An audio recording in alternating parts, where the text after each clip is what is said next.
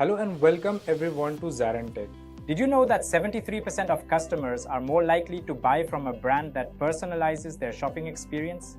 Welcome to the Salesforce Marketing Cloud training course, where we dive into the tools and strategies to enhance your customer engagement. Today, we're exploring Salesforce Marketing Cloud, a powerful platform that allows businesses to create personalized customer journeys across email, mobile, social media, and the web. It's more than just a tool.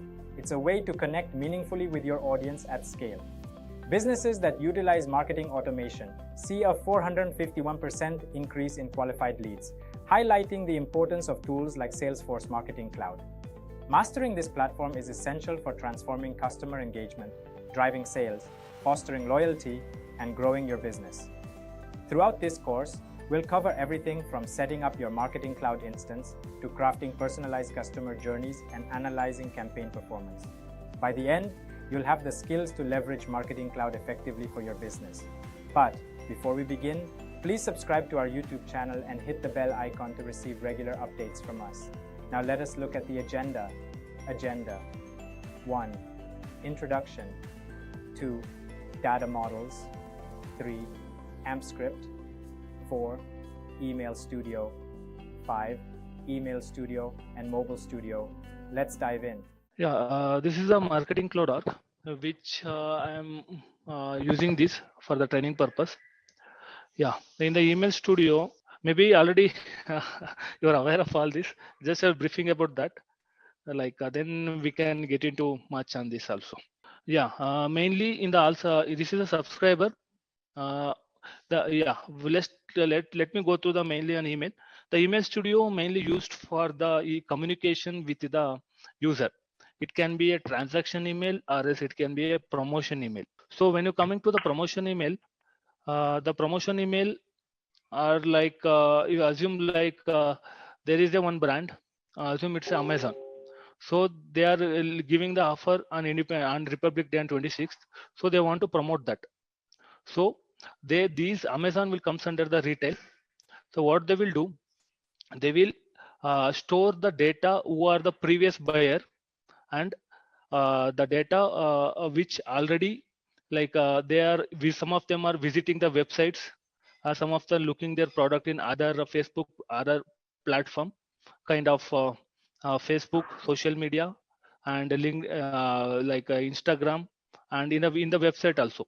They will gather all those information leads and they will create it in the data extension. They will insert all those data into the data extension. So when they are planning for any campaigns, what they will do, they will look for the particular content in the email. So we have the email content here. Email content can be created on various purpose, various method. It's like I can show you some of the email content. Maybe you can.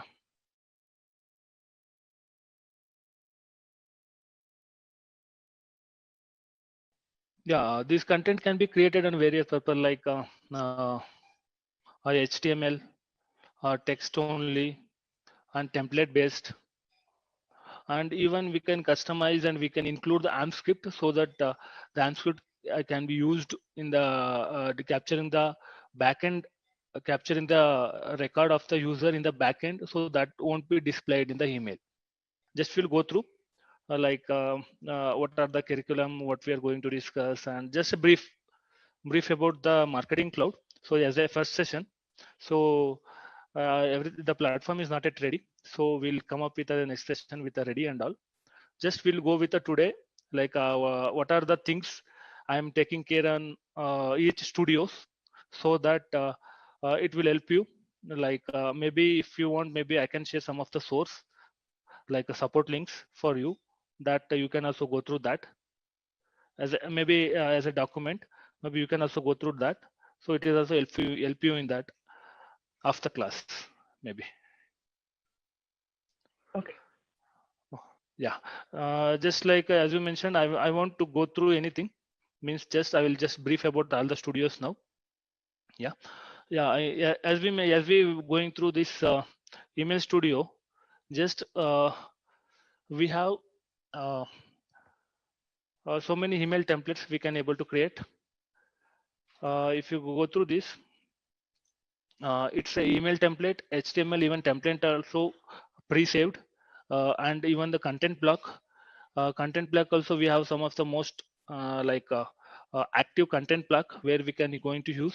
These content blocks are mainly used over the template because these content blocks are preferred from the marketing cloud, so it will be working on both the mobile and as well as the desktop. Both it will be good, so that most of all time in the newsletter and all this content plug will be used. Okay, and when you coming to these are the subscribers. These are the subscribers. These are the data extension. Data extension is a table in the marketing cloud where you can store. In the all subscriber, all the data will be stored when you perform a email activity. So that time the data will be stored in all subscriber with the subscriber key. And when you coming to the interactions, in the interactions we have mainly using this triggered emails. These triggered emails, what it will do, we'll create one cloud page that will be assume that is the unsubscriber cloud page, like a corporate level unsubscriber. So what it will do when the user click on the particular, when the user unsubscribe from the corporate, so user get as to send one email to them, so that so and so this email as unsubscribed from this company. Okay, as for it should be triggered instantly. So for that, this triggered email can be used. And A/B testing. The A/B testing is mainly used when the business want to check whether the email created by them is among the two emails which is going to perform better. It can be click-through rate. Most of all, they will monitor through click-through rate. The people who are going active there, means the user going click any links or any, they will go to website, inside that perform some activity. From that they will consider the winner and they will do the A/B test. Even these trackings, this tracking is used to check the whether email is sent, open, click rate, and this tracking can be exported in the report and also in the data views. This is admin, like already you are like the admin which we can take care in the marketing cloud. Yeah, in the journey builder we have uh, automation studio. Yeah, automation studio is mainly used for the as a ETL tool. Like I want to extract the, I want to get import the data from the external source. So the I assume it's a FTP. I want to extract the data from the FTP.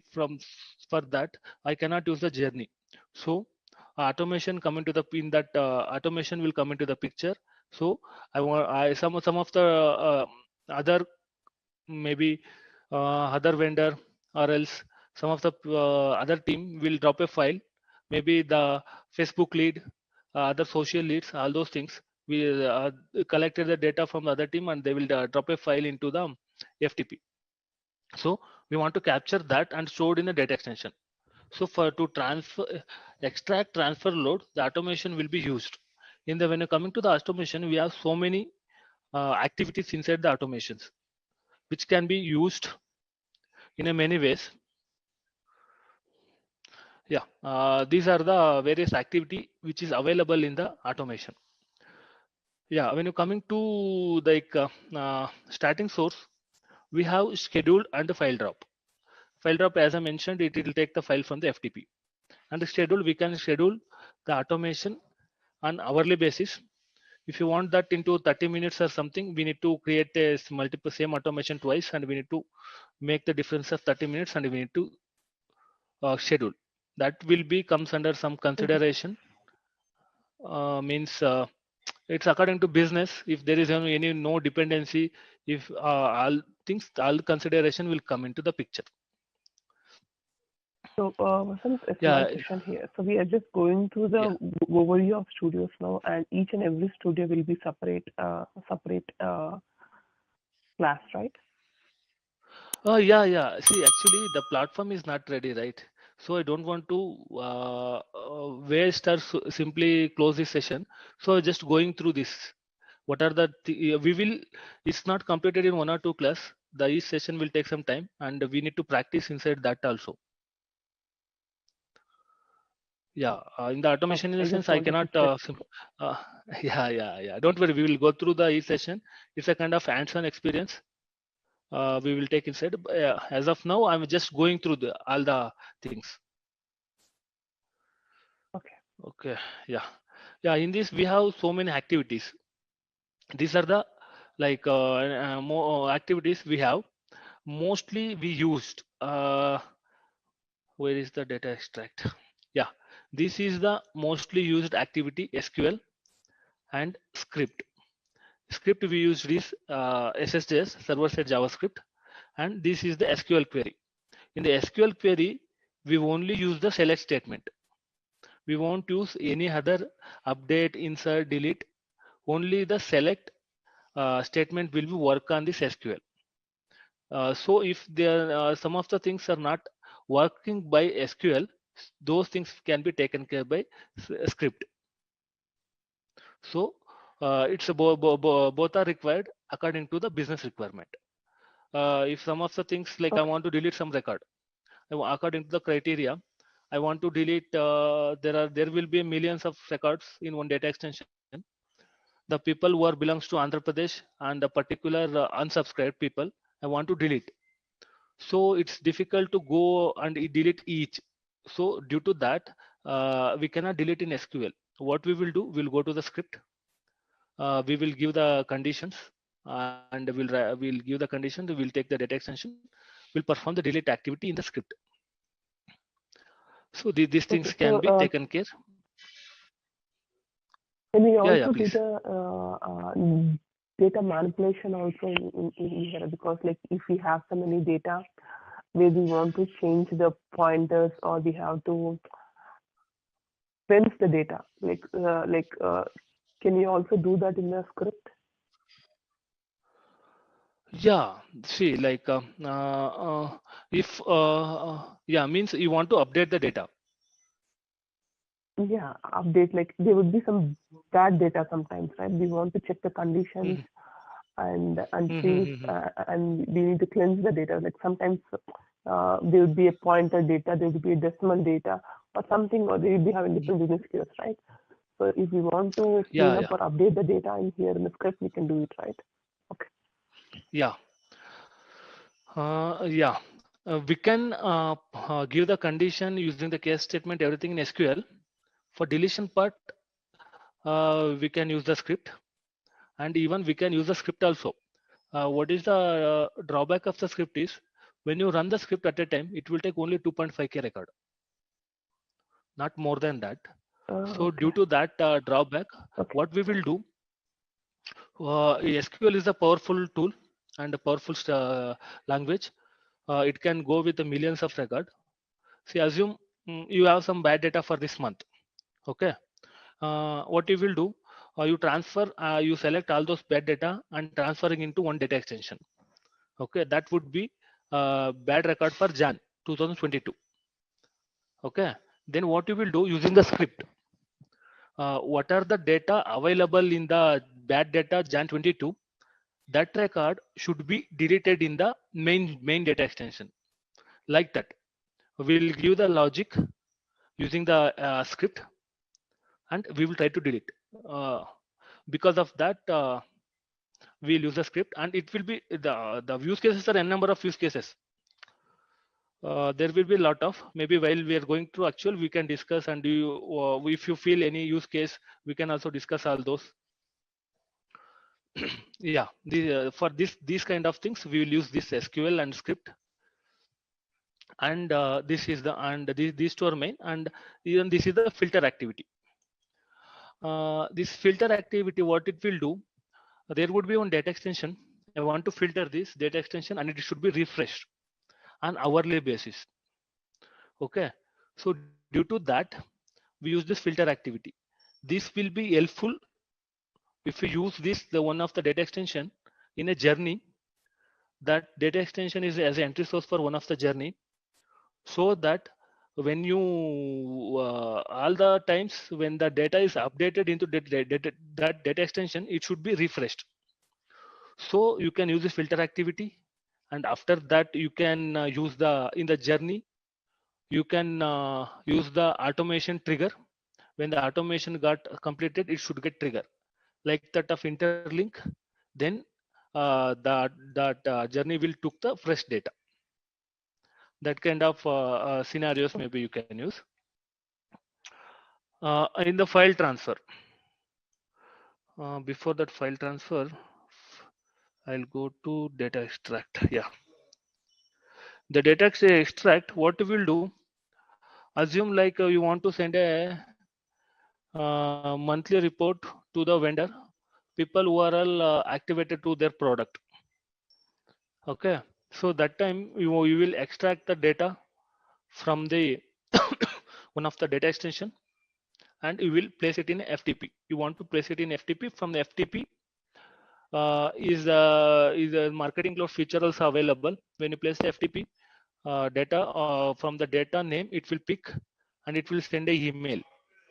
That feature is also available, or else the user will monitor that, or else user will trigger a mail. The mail will trigger to the user. One place the file came and placed there, so they will pick the file from there. That is the one feature. Okay, in the data extract we have so many activities. It's yeah, yeah, we have so many activities in the data extract. What I said, data extension extract is the one thing. File move and transfer, converting the file, and audit. I want to take what are the changes, what are the audit log in that marketing cloud. All those things can be taken care of by this data extract. After data extract, I place the file in Salesforce. So I want to transfer that file into FTP location. For that, we will use the file transfer. This file transfer we will use. Yeah, move to the Salesforce. I will give some name, and then here a location would be there. I want to place this. Yeah, I will place here. It would be go on when they run the automation. It will go on. Data will be there. Yeah, this is the one, and importing the file. I need to tell this as the first part. Yeah, importing the file. Once data come into the FTP, assume personal account. I'll take one of this. Okay. Yeah. What will happen now when a particular file name will come and placed in a imported FTP location? I want to take and I want to insert. I want to take it into the marketing cloud. So this import activity will work to import all the files which we got, and we can place that destination data extension which I need to store the data. We came into the FTP, and according to the mapping also we need to do and all. We in detail we will go. No issues on this part. Just I'm going through this one, and filter data, extract data, import file is done. Publish audience. I'll take this later part. Send email. We can send the email through automation also by selecting the particular audience and selecting the email content and email. We can perform the email activity in the automation. Some of them are we won't use the automation because of some limitations. What it be, we need to select some of the suppression list or some of the people who are unsubscribed, auto suppression list and all. So due to that, some of the things we are not going to use automation. If you are performing ongoing email, then we will go through the journey. If you are performing any so one time, we'll directly take it from the here you see the suppression list and exclude the suppression. We'll directly take it from the this single send. Okay, so if it's basically a single time send, we can have this because currently the suppression list would be changing each and every day, right? It cannot be the same every day because due to the unsubscribes and everything. there would be a suppression. So we didn't much use. If some of the things business requirement is matching this criteria, we will use. Most of all things, the suppression list, continuous email, sending the continuous email, we won't use this. We will use the journey as a one-to-one campaign. For a single send, Okay. we will use this. This is the wait activity. Maybe. Yeah. This is the wait activity. So like I want to see, assume like import came. Okay. After the import, some of the things are working. So I want this next step to be wait for some period. So I can give this condition, or else I can where is the other? Yeah, this is the wait, completely wait activity. Where is another condition we can give? Where is that? Verification. What it will do? Verification. It will see. Assume like there would be a one data extension. I want once the data extension will be filled with 100 count, I want to send an email to those 100 user. For that, this thing will be used. This activity. Send mail, send SMS, send push, group connect. We will discuss that. Mobile filter, import contact, fire event. This is also most used one.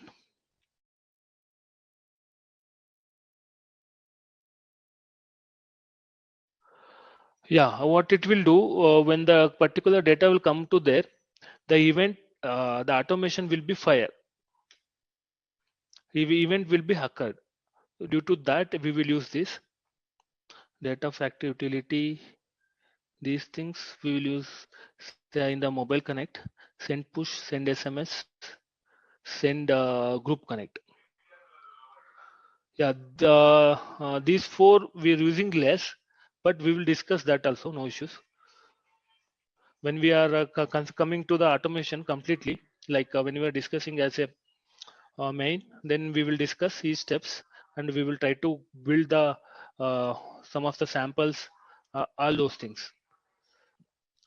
This is the automation. Okay. This is the then. Yeah, don't worry. We will go to the each step and all. We will give manually. We will create and all. This is just a platform. It's Okay. not ready. Just I'm going through the things. Okay. What are the things Okay. I'm going So, to discuss when the automation session? Yeah, please. yeah. Okay. Please go ahead. Yeah. No, you were telling something, right? Yeah, you take. Means it is Yes. loading. I can. Yeah. I just wanted to have. Just wanted to tell you what I'm actually looking for. In the end, after the classes, then maybe I can have that discussed. Please go ahead. Yeah. Yeah. In the journey, we have 3 steps, 3 activities kind of thing. Multi-step journey, single send journey, and transactional send journey. Multi-step journey, like it will come up with multiple steps where you can give the condition and all. Single send, once the data come to the data extension, directly it will send a email, or else directly to the SMS, or else push a notification email, not push the notification. A transactional send, it will occur through the API. We will go to this. Yeah, when you come into the journey, in the journey we have mostly we used data extension, API event, cloud pages, and Salesforce data. These 4 we most used, means most daily means using entry source for the journey, and these are the activities. Like these are the activities which can be taken care. Maybe we can discuss briefly when we are getting to the journey concept with the journey session. And this is the when we are integrated with the Sales Cloud and Service Cloud. So this is the one. This is the activity where we can perform and make a changes and update the data in the Sales Cloud from these activities. journey, then Just a small question cloud here. page. So while we are using the Yeah. journey builder to have this uh, connection established with the Salesforce and Marketing Cloud, so via journey builder, if we are sending some emails uh, to the target audience which we pick from the Salesforce, so what kind of tracking would be available back on Salesforce? Would it be only the clicks and activities, or like what kind of tracking would be available on Salesforce after the journey is done? Hello, Vasant, can you hear me? Sorry, I was on mute. Tracking would be available in the Salesforce or Marketing Cloud. I'm talking about the tracking In the on the Salesforce. Salesforce because yeah. Yeah, I don't think we can able to track from the Salesforce because the mail activity is carried from the Marketing Cloud, and this tracking is more or less a email send, delivery, open, click, bounced, all those things. Those things can be taken care of by Marketing Cloud. I don't think we can No, able it's to basically get it from the. so when we are when like once the connector is established, I'm talking about the Marketing Cloud connector. Once we have the connector established and we're using the Salesforce data to send out the journeys, we will be having a separate object created on the Salesforce side, right? That the email sends one. So in that we'll be having the tracking information as per my knowledge. So I'm trying to understand what all will be there in the tracking record. It could be some kind of clicks, or it could be what links have been clicked on, all those, right? So I'm trying to understand what kind of tracking would be available on Salesforce, because I'm pretty much sure the tracking is available on the Salesforce. I just wanted to understand what is the extent of tracking that is available on Salesforce. So let's start. Yeah. So you told that you already worked on data extension and everything, but can you tell me what all are the data models available into Marketing Cloud? How many types of data model we have? Because in order to proceed with higher concepts, in order to proceed with individual studios, builders, and everything, in order to design automation, journeys, workflows, triggers, and each and everything, we would required to have a basic understanding of data model. So can you tell me, Mark, how many types of data model Marketing Cloud consists of, and what are those, and what are the benefits and pros and cons of those models? So when you If say data model, right, can you help right. me with what you're asking, because I didn't get your question exactly. Data model, a type of data model. What is a data model? Data model is nothing but a database. Okay, a type of database in which you can distribute your data. See, Marketing Cloud is a marketing automation platform. What is marketing automation? Marketing automation is nothing but bringing together data from different touch points and automating frequent processes. So what are the different touch points from where we can bring the data? Suppose we have a website, suppose we have a CRM, like you are using Sales and Service Cloud, suppose that is a CRM. We have an e-commerce website, or we have a physical store where you are getting data or feeding data manually into the system. Suppose I went into your store, so you have asked my first name, last name. So these all are the touch points from which we can get the data.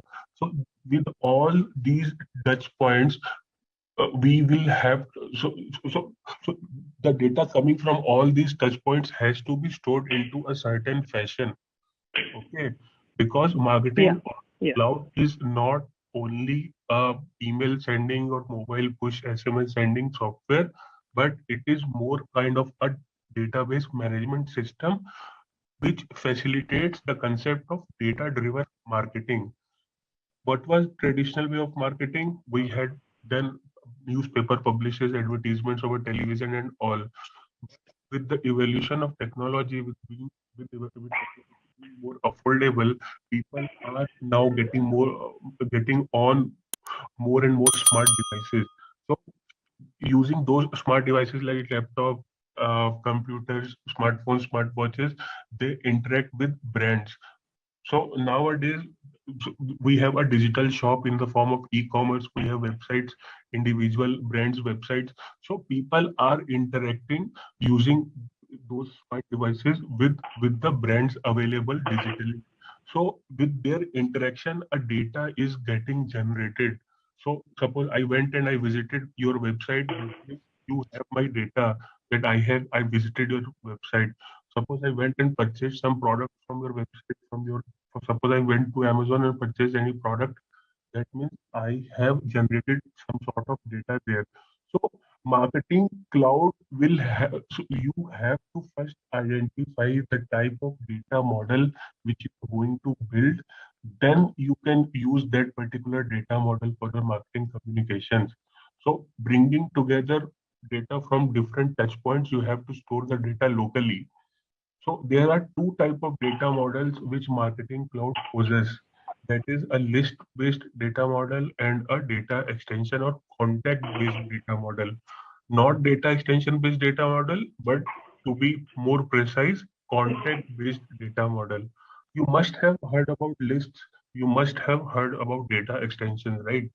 But why there Yes. are two type of data type, why there are two type of tables, there is a specific significance behind that.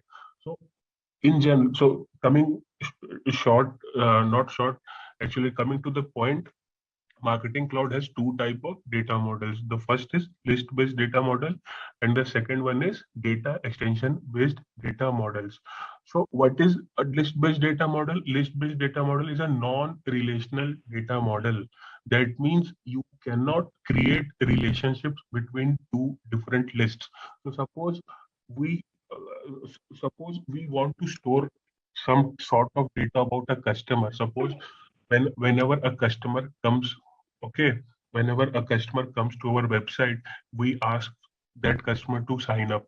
But we collect first name, last name, email address, phone number, date of birth, all the basic gender, all the basic details or personal details about that particular customer. Suppose that customer went and signed up on Amazon. Amazon will ask these basic information in order to get that particular customer signed up on their website. So now where is that data getting stored? Because when suppose that person goes and purchases something, Amazon has to send the invoice, okay, or Amazon has to send the warranty letter. Amazon has to send some sort of information about the product being purchased by that particular customer. So, so that data will flow into our Marketing Cloud data model. So so suppose so Amazon has asked me some personal informations in the form of sign up form, and we have filled and we have submitted. So that data suppose is getting stored into a customer table. Okay. Now again, if I went and purchased something, so that purchase data will be getting stored into a different table called purchase table. So now if we want to if we can establish a relation between these customer table and purchase table, that is a relational database system. If we can't establish any relationship, that means that is a non-relational database system. So lists are the non-relational database system in which we can't relate two or more lists to each other. So suppose when we are getting when we are getting a sign up data, we have a data extension or we have a table wherein we are storing customer ID, the primary key of that customer, first name, last name, email address, and everything. But when that customer ID purchase some product, into the product or purchase table, we are storing customer key as well as the products which is purchased. So in both the table, customer table and purchase table, you will see primary key as customer key. So this is a type of relation between two tables. So this is the contact or data extension based data model. So two type of data model Marketing Cloud have relational data model and non-relational data model. Relational data models are nothing but the contact or data extension based data models. Non-relational data models are the list-based data models. Understood? Okay. Yeah, I got it now. Thank you. Yeah. So now why we have two type of data models. Marketing Cloud, if you think of that relational data model is a beneficial data model in which we can distribute our data. Okay, we can create different data extensions, one customer data extension, one purchase data extension, one product data extension, one other type of data extension. So we can create different data extension and we can link them.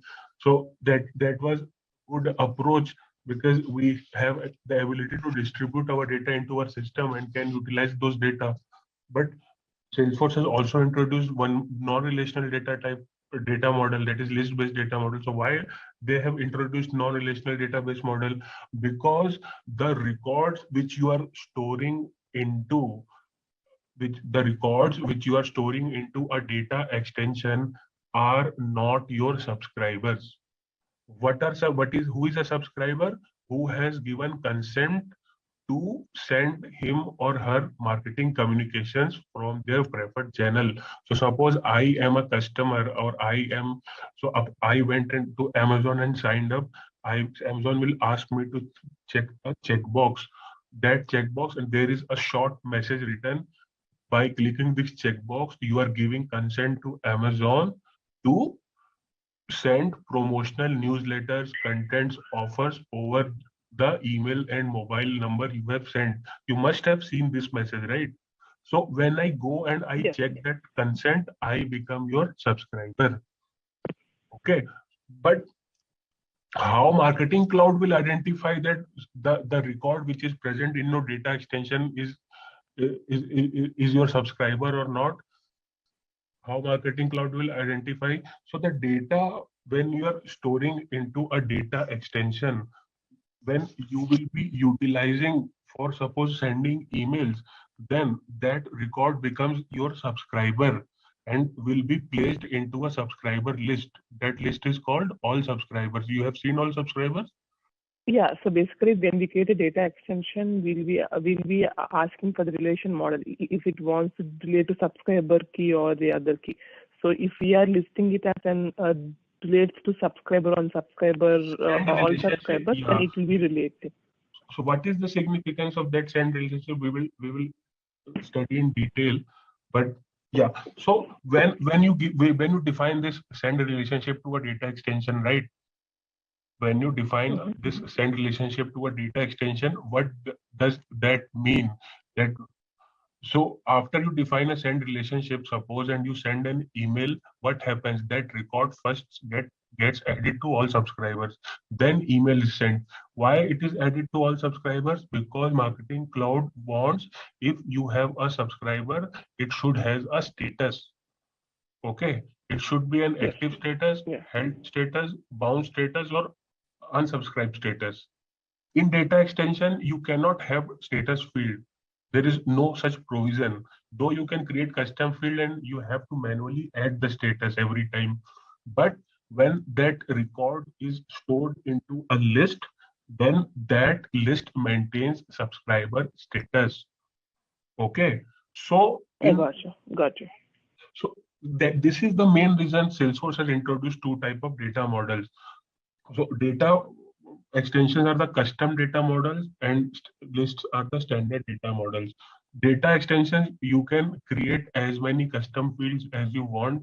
You can have plenty of, not plenty actually, around 8 data types like text, number, boolean, date, local, the phone. So around 8 data types you can have into your data extension, but in list you have only 3 type of data types: text, number, and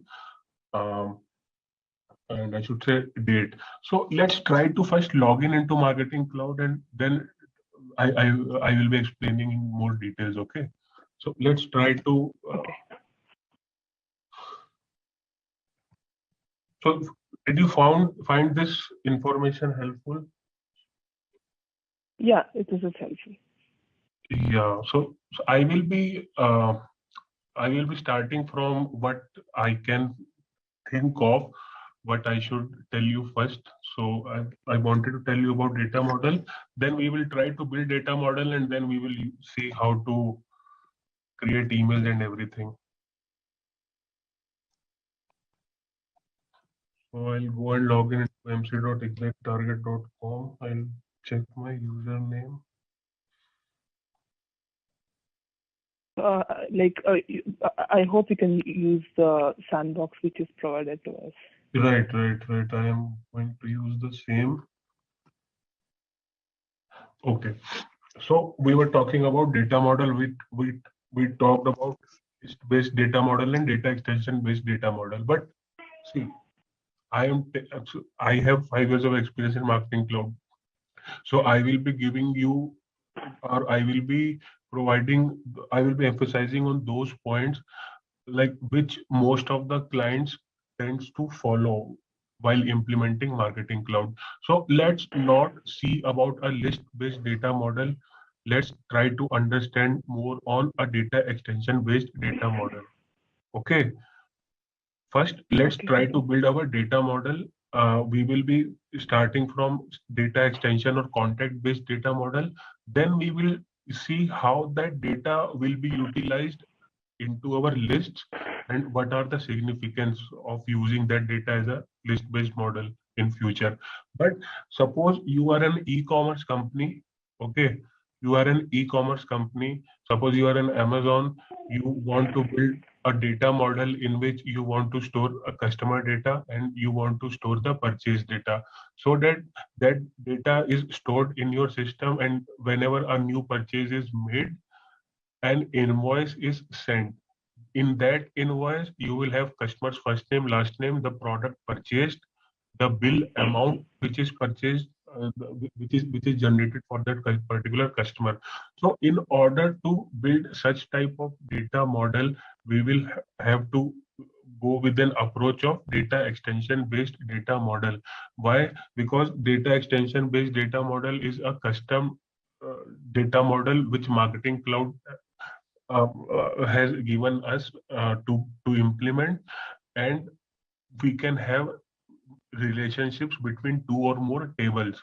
Okay, so as we have an e-commerce requirement, our data will not be coming into single table, but we have multiple table because we can't maintain all the attributes into single table.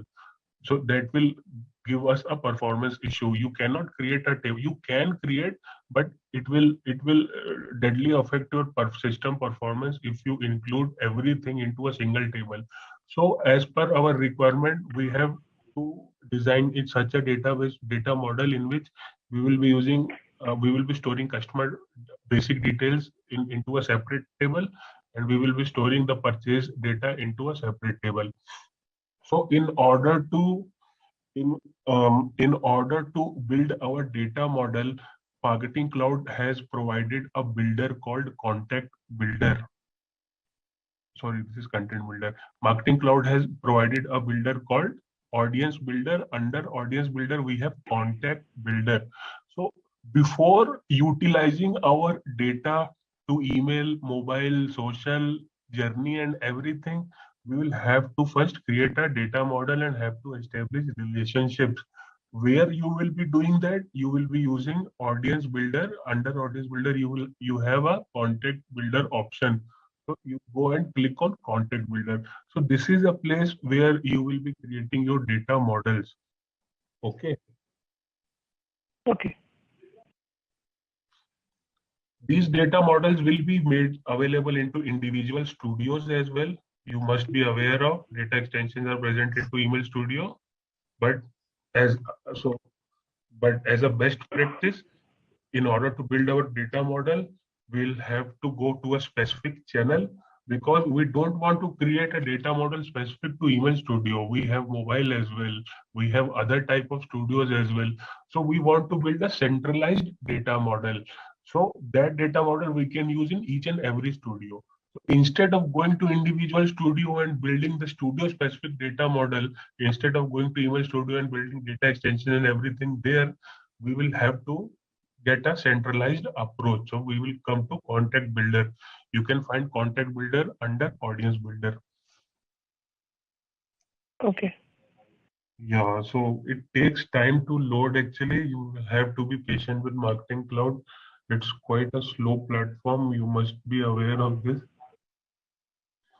So Yeah, we don't have this kind of issues. Like it will be slow, but not this slow. I don't know why this is very slow.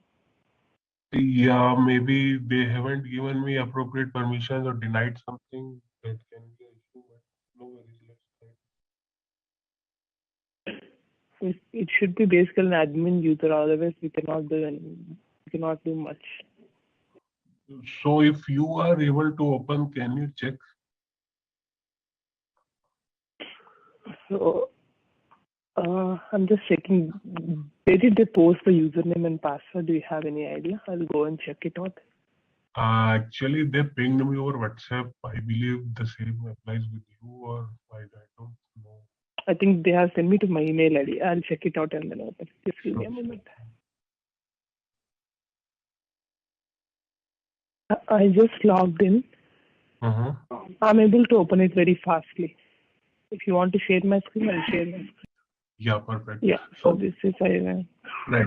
So there you will be initially creating your data model, the custom data model you will be creating into the contact builder. Okay, you can find it under the audience builder. So now in contact builder, you will see certain navigation items like data designer, all contact, data source, data extensions, and imports. So we will be using data extensions to build our tables, because we have to build our tables in order to store the data. So we will be going to create two data extensions now. We will be going to create customer data extension, and we will be going to create purchase data extensions. So you can go and create any folder there on your name, and let's try to use the same folder for future as well. You go to your drop down, just write your name and create a folder. No, just right click on the data extension. Yeah. That's not a way we create. I'm not seeing any option here to create a folder. No worries. Usually Then will be given an option. let's try to have it into any folder you want. But let's remember that folder. So you can create it here itself. Only 25 data extensions are there. So yeah. So see, whenever you are going to create a data extension, nothing came up. Can you click on next ones? Because it has to show a window, properties window. Yeah. Nothing is in there. Okay, can you go to your roles and try to check what is the role assigned to you? Assign Marketing Cloud Administrator under your setup. Left hand side you will see users. User, yeah. Now go to user, yeah. Search your username. Click the checkbox. SFMC. Yeah, SFMC. Yeah, you can find it here itself. The 1, 2, 3, fifth user on the top is. Yeah, just click that checkbox. No. Yeah, sorry. Yeah, manage roles. Okay, can you try to select? Yeah, it's an admin. Can you try to select that under business unit? Can you click that drop down? Yeah. You click that drop down. Yeah, nodal trends. Okay. Now go to edit permission. It will open. Like there's no access for me to all the edit permissions. Because even I'm clicking, nothing is happening. It should open. Let's wait for a minute. It should, because I think there is a permission issue which is resolving into abnormality into that dialog box. There's an extension, create, update, delete, manage data extension, transfer ownership, clear. I have the access here, create, view, update, delete. Let's see. Okay. You have now go expand that data extension part. Go to subscribers, yeah. Date. Not here. Go to contact builder if possible. Contact builder or audience builder, you can see.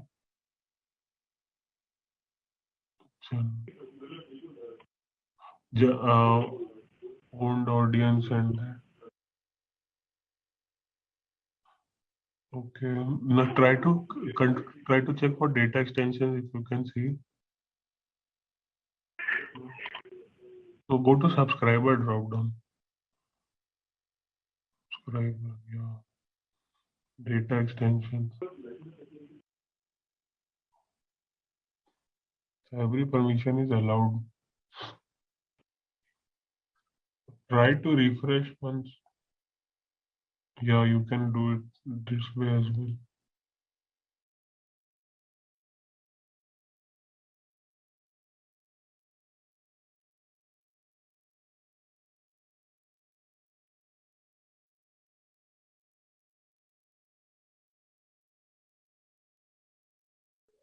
Have you worked on AppScript?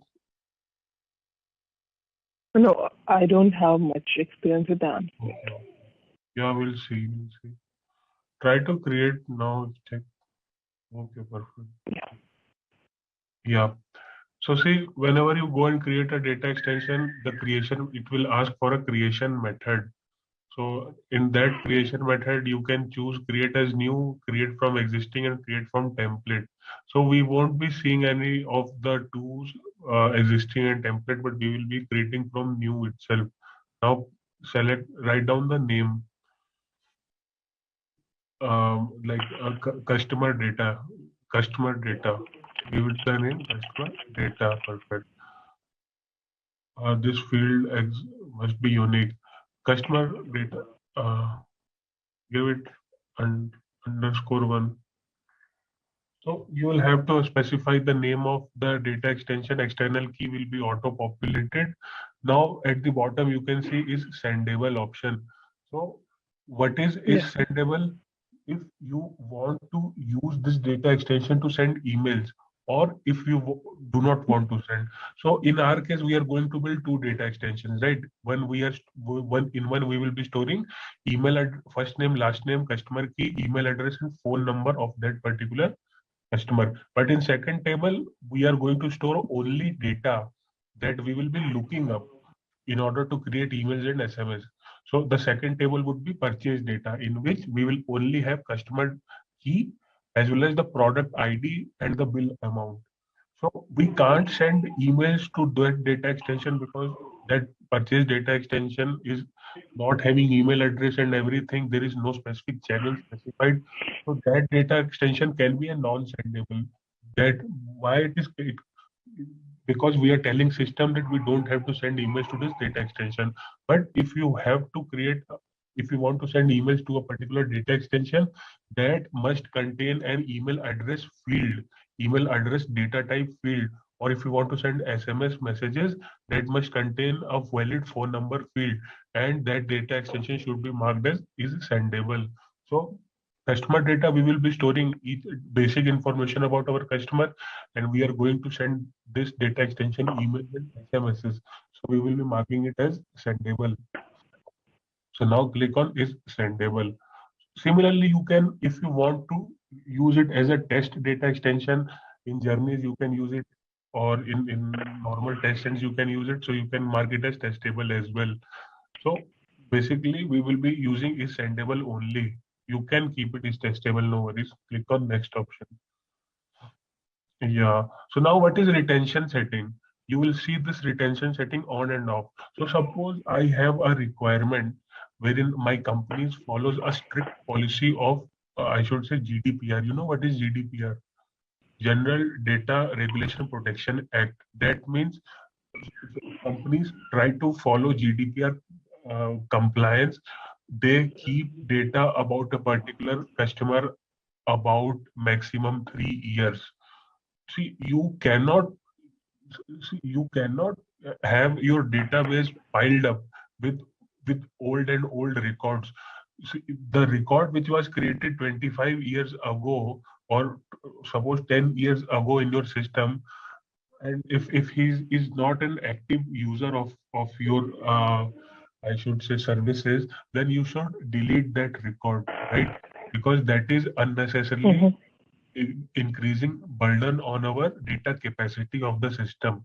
So we have introduced a retention policy in which when you click on in which we will let system know when to auto delete a particular data, up to when we have to retain the data, and up to when we have to delete that data. So in data extension we have this retention feature as well. Click on option first. Yeah. So if you click on retention settings on, you will have three options: individual records, all records and data extension, and all records. And below you can see retention period 6 days. So if we turn also, my company is a strict GDPR compliant company. We don't want to keep any personal data about a customer more than 3 years. So what I will do, as soon as the record is created in my data extension today, okay, that data I want to be auto deleted after 3 years. Similarly, if any record is created tomorrow, that should be auto deleted from this data extension after 3 years, because you cannot keep on filing the data for more than 3 to 4 years, which is not relevant or which is not current to your business. So Okay, I have just a small question here. So yeah. if we are turning it on and we are giving in data retention period for 3 years, so what does it actually do? After 3 years completed, so currently it's 2022 Right. February 1st, right? So Right. in 2025, on February 1st, will the data, will that particular Will be subscriber deleted get from this deleted data extension, right? automatically? Right. So suppose 5 subscribers signed So- on 1st February 2022 at 25, all those 5 subscribers will be auto deleted from this system, from this data extension. So if the subscriber, so like how will it delete? So basically, does it check if the subscriber is active or not, or else it just goes and deletes the It subscriber will even just though it's wipe. active? No. That leave about that subscriber active and everything. We will come to subscriber part later. We are only talking about data Okay. extension now. You please Okay.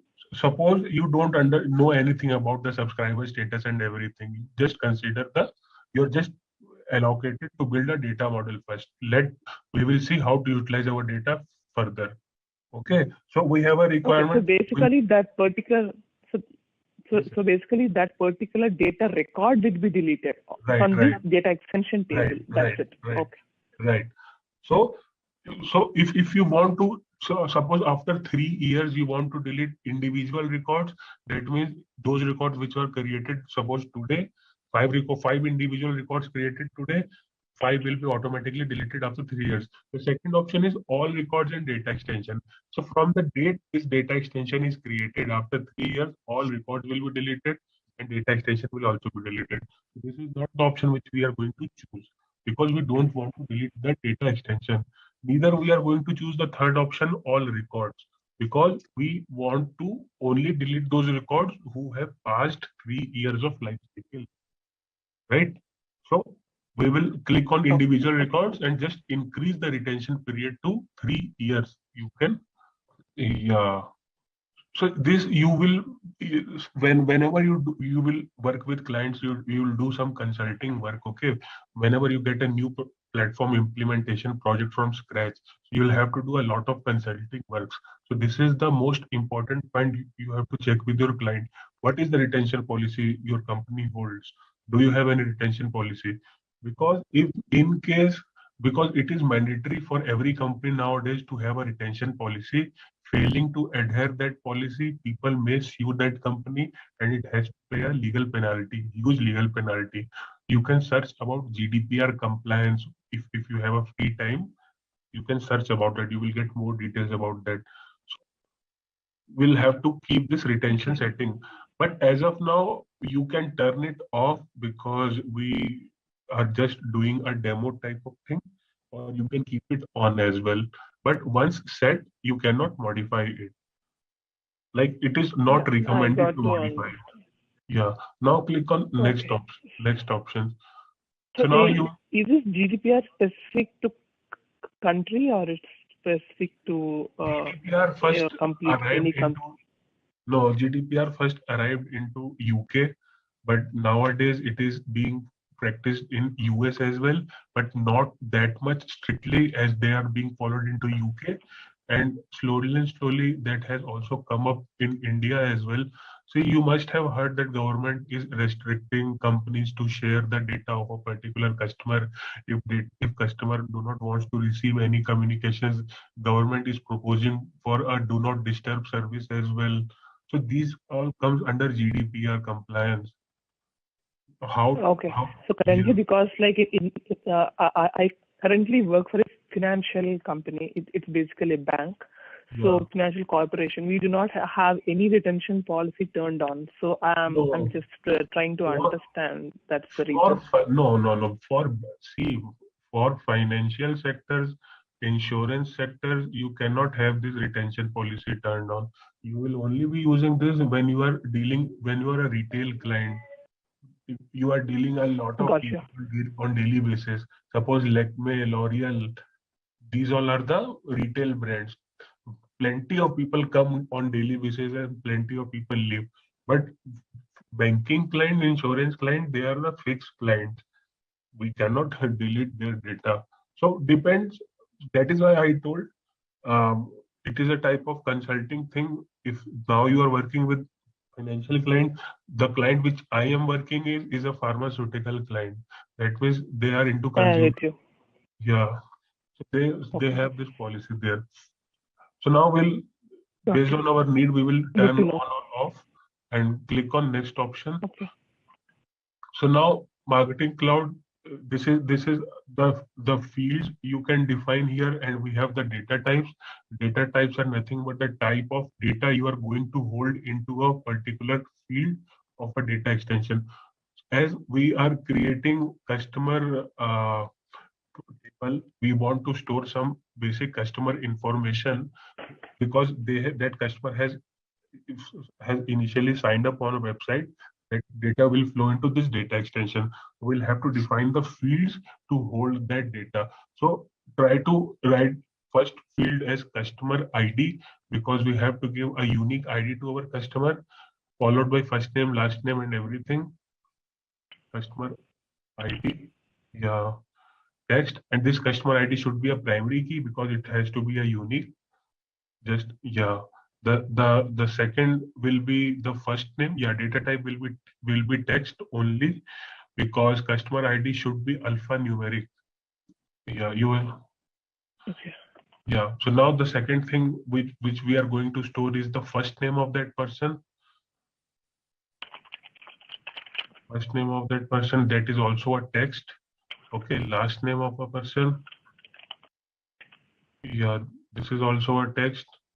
And now we want to send them communication, so we will be asking email address of that person, email address, and email address should be of email address data type, because how system will understand this field is containing email address. System is not a human, right? So customer ID is also text, first name also text, last name also text, so it can't understand. Now phone number also, we want to send SMS as well for order confirmation. So the data type will be phone. Marketing Cloud has a specific data type for phone as well.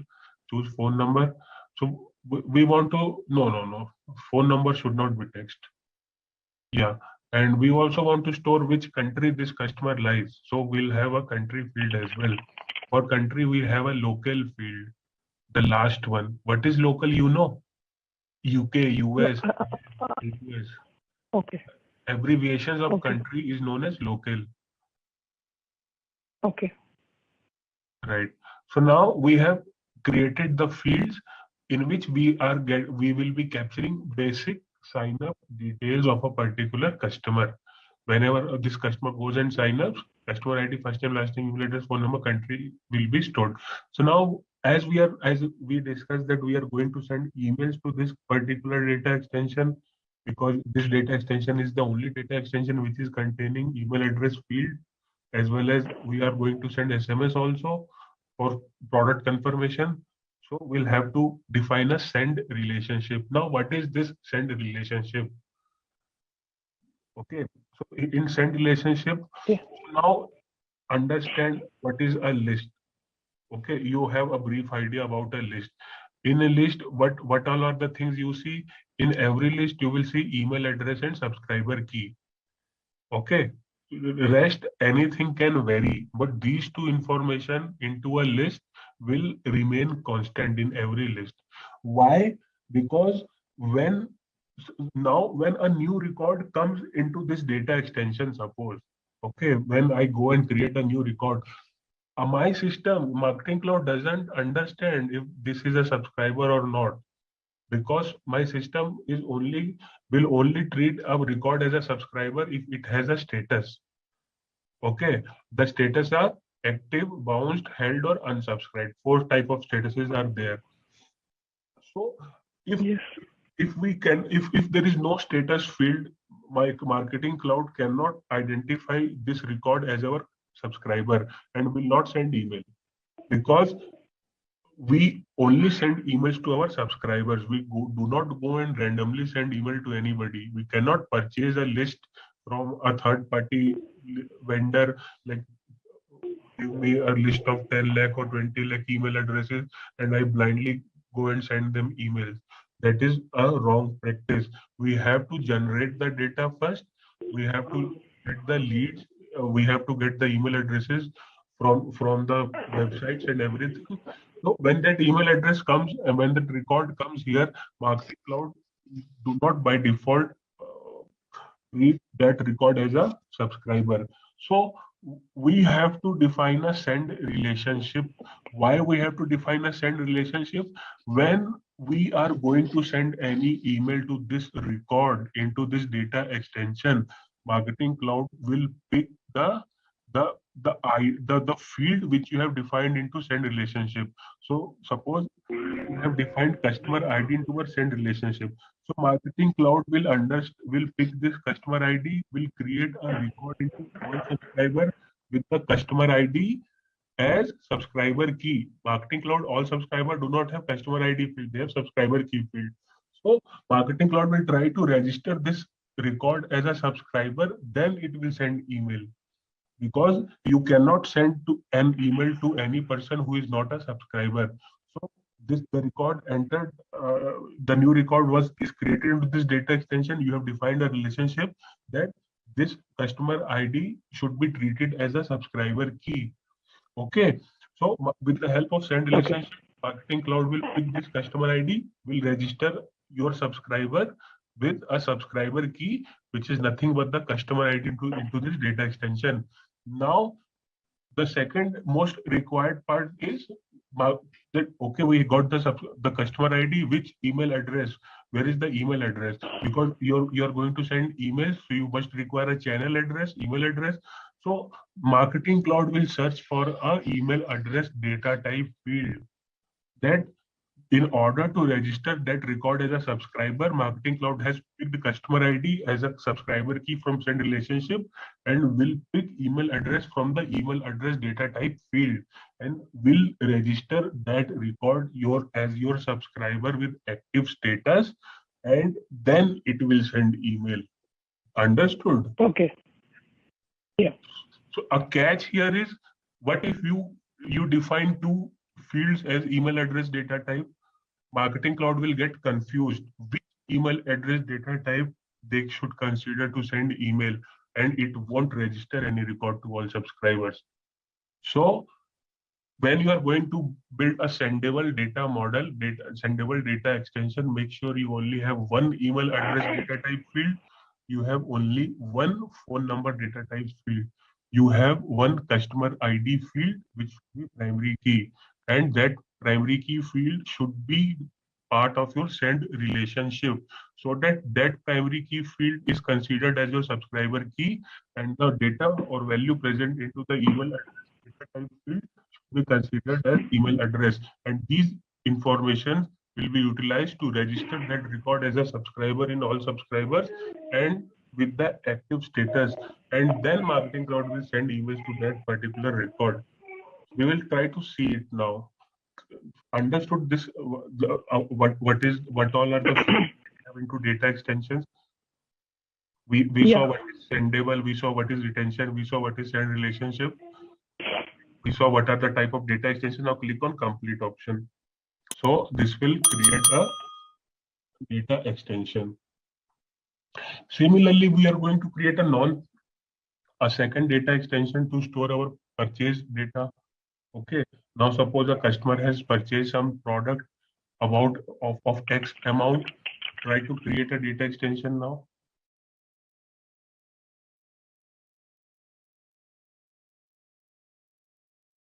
Okay, perfect. You want to have the customer ID and all? Right, definitely, yeah. Because we want to get the data of a particular customer ID, the purchase data of a particular customer ID. No, why email address? This is the purchase data extension, right? We are not going to send emails to this. The product name and bill amount. Which customer ID has purchased which product and what is the bill. 3 things we are going to store here. Bill amount, right? Bill amount can be defined as number data type. Right. And you have defined this data extension as maybe decimal. Bill Maybe amount, decimal or number. Let's keep it number. You can create it decimal as well. Let's try to do simple mathematics. Okay. Now, please do not, you don't have to use this data extension as sendable data extension, right? Because this data extension does not contain email address, phone number field. So we don't want to send emails to this data extension. This data model we are building to store the data only. So go back and turn off sending option. How much are you? No, do not cancel. Go back. Yeah. One more time. Yeah. Okay. So this data extension we will be using to store the purchase history. Now click on complete option. Perfect. Okay, perfect. So now let's try to upload few data into this data extension, into both data extensions. Create a, now what, do not add a record. Suppose we have a mailing list of 5 people. Okay, we will see how to insert that data via API as well into this data extension. So, because we are going to study marketing automation, right? So data should be a real-time approach. But as we do not have any, you know how to use Postman and all API testing softwares. Just checking. Yeah, I have worked on. No, I have already worked on a couple of API integrations with the like trigger send. So yeah, I have an idea of how to use the Postman. Okay, perfect. So now, okay, try to create a Excel file. Try to create 4 to 5 records into that Excel and then upload it. Or what you prefer. You can add 2 records manually. No worries. Let's study with only 2 records. You know how to upload the data into data extension, right?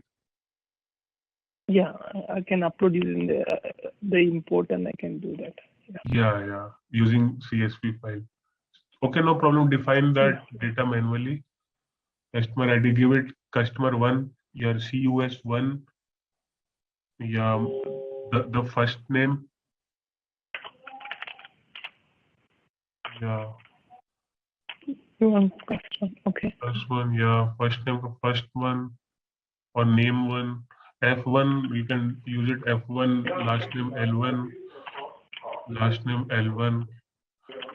Email at the e1@gmail.com, e1@gmail.com.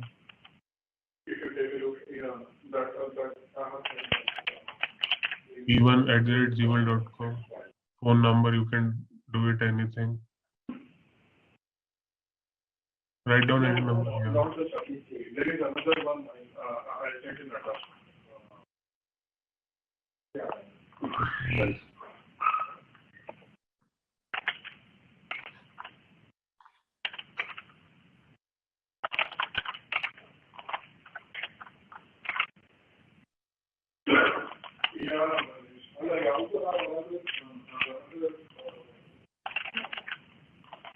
pointing in mind. If this query is giving this source along with the other sources also, just to simplify the code, we can have to use the new additional source query that I sent you. We may have to test it. So because if we merge this query with If you need more records, then I can upload it.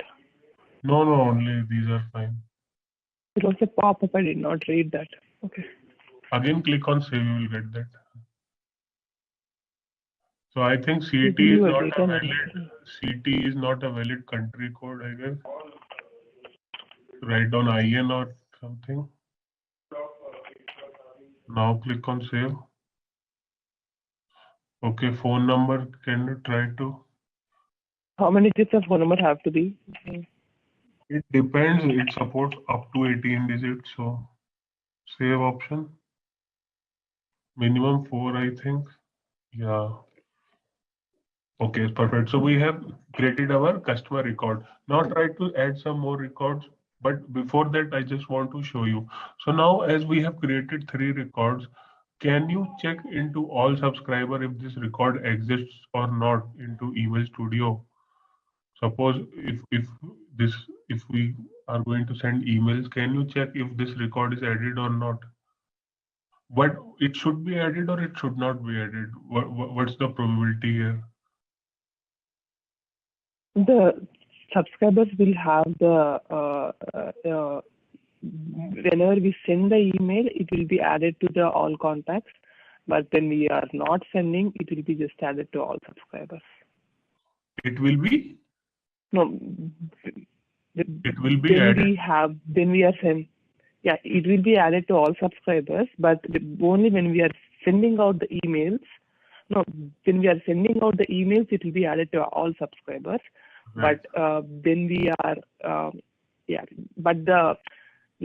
even though when we are sending using the all subscribers, while billing, actually we will be billed for the all contacts. No. See, okay, fine. So if we added that record, go to all contacts.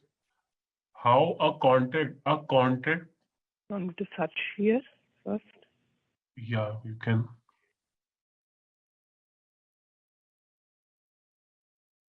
Zero records. Why? Because we haven't sent email and system has not utilized send relationship to register it. So this all subscriber is all email subscribers, right?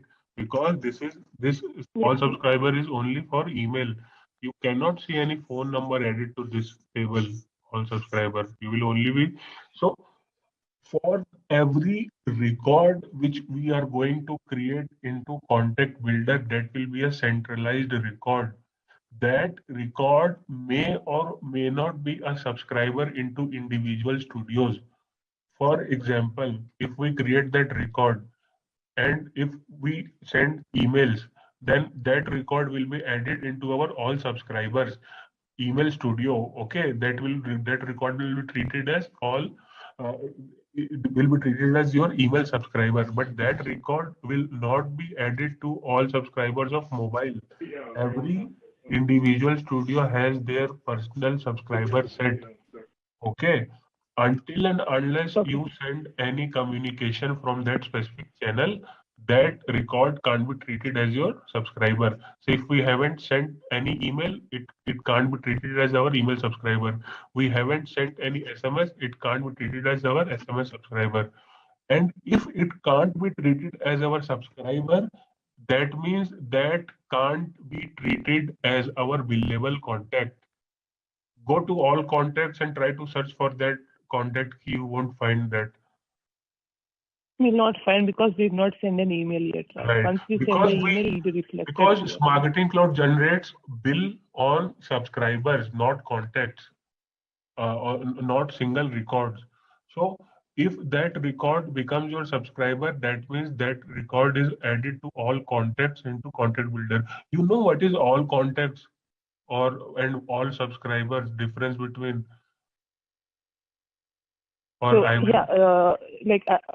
You can explain more, because whatever my understanding is, like the all contacts will be having the contacts from all the studios. It will not have only for email studio. It will be having for all the studios. And that's and we like when we are when we are deleting, if we have any duplicates or anything, we will be going to that all contacts and we'll be deleting the contacts from there, which will be reflected back on all the. You're right. Yeah. So see. So suppose we didn't send this email, this record didn't become our all subscriber, didn't come into all subscriber. That means this record is not our contact, because you told that all contacts hold information for the subscribers for the individual studios. So if that subscriber exists in email studio and mobile studio, that both will be shown into a centralized structure, all contacts, right? But this record is not present into email studio. That means that record will not be present into all contacts. If we send email to this record, then this record will be shown into all contacts and will be shown email as a channel. But if you send more SMS also from to this data extension, then that record into all contacts will also show SMS channel, associated channel, right? Go to audience builder, contact builder, I'll show you. Now go to all contacts, audience builder, contact builder, and go to all contacts. Yeah. So you told that contact builder holds the subscriber information across studios, right? Contact builder will hold the information if that record is existing into email channel, mobile channel. So you, at the left, bottom left, you will see channels, marketing, mobile connect, mobile push, email, bottom left. Yeah. So these all are the channels, okay, which from which the contact can flow into all contacts. Understand the flow, okay, Soumya. Understand the flow, because you created data extension, you have inserted a record. That record is not automatically created into all subscribers. You define send relationship, make it sendable, send emails. That record will become visible into all subscribers, and all subscribers means all email subscribers. Then that channel will be registered for that contact here into all contacts. Okay.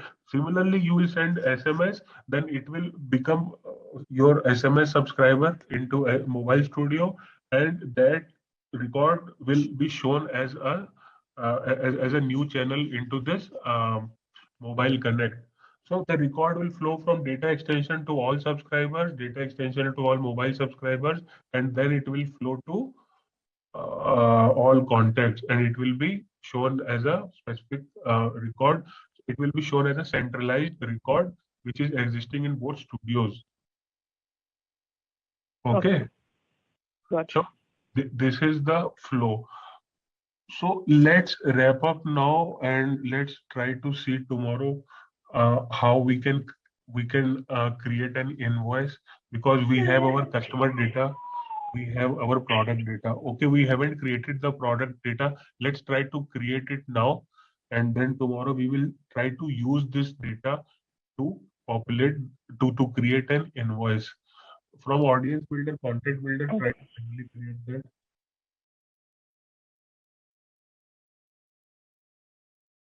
You need to have the product data, right? You already created the product data extension.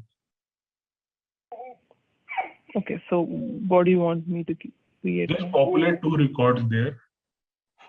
So you have you have created 3 customers, right? Suppose 3 customers have created certain products and about certain amount. You have customer data, and then you have product data. I think you have created, or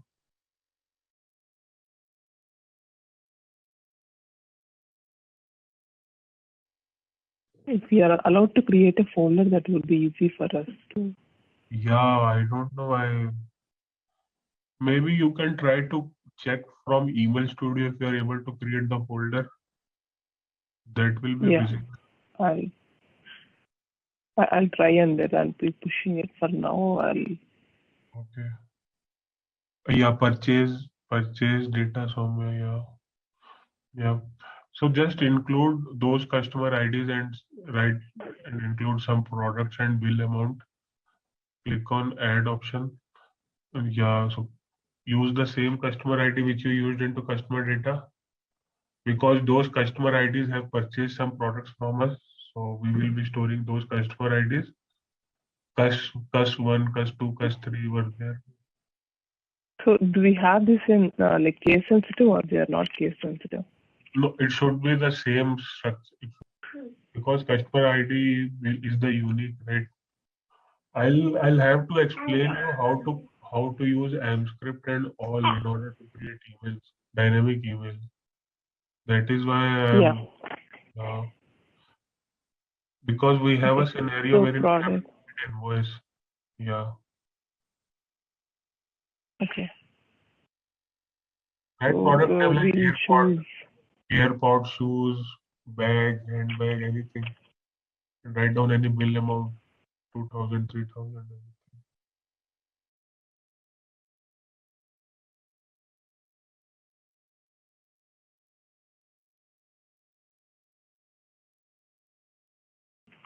Yeah, fine. So we have our customer data and we have product data.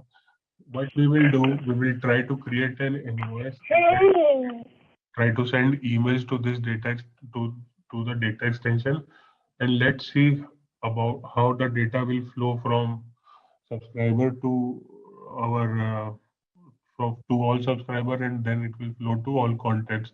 Then we will see about data designer and all. Okay, we will study in detail content builder first, then we will move to individual studios, because this is the most important part in marketing cloud, content builder.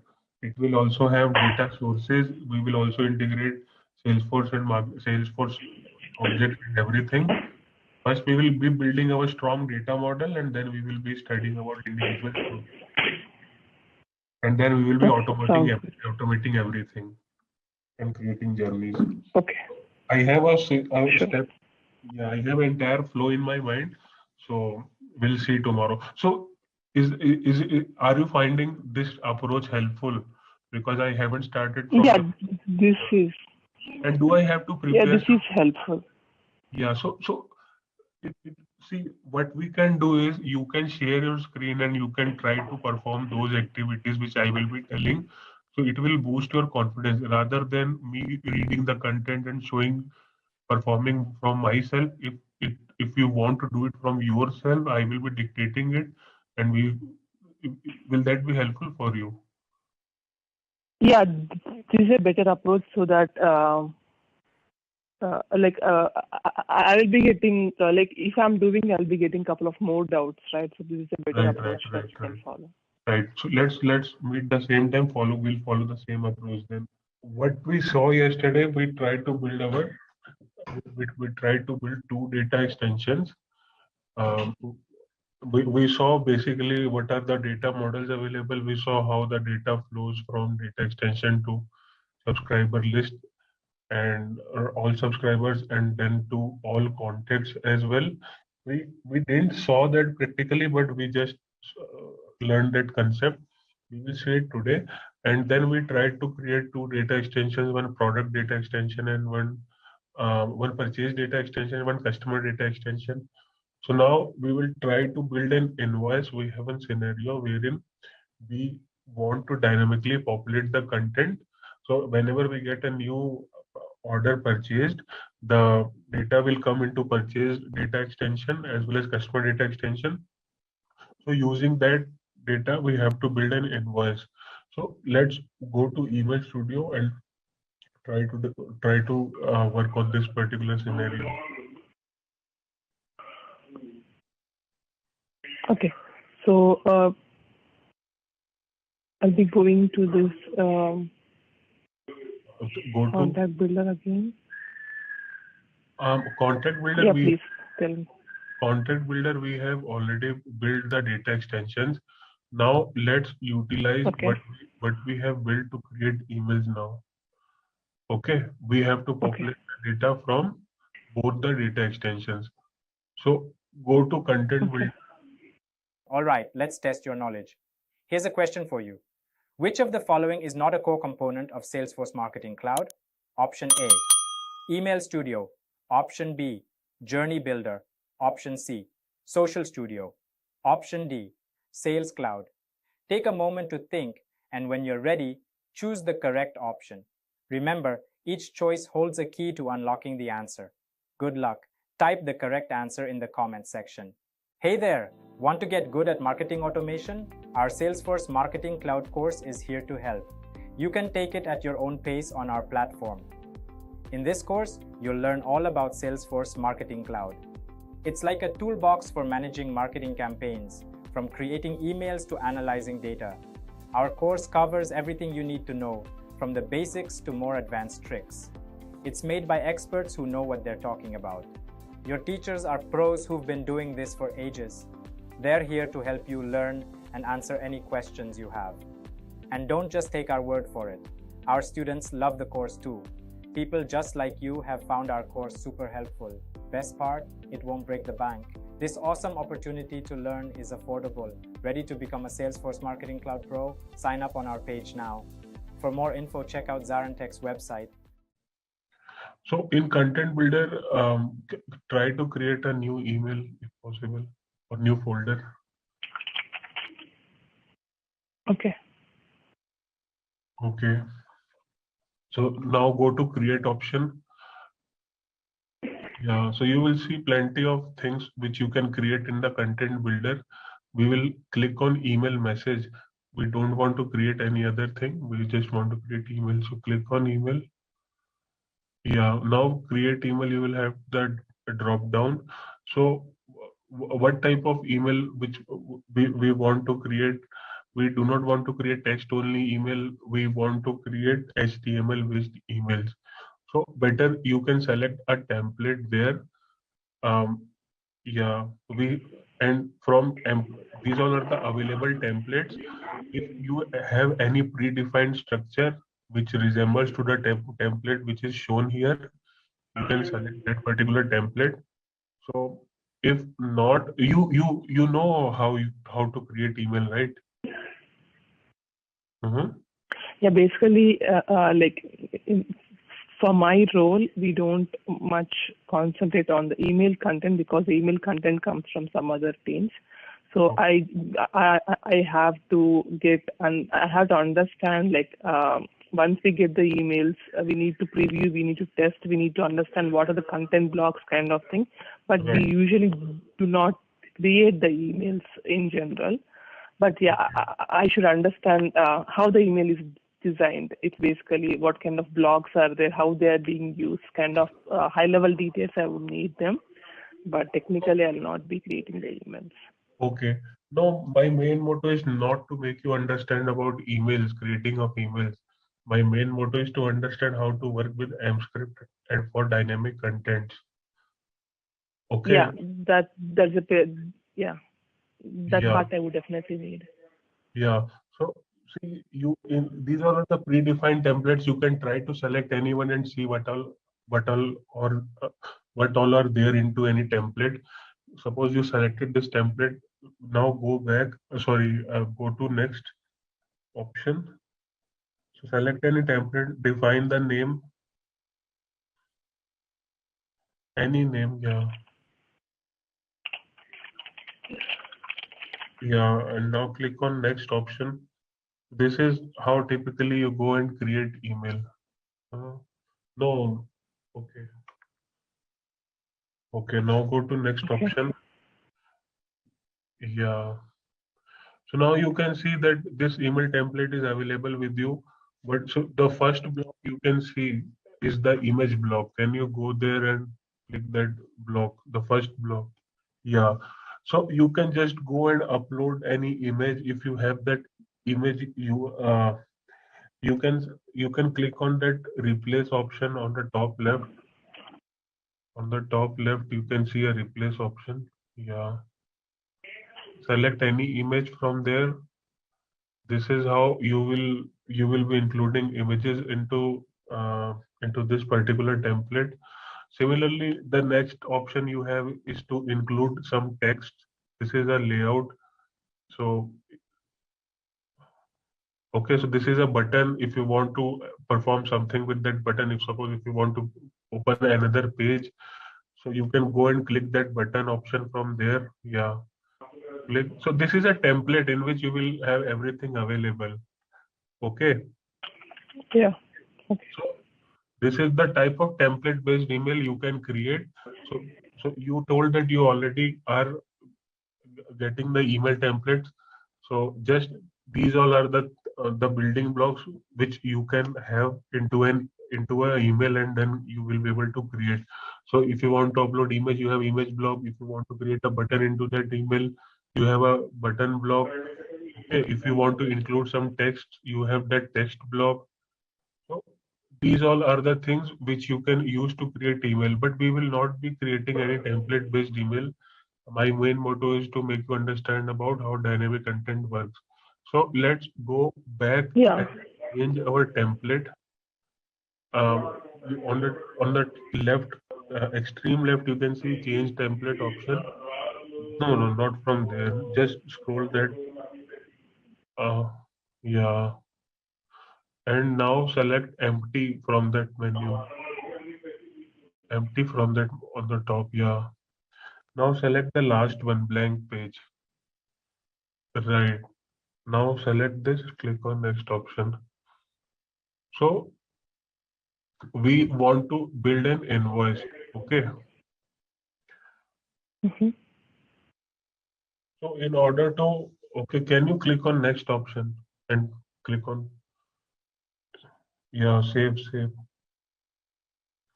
Okay. So this here we got a blank content, blank Okay. template. So now what we have to do, my first requirement is to add, to create an invoice.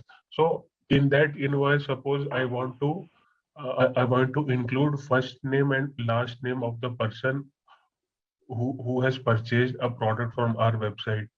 Okay, so how to include first name and last name? Do you know? So basically, we need to give the @ and then give the field name. No, not. Yeah, that is also a approach, but okay. So now you have to drag and drop HTML content block into that. On the top, you can see, yeah, drag and drop HTML. So now, suppose you want to send an email to customer's data extension. In that data extension, we have customer first name, last name stored.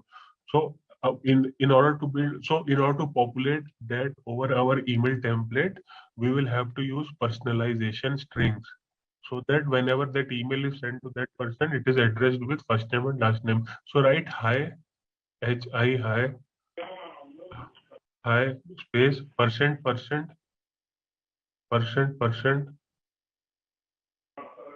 2 times %, yeah, first name. Open that data extension side by side to which you want to send the email. It should be the same field name as you have into that data extension.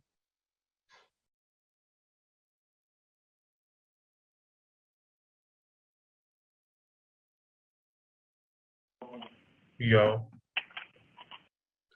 first name, percent, opening percent, and closing percent. So this is how you will try to populate the basic details which are available into a data extension. Now add any subject line and try to preview this email, the same data extension, and let's see what happens. So because in our invoice we have to give the first name and last name, right? Of the person who has purchased. Yeah. Click on save and click on next option.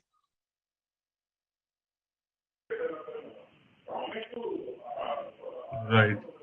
Now select the data extension to which you want to send this email. You can see that folder option. Yeah. No, don't go to this menu, go to previous menu. You can see that folder option. Here you will be selecting the data extension to check the preview of the email when it lands to subscribers inbox. Okay. Okay. This is hard to find here. It is into the main folder, I think. Click on the main folder of data extension. Yeah. Oh, and go to the bottom. You can find that here. I think we have saved that.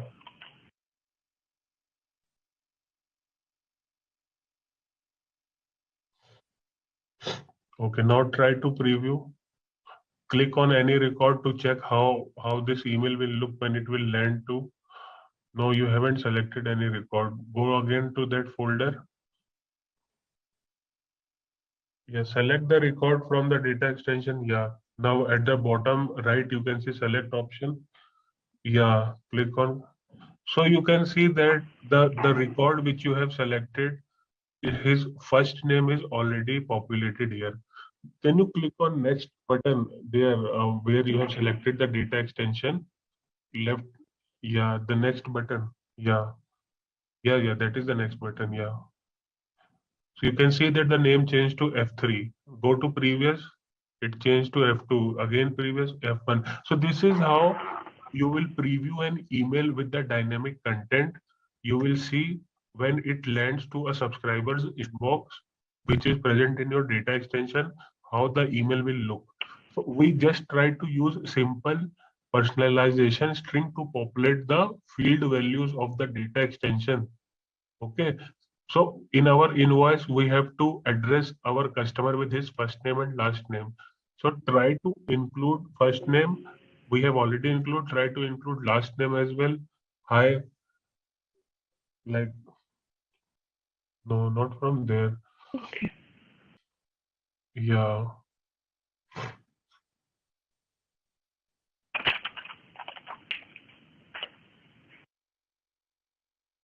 it should be the same value. Perfect. Now try to preview to check if it is coming or not.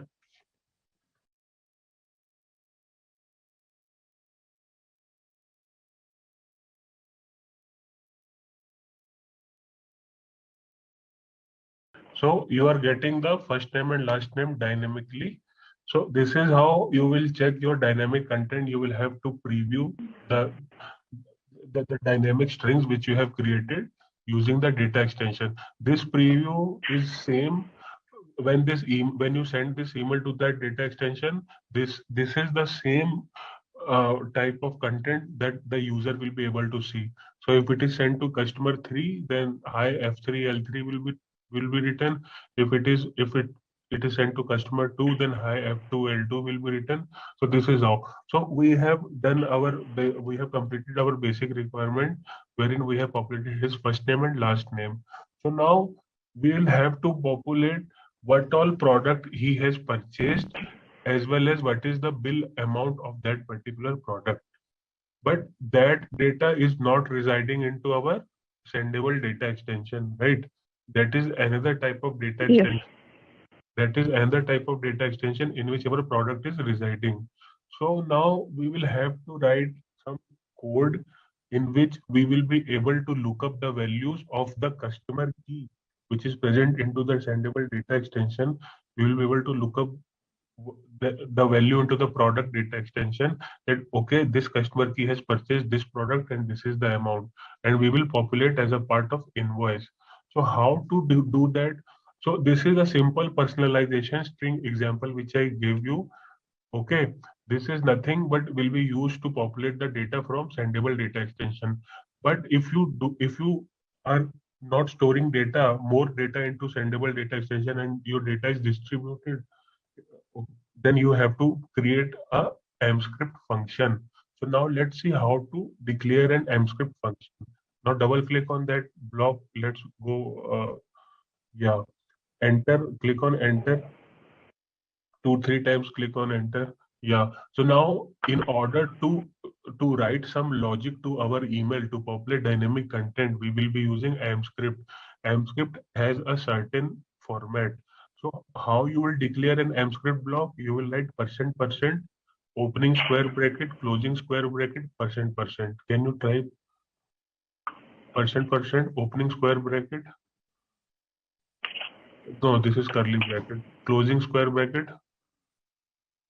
%%. So this is the mscript blocks syntax in which you are going to write the code. Okay. So now what we have to do first, we have to get the customer key from the sendable data extension so that we can look up which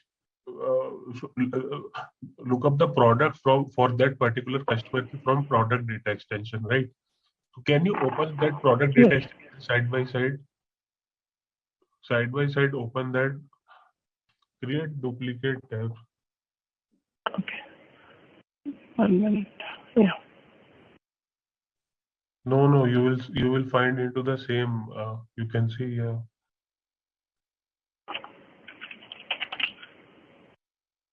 This is customer data. This is purchase data. Yeah. Click on purchase data. Open both data extensions. Create a duplicate tab.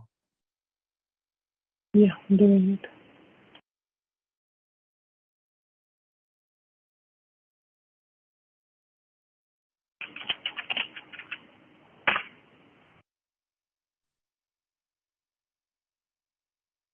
Purchase data, customer data. Yeah. Yeah. Go to records. Yo. So here you can see that, and go to that customer data extension once more. Yeah. Go to records. Yeah, so you can see that in both that, so in this data extension we have customer ID, first name, last name. First name, last name we have already populated. What we want to see that this customer ID's product value into the product data extension. Now go back to product data extension. So you can see that this customer ID has a certain product name as well as a certain bill amount. What we want to check, we want to pick the customer ID from the sendable data extension, and we want to look up the value of product and bill amount from this purchase data extension. Okay. So in order to Okay. look up the customer value, we will have to first hold that customer value into our code into a variable. So let's go to our mscript block, because like we have, so you understood what we have to do. We have to get the customer ID value from the system, from the sendable data extension, and have to look up. So how you will get the customer ID value and hold into a variable? Into this mscript block, you have to declare a variable. So how to declare a variable? Okay. You will have to declare a variable with syntax where. So click on enter option, 2-3 time enter. Yeah, now go into the middle also, any empty space. Yeah, Okay. yeah. Now we have to create a variable so that we can store the customer ID value. In order to create a variable, we will use Okay. where syntax, var, where. Now the name of this variable, suppose where customer ID or CUS ID, the US ID, okay, equal to what this variable will hold, customer ID. So now how to pass a value from, how to get a value from sendable data extension, you will be using opening and square bracket, and in between that you will write down the name of the field you want to hold. Yeah. Either should be from the purchase or this customer. From where you want to hold that value? It's from customer data. Right. Right. So this is not, see what we did in personalization string, we just declared %, first name, last name. Okay, that is only used to populate the data. That data is, no variable is holding that data. If we want to hold a particular value, we will have to declare a variable. In that variable, where you will declare a variable, you will declare a variable into mscript block. So this is not the same which we did for first name and last name. Try to understand. Make sense? Yes. Difference between, yeah. Yes. We want to hold a variable. Now, what we want to do with this variable? We want to look up the value, okay, into our new data extension. So let's try to declare two more variables. One variable will hold product value, product name, and the second variable will hold bill amount. But before that, let's try to see, as we have hold the variable customer ID, let's try to see what value it has hold. So now how to print, see this AMScript block won't print actually. Can you try to preview once? Can you try to preview? Yeah. Just click on next option. It will be auto previewed. Variable names must, oh, sorry, where and the syntax of declaring variable is where at the rate, then variable name. Where at the rate cust ID. No, space should be there. Where space? Yeah. So at the rate cust ID will be your variable. Now click on next. If something is error into the code, you will see that value. Comma is not found in the variable. Go back. Yeah. We have declared where at the rate cust ID. Now we have to set the value of that cust ID. Sorry. Can you click enter after where at the rate cust ID? Click enter after where at the rate cust ID, right? So we have declared a variable. Now we have to set the value of that variable. So you have to write set at the rate cust ID equal to, not there, set at the rate, set space at the rate cust ID, set space at the rate cust ID. Yeah, I did it. No, there is no space after set. Yeah. So you have declared a variable cust ID. Now you are setting a value of that variable cust ID. Now try to preview this. You won't get error. So if you get any error into the code, you will be able to see into a red banner. So you see here, still we are able to see the same output, hi F3 L3. That cust ID is not displayed. Why it is not displayed? Because anything inside an AMScript block will not be rendering on the email. Okay. As we have declared a variable and we have set that variable, now we have to call that variable into our code. When we will call that variable, then only that value will be printed. Now go back again. Okay. So now, yeah. So now, as we have declared the customer ID, now we have to call, and we know that nothing will be rendering into a AMScript block. Now go outside of that AMScript block. Go outside of that AMScript block. Click on enter. Yeah.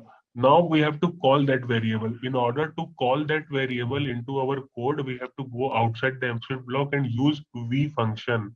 So how to declare a v function? Write %% equal to add equal to v, no, only one equal to v. Now open circular bracket. Yeah, at the rate cust ID. What you want to call? You want to call the value of cust ID. Close that bracket. Equal to %%. No space between equal to and %%. This is the syntax to call a value of a variable. Now try to preview. Okay. Let's see if the cust ID is printed or not. So are you understanding this? Yeah, I'm understanding the concept here. I'm just because the syntax, I'm not sure about the syntax. It's getting a little while. I'm understanding. I was talking about concept only. Yeah. So yeah, I understand. So basically, we created a couple of fields, and we are trying to visualize the fields in the email. Some are direct strings which we use percentile. Some are like we are getting a relation between both the tables to get the data into it here. Right. Now try to preview. Let's see if the customer value which we have hold into cust ID variable is printing the value or not. You can see that cust3 option after F3 L3. Yeah. So that is the okay. What you can do, you can use a break tag. Can you go back to content, and this is an HTML email we are creating. So before that v function, write down br break tag, not like this. You yeah. Okay, now you will be able to see that customer ID. Okay, so we have stored the customer ID value into a variable. Now this customer ID, what we will be using, this variable value we will be using to look up the record into a different data extension. So now try to make an habit whenever you see in this company you don't work on AMScript, but in other company you will definitely get. Okay, so try to now this is the basic syntax you use for declaring an AMScript block. Into that block you will declare a variable, then you will set the variable, and this is how you will call the variable using v function. Now try to follow a documentation which you have to keep handy with you. So now we have to look up the value. So we have a lookup function into AMScript. So now type lookup AMScript into Google. You will get plenty of documentations. Try to read that documentation and utilize that function into our code to look up the value from other data extension. Lookup AMScript.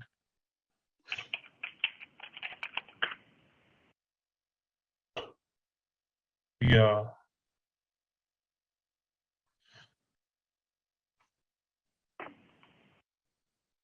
Go on. So this is the basic. Not here. Go on the top. You will see the basic syntax. See, you have lookup 1, 2, 3, 4, 5A, 5B. So the values of one you can see here. One is name of the data extension to return a value. The second is name of the column from which you have to return a value. The third one is name of the column that identifies rows to retrieve, and fourth is value that identifies rows to retrieve. So now copy this variable, copy this argument type of thing, and we try to paste it in our code. So this is how you will copy the lookup syntax, and this is the brief description of that syntax. Go to now. First, try to declare two more variables which will hold product name and the bill amount. So, like you have declared customer ID, yeah, add the rate product, add the rate.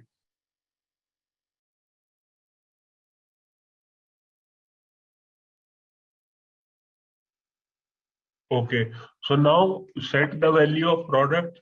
What will be the product value we will be looking up? So you have to write the set. Yeah, product equal to, from where we want to get that value, from lookup function. So just write that lookup function there, because see that product value is not present into the data extension you are sending. Remove that lookup square bracket from the starting. So we will have to look up that into a different data extension. Yeah, remove that. The after product equal to, you have a square bracket open. Remove that square bracket. Yeah, right. So now go to that function again. Now what should we keep at the place of one?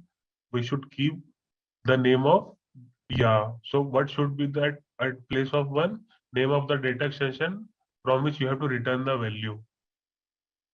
Yeah. So remove that one from there. It is already open. Yeah. So you have to put this into single inverted commas. Okay, though it is written, yeah. Okay, perfect. Now, what is the second thing which we have to check? Name of the column to return a value. Right. Name of the column means it's a field name, right? Right. Okay. So in our case, the field name is product name. Right. Into single inverted Okay. comma. Into single inverted comma. So every string you will be using into single inverted comma. Now 3. Looks like it did not copy it. 1 minute. Okay. And then the third one. Third is name of the column that identifies the row to retrieve. Both are same, right? No. Name the column that identifies the rows to retrieve. And the second one, name the column from which to return a value. So we have to return a value from product. But which identifier will be used to return that product? Whose product we want? Customer ID. Okay. Right. Customer ID. Right.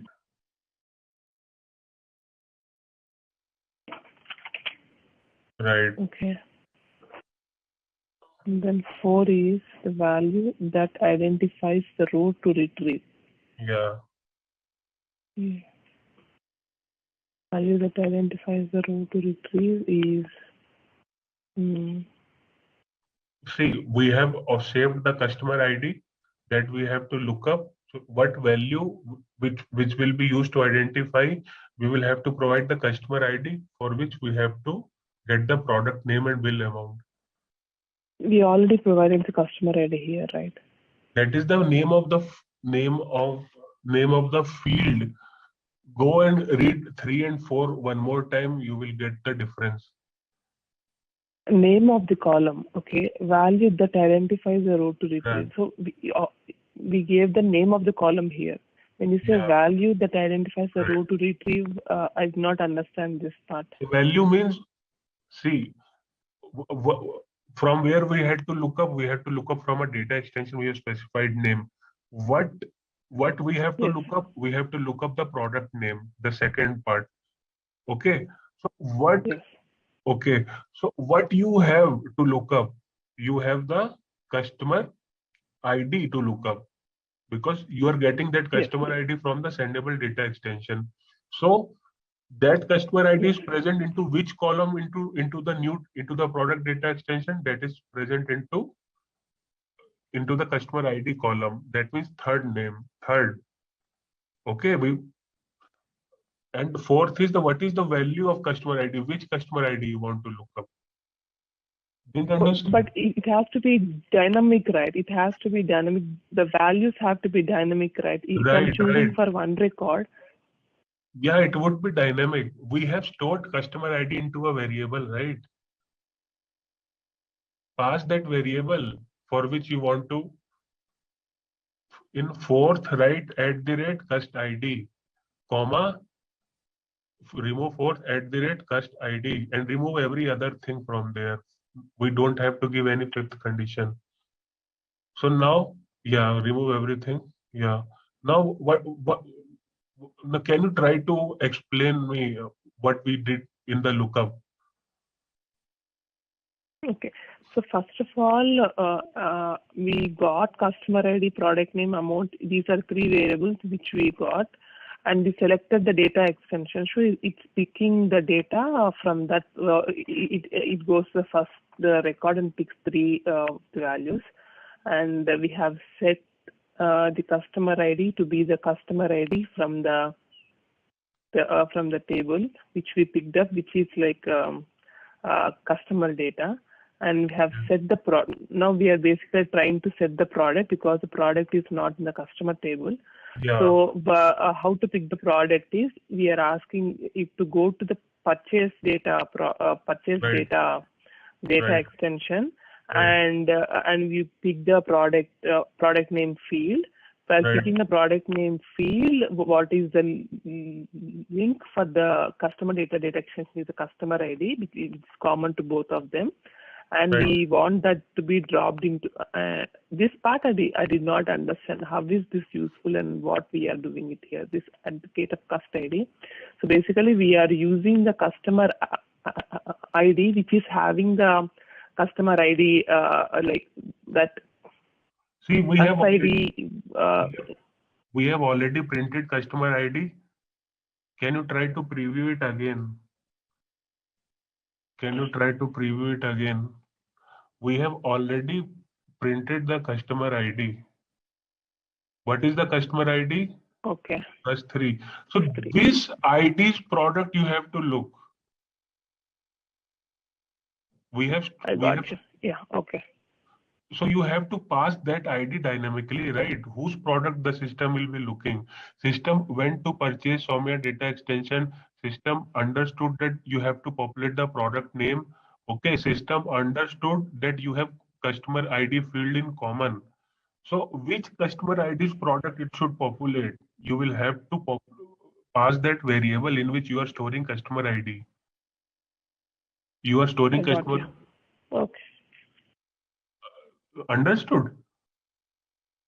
Yeah, I understood it now. So basically, like for the dynamic data purpose, we are just giving the field names here, but Right. which value, the value has to be given dynamical, right? So I thought we are giving the value here only, but I was wrong. We are passing it Everything afterwards. no, We are because just giving you data are going to extension send field. emails to lakhs of people. You can't create hard-coded values, right? Now try to Yeah. print this product value. Let's see if what is the value of product which we have got. Try to print this value. No, you can't print into an abstract block. You have to call that outside of Okay. abstract Yeah, block, yeah. I'm sorry. right? Use BR tag.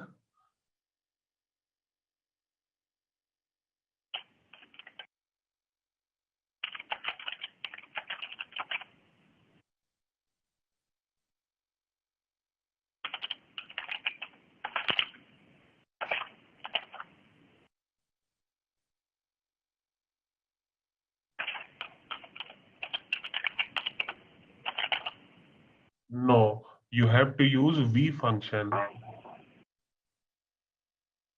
In order to print a Okay. value of a variable, we have to use v function like we have printed. So, the syntax of v function you have already written when you have printed. Okay. Already. That is the personalization string syntax. You don't have to use personalization string. Understand difference between personalization string and v function. I got you. I got it. Okay. At the rate of product.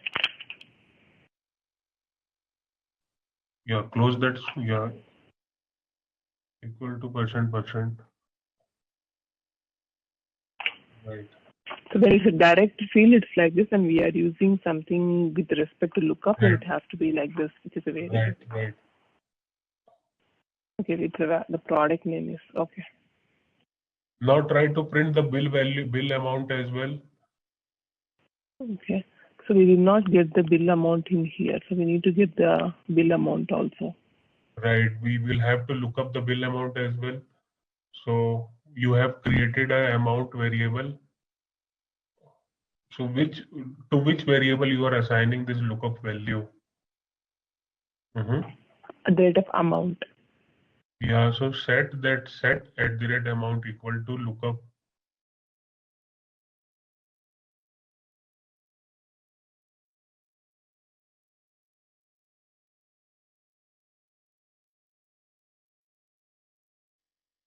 Okay. Purchase data, bill amount, customer ID, and customer ID passed it.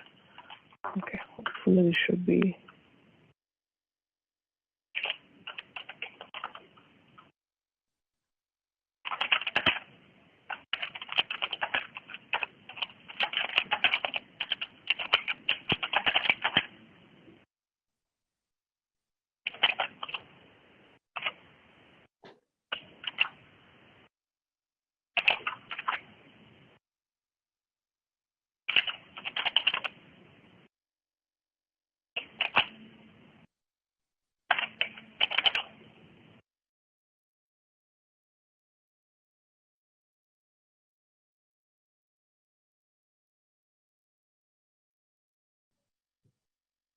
I'm missing something here. Yeah. Is the bill amount KMOUINT, the spelling is wrong. Into the lookup function, if you look into the lookup function, purchase Soumya, bill amount, I think the spelling is wrong. Okay. I copied and pasted it here. Okay, is it the same value? Yeah.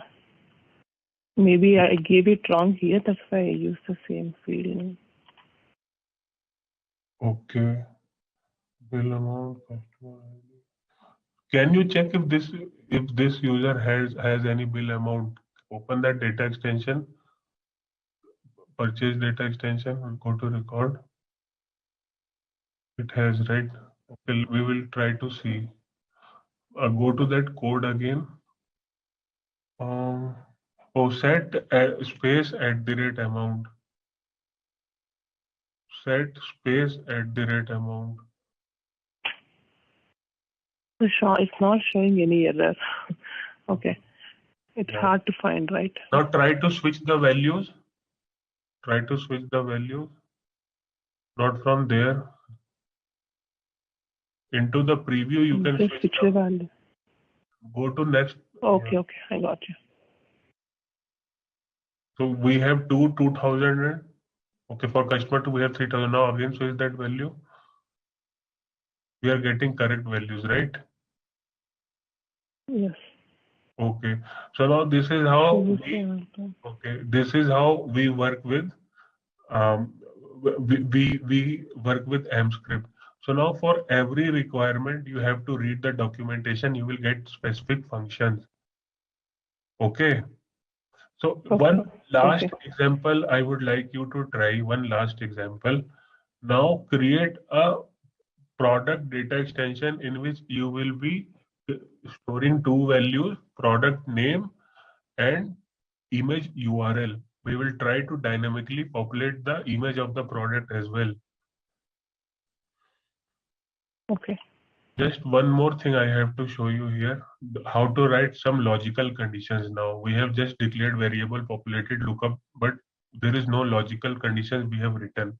So create a new data extension in which you will get the product name from the product data extension and just try to add image URL as well. Image you can search on Google. Try to do it for one product, not more than one product. Try to do it for one product only. So you want me to create one more data extension and create the product there? I do not understand what you're saying. Can you please Right. Create a new data extension. See, we have one product customer data extension in which we have customer data only. We are working on data extension based data model. It is a relational database model. Okay. So first data extension, customer data. Second data extension, we have purchase data. Third, product data extension. So the in purchase data extension and product data extension, the common field will be product name. Open that product data extension. Okay. Yeah. 1 minute. I messed it up. 1 minute, please. Okay.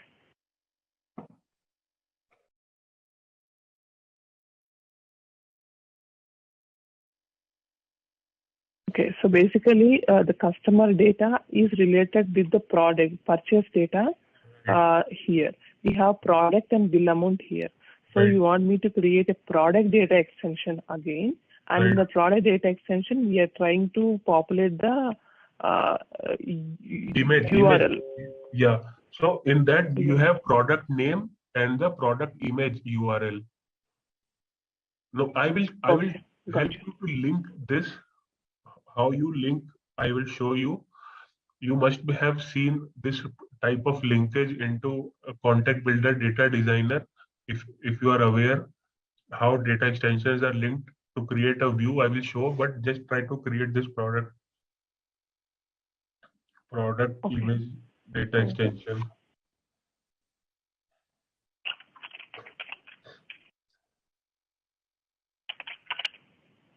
So are you getting this right? This is how you have to code. Yes, I'm getting. Right. You will be using everywhere in Web Studio, landing pages, cloud pages, the same concept. Okay. Yeah, so you will now explore that MScript documentation if you get any requirement for so you told you will want to learn higher concepts. So higher concepts, the one you defined are more related to code actually. So triggered send and Yeah. So yeah, everything. I'm actually ready to learn the things. That's why. Yeah, but it's like I hear that JavaScript is a very vast thing, right? So Right. I want you to help me with which is required to learn. Yes, That yes. would be I helpful will make along. you aware of all the important functions so that you will get confident to carry forward. Okay. Okay. Okay. So now try to create that data extension and give me 2 minutes. I'll come. I'll have to drink water. So try to create it at the background. Okay. Yeah. So now we will try to add the name of products there. We will try to add only 2 product names. We will skip the third one. I want to show you some logics as well. So go to that content builder. So I'm not having Yeah, any place option right. here to add a record. Right. In Email Studio, you won't get that option. You will get manual add option from content builder data extension. Oh, okay. I didn't know about this. Okay. Yeah. So try to add only 2 product and product images. Skip the third one.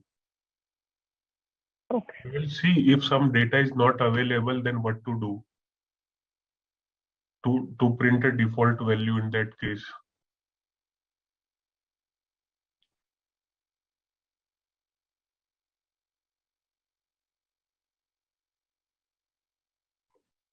Have you worked on APIs? Yeah. I worked on APIs. So when I say APIs, it's basically creating a creating a trigger sense to which we get the payload from the external systems to be. Yeah.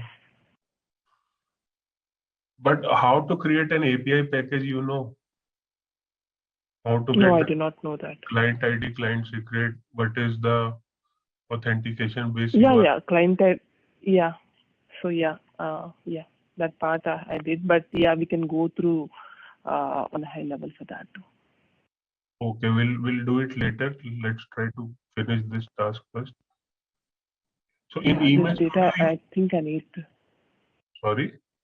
I think in the email, it's basically like I'm not finding the data extensions clearly here because it's not in the folder. It's not into the folder. Or folder is not. Data extension which we create. No, you can see at the bottom, you can see 1 to 25 of 127 items. Try to select more items from there.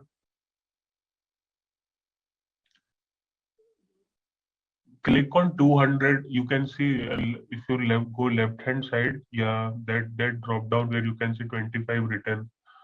Yeah, so select the maximum 200 value. Now scroll down. You will see Customer data is here.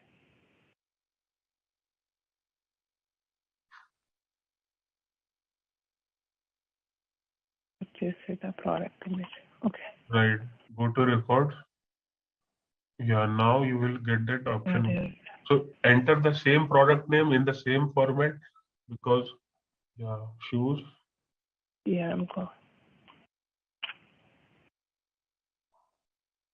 Now Google a shoes image.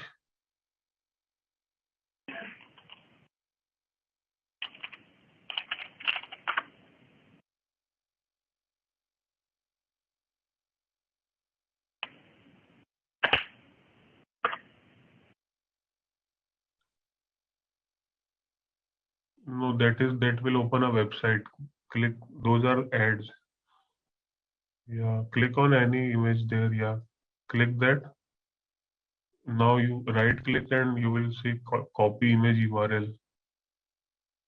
Right click on that shoe image. Copy image address. Yeah. Yeah, product URL. So it is saying the field limit value is 50. So try to increase the field limit value to 4,000 first. The maximum value is 4000.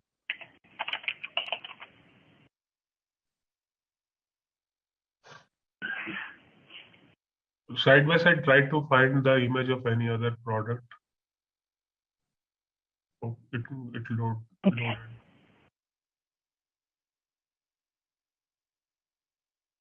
Click on cancel and yeah.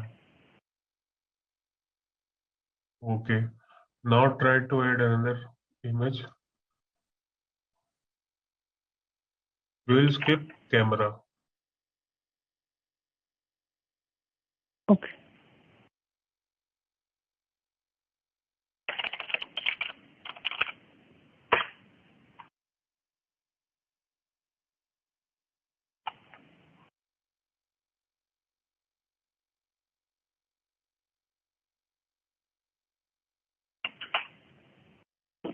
So that is why yeah.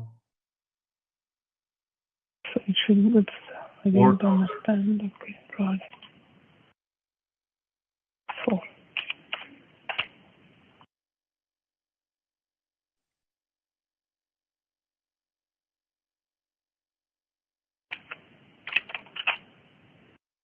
So it is also exceeding. Try to search for any other image.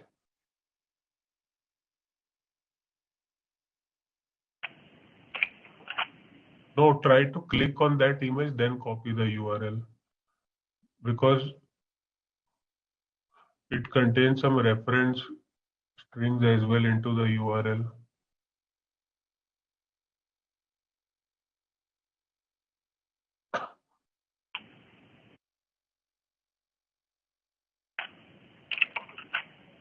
Yeah. So now try to look up Okay. the image.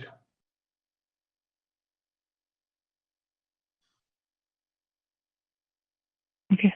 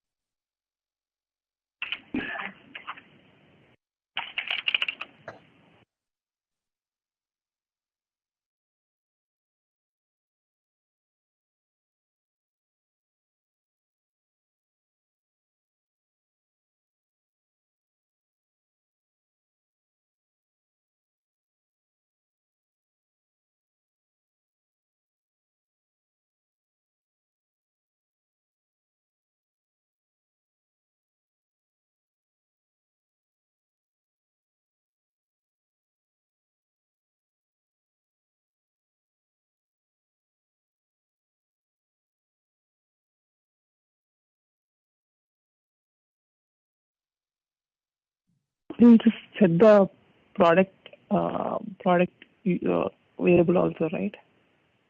Right. So we have already set that variable. We are getting the product value into product variable. Yeah. Awesome.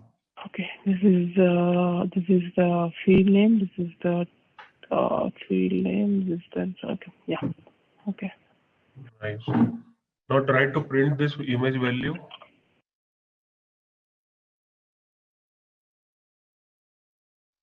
Okay. We are looking it up, but we are not steady. Sorry, what we are? Product view.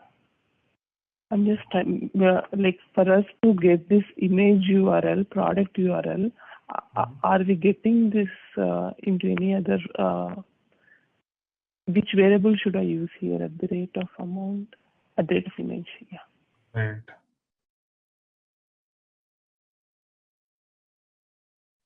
So no. We didn't have image for camera. Try to switch values. Try to preview Okay. 2 or 3 values. This is how you will check dynamic content. Okay. You're getting the URL, right? So we have to change this into image. So we are working on HTML. So you'll have to use img source tag and pass this URL there. So you will have to call this into img source tag, this value. I do not know like the syntax of that image. Google it, Google it, Google it.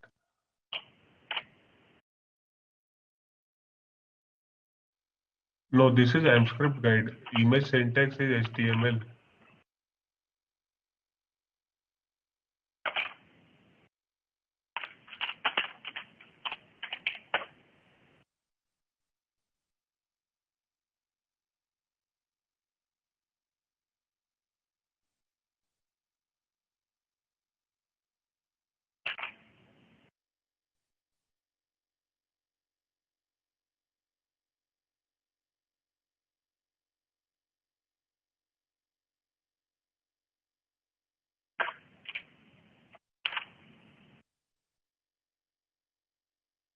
Nice.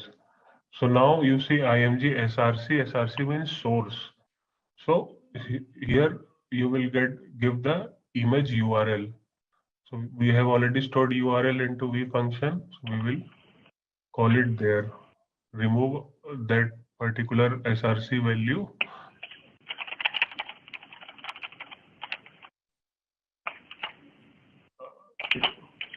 Yeah.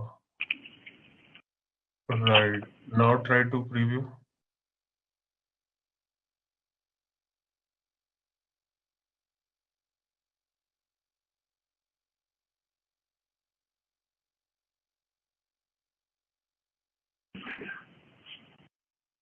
Got?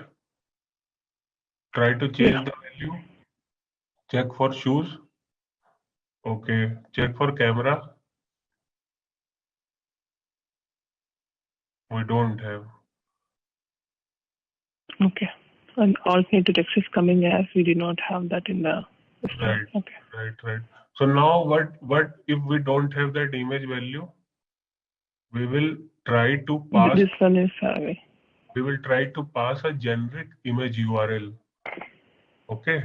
We will try to pass a generic image. So now we will see if image is empty or not. If see image URL is coming for 2, but image is not available for third, that means camera. So that means for one value, image is empty. So now try to write if condition into the image block. If image is empty, then set image to a generic URL into that AMScript block. No, not here. That is not AMScript block. Yeah. Try to check if condition of AMScript once how it is written. It is not like the normal if condition. There is a syntax.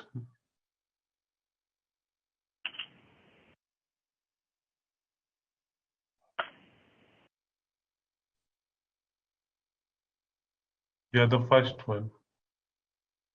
Yeah. This is not. This is not. This is IIF. This is another function. Try to search if else. Try to search.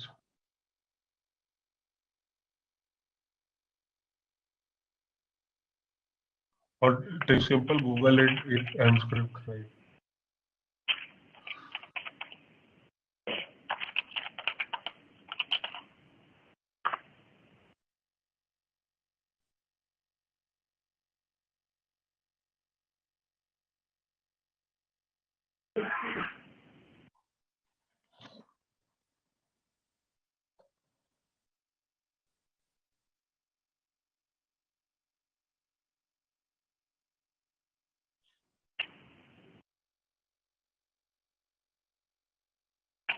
Right. So what we have, if what we want to check. Image. Yeah. So.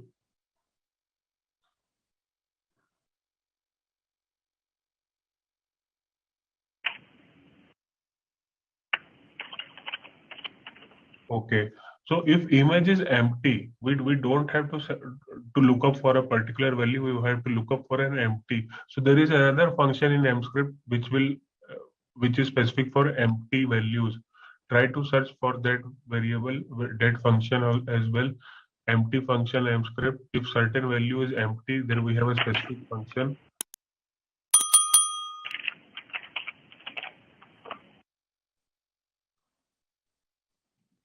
All right, let's test your knowledge. Here's a question for you. Which feature in Salesforce Marketing Cloud is used for personalized content creation? Option A, Audience Builder. Option B, Content Builder. Option C, Data Extension. Option D, Automation Studio. Take a moment to think, and when you're ready, choose the correct option. Remember, each choice holds a key to unlocking the answer. Good luck. Type the correct answer in the comment section. Hey there! Want to get good at marketing automation? Our Salesforce Marketing Cloud course is here to help. You can take it at your own pace on our platform. In this course, you'll learn all about Salesforce Marketing Cloud. It's like a toolbox for managing marketing campaigns, from creating emails to analyzing data.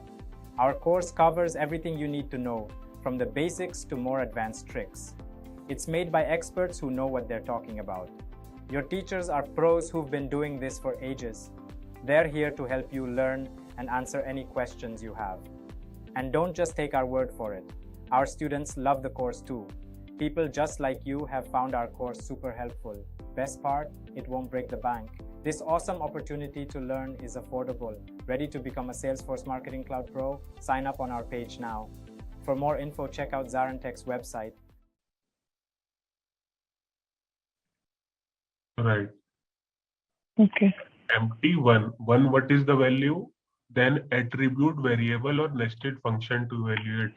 So in place of one, what you can use an attribute variable or nested function. So we have a variable image. Okay. We using that.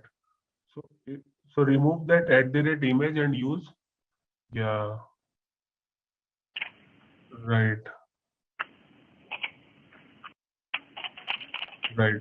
So now with if you have to use then, if empty then, you will have to use then with if, right?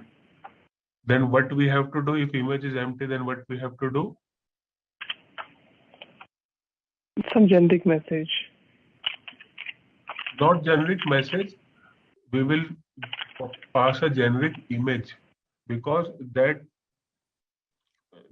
so if empty @ image, then what value you have to set? We have to set a I have generic to set the image. if yeah. So we have to set the image to some generic URL. Right. So try to copy any generic URL. Try to copy a dog's URL or unavailable URL like that.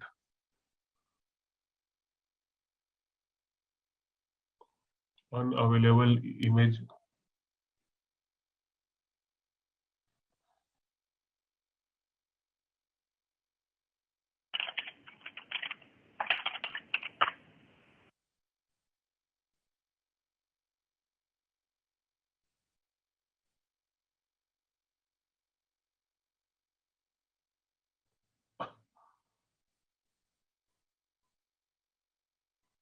Okay. Image is equal to, you not pass a URL directly, right? Yeah, Can we pass a URL directly here? Yeah, because we are already getting that URL. This much big URL, okay. Oh my god. So you have to not get that value this way, because this will contain all the sources which have forwarded that image. Open that image into a new tab and copy the URL from there.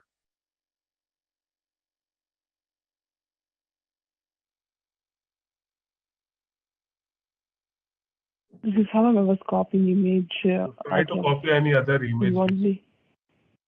Try to use any other image which has short URL.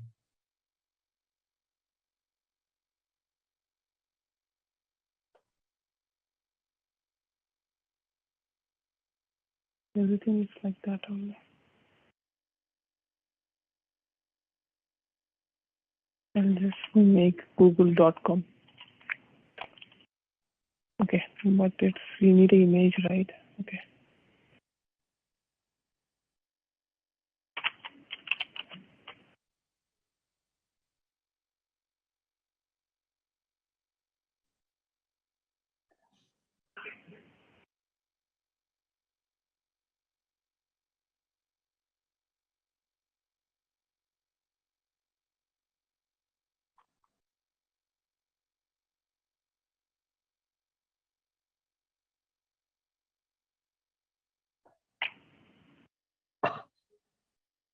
Nice. Okay. So now if empty, then we don't have to write else condition because we are not going to create any other condition, right? So we will remove else. Yeah. And we will end the if statement with end if. No, so if this is the syntax of writing if condition, right? If, then, else. Yeah. These are the keywords you have to remember in order to write the if condition. Okay.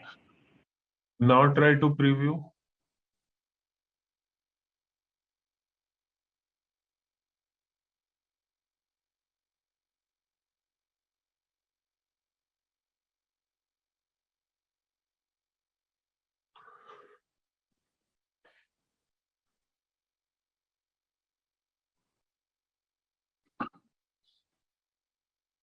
So we got an error. Please set statement invalid.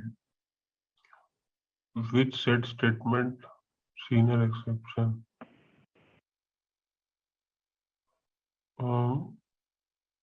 Set @image equal to is invalid. Go back.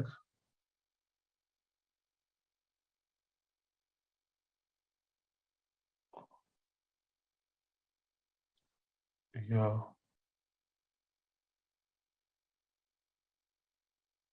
Is it the wrong way to give the image?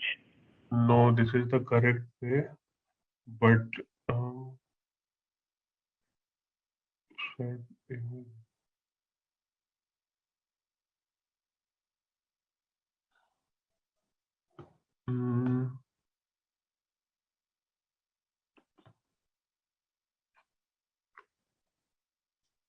Can you remove that inverted comma? But that will also throw an error, but try to remove that. This one? Yeah. In what? It will. You want to give me single quoted this thing? Yeah, Like try this? to. Yeah.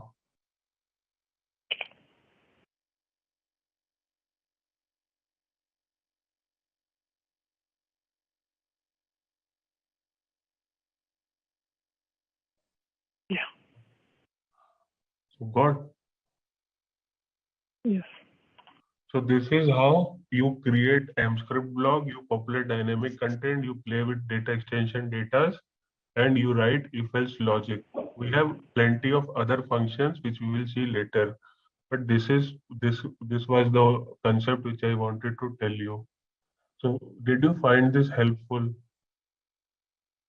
Yeah, this is, I understand it's very good now. But yeah, I got to use like a couple of AmpScript functions today, right? So that's new to me. I never tried with this, and that relational model which you applied, like we had 3 tables, we are traveling from first table to second to third.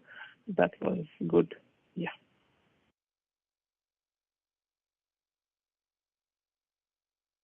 So let This me is give good. you one more. Let me give you one more small concept. So now we have created the data extensions, and we have an understanding that is a relational model, right? So Yes. we'll have to make system also understand that the relational model, because uh, we will use that model into journeys and automations. So in order to make a system understand that is a relational model, we will design that view into Marketing Cloud. So go to Okay. go to Data Designer. Uh, yeah, it is good that you know all the basic things. So I will be switching around easily, right? Otherwise, I had to tell Yeah. you. Yeah. So Give now, the overview of what is contact builder and everything. Now, right, but right, I do have ideas, so we can switch. right. So now create a view. What view? You will create an attribute group. What is attribute group? Attribute group is the collection of data extensions or relational data extensions. On the top right, you can see create attribute group option. Top right. Yeah. Create Okay. attribute group option. Okay. Give it a name. Give any name.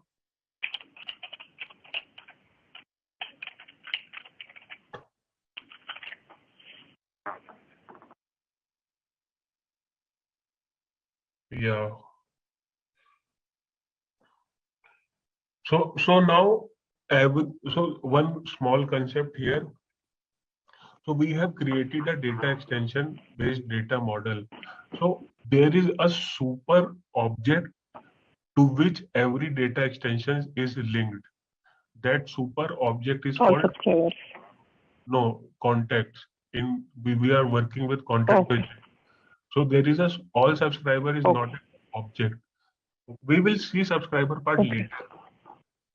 Okay, all Okay. subscribers only for email studio, but contact data is for all the channels. Yesterday we discussed. So we are making a Yes, centralized you're right. model. Yeah. So for Okay. all the custom objects you create, there is always present. There is always a super object available. So what is the custom object? Custom object is the data extension which you create in Marketing Cloud. So there is a standard object which is the super object of all the custom objects that is called contacts. So here you can see on the top left corner, you can see a contact object already displayed. That means for Okay. every extension and every custom object, there is a super object called contacts. Now we will try to link our data model with contacts to create a contact based data model. So we will try to link Okay. all the data models available, all the data extensions to create a contact-based data model, and we'll create a view so that system can understand the relationships. Now click on link data extensions. Select the first data extension from the right hand side. We had customer data extension. Always link sendable data extension with the contacts. Non-sendable, you don't have to link with the contact directly. I will show you. Just select the data extension, customer's data extension.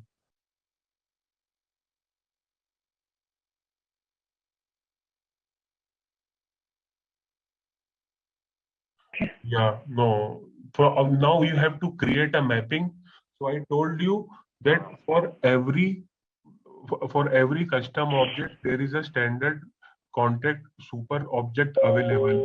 So you will have to link all your data model with contact data model.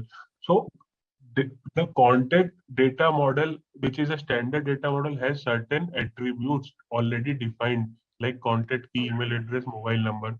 What we will do, we will map the contact key with our customer key. So this is how Marketing Cloud will Okay. identify this as a contact that we have seen yesterday. Okay. Click on both. First click on contact key. Yeah.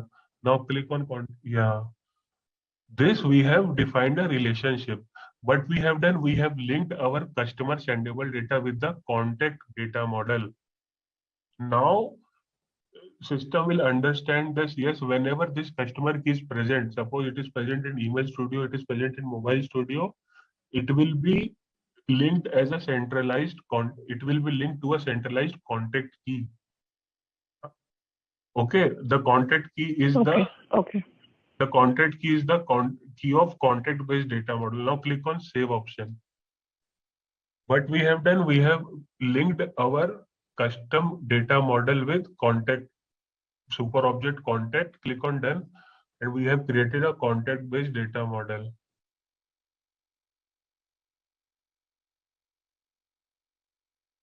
Just trying to understand what happens if we are not linking the created data extensions, whatever we create on the like email studio, and we are not building the data, keeping in the data designer, what will actually happen?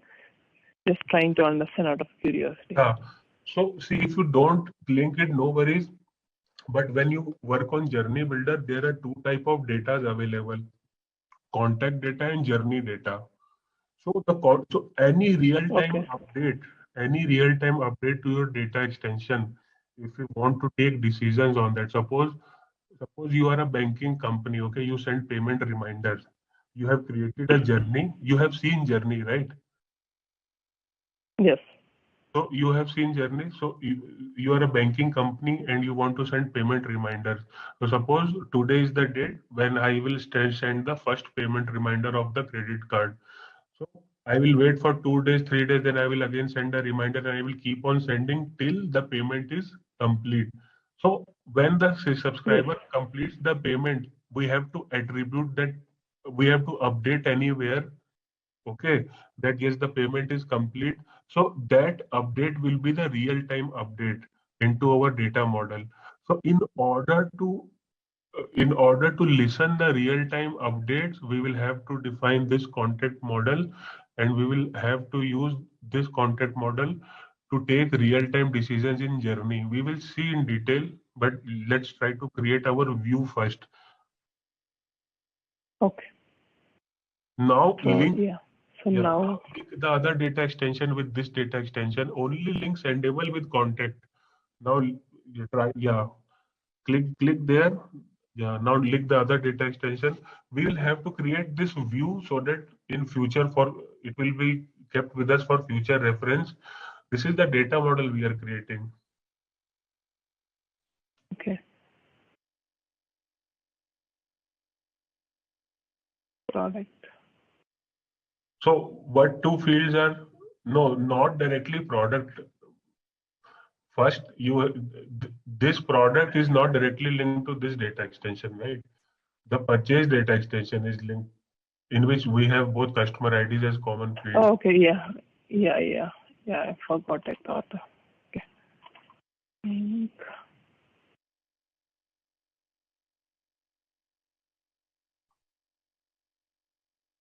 P purchase PUR. Okay.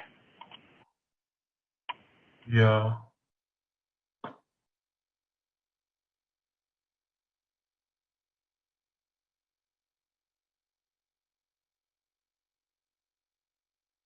Once a view is created, do we have a chance to go and edit it, or else it's all done? Yeah, you can anytime edit it. Okay. This view will be used as a contact data when we will be using the data into Journey Builder. We saw that we have populated manually everything, right? We have to create journeys because this is a marketing automation platform. There, I will show you this use case where we can utilize this type of data. Okay. So you understood how we create contact data? Yes, I understood it now. Called contact, which is boss of every custom object. So now, tomorrow, what we will see. So you, okay, tell me, can you go back to Email Studio? We will use this data model in future now. We have just kept it for our reference. Can you go to subscriber dropdown? Subscriber dropdown. Do you know what is profile management, groups, lists, and everything? So yeah, like profile, like I'm not like 100% sure about this. If we are going through this, that will be helpful for me. Okay, no worries. So we have just created contact-based data model, right? Now we will try to send emails tomorrow, manual emails, and we will see how the data model from contact. So how a contact will be converted as a subscriber, and then we will see other options available in Email Studio. So this is the code which we wrote yesterday in order to create invoice. We saw all the basic functions of mscript, some logics, how to call that particular variable into how to print that particular variable. So in the similar way you create email, in the same way you can create the SMS.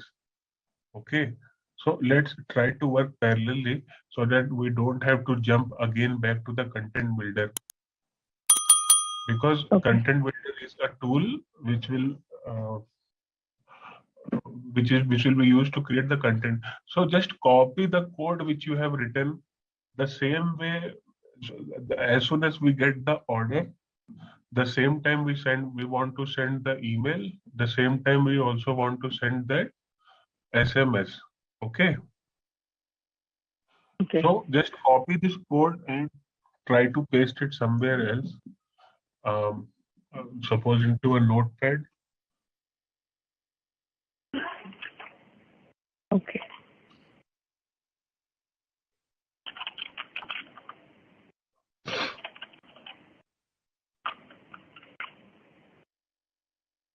Okay, Yeah. I pasted it. Right. So go back and again try to click on create option. Okay. Yeah, SMS Is it message. SMS? Right, SMS message. See, this is the same way you will create the SMS. Okay. So in Marketing Cloud, you have generated a preview of email, because email takes a lot of space. It renders into a particular client, email client. So that was so you had a different type of send preview, but the functionality is same for SMS. SMS are the short messages, and it will not occupy plenty of space or too much of space. So you will see a preview window here, as well as on the left hand side you will see where to type your SMS.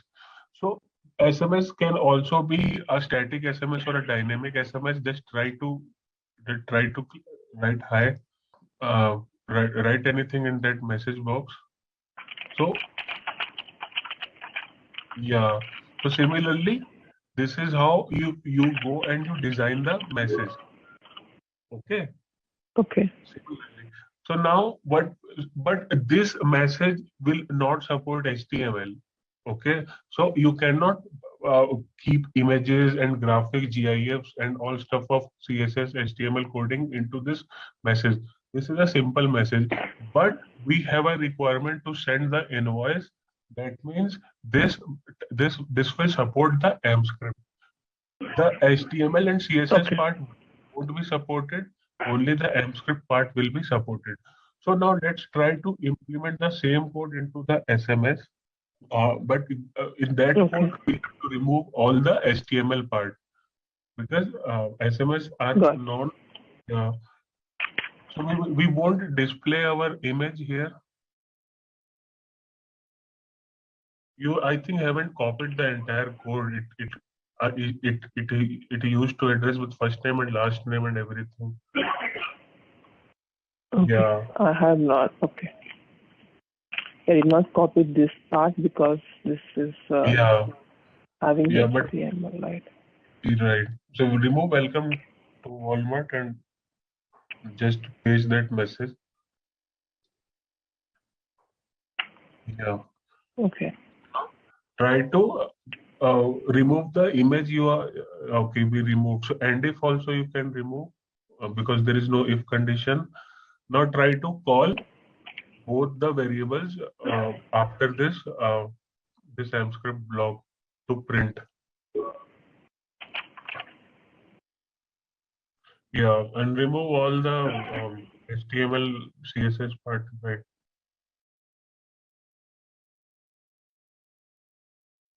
Okay. Now try to preview this with the same data extension, because to the same data extension simultaneously, you will have to send email and SMS. Yeah, you can see that subscriber preview option. Click on that option. Right. Select the source.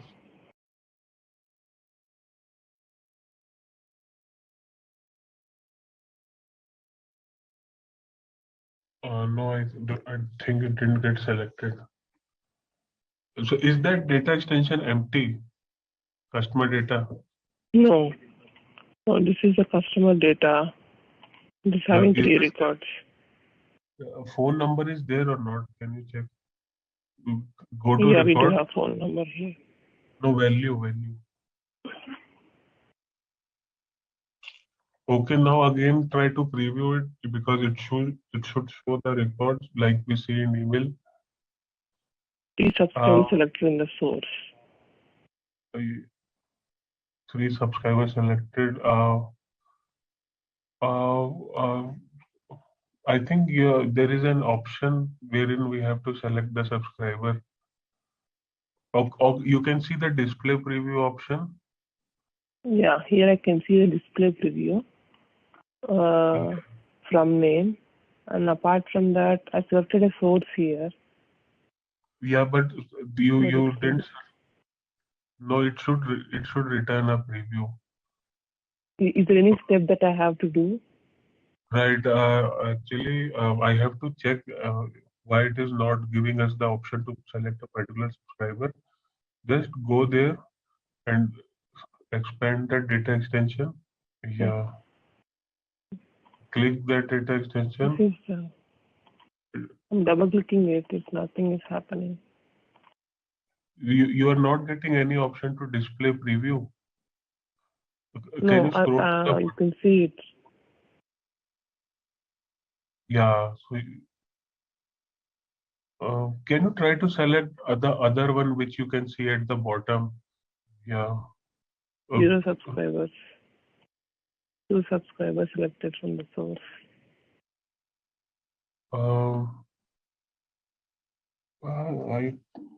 I am also. If you want access, I can give you the access so you can check it out.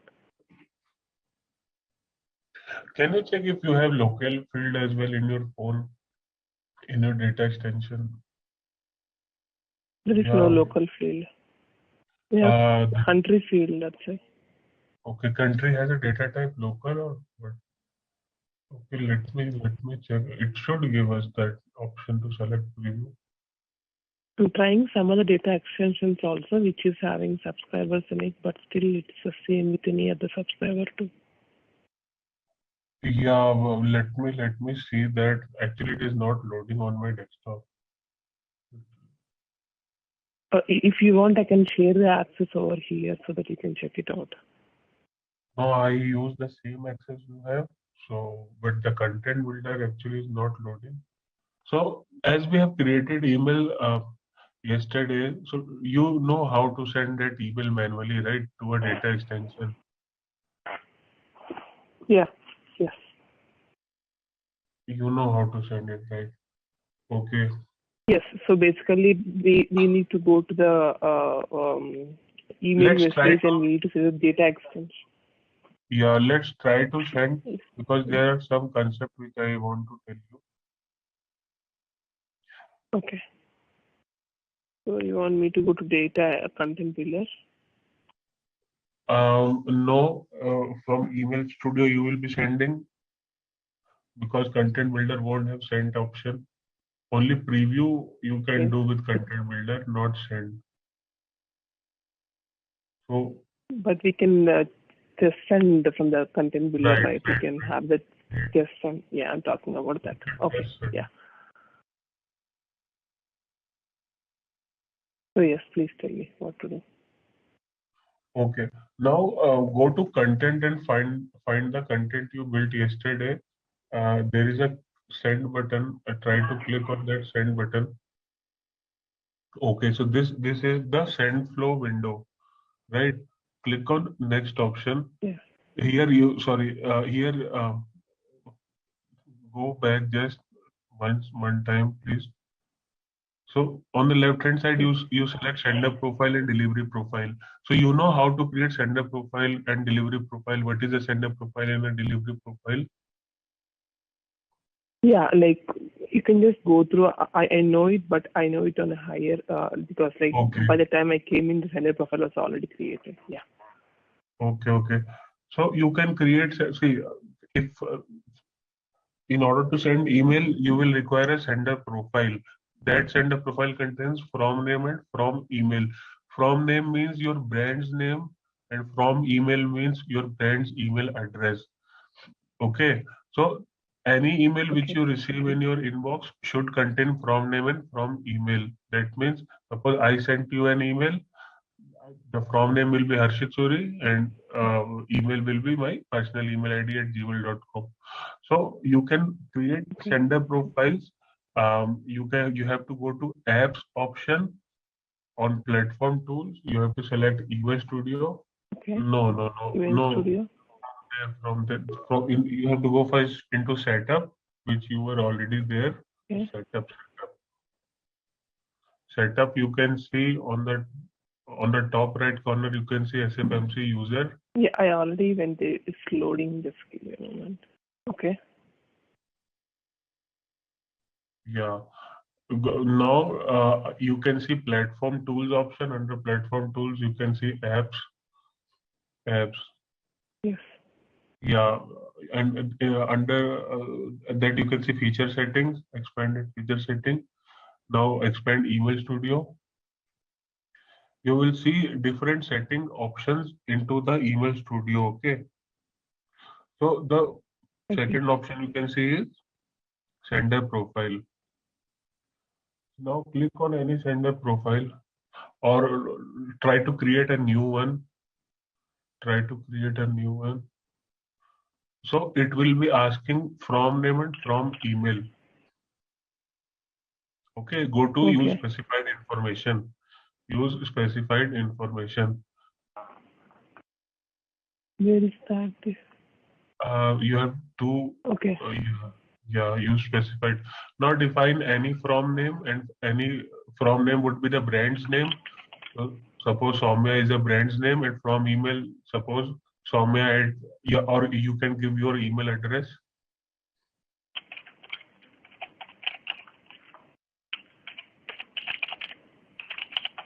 Right.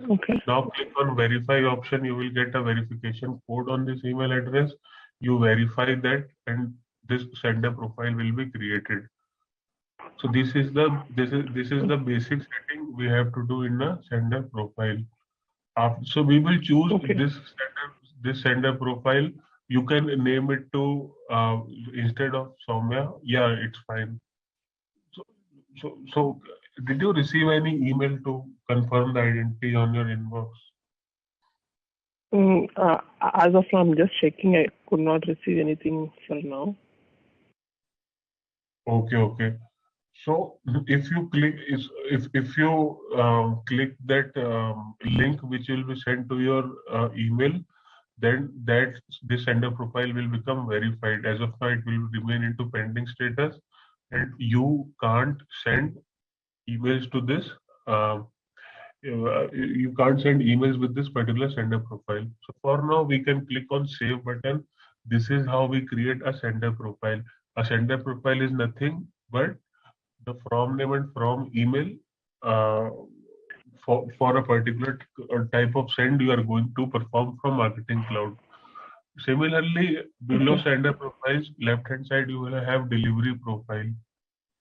What is delivery profile?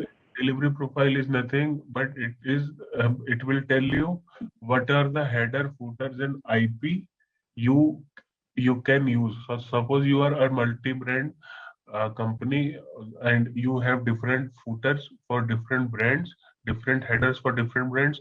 In footer, generally people give company's physical address.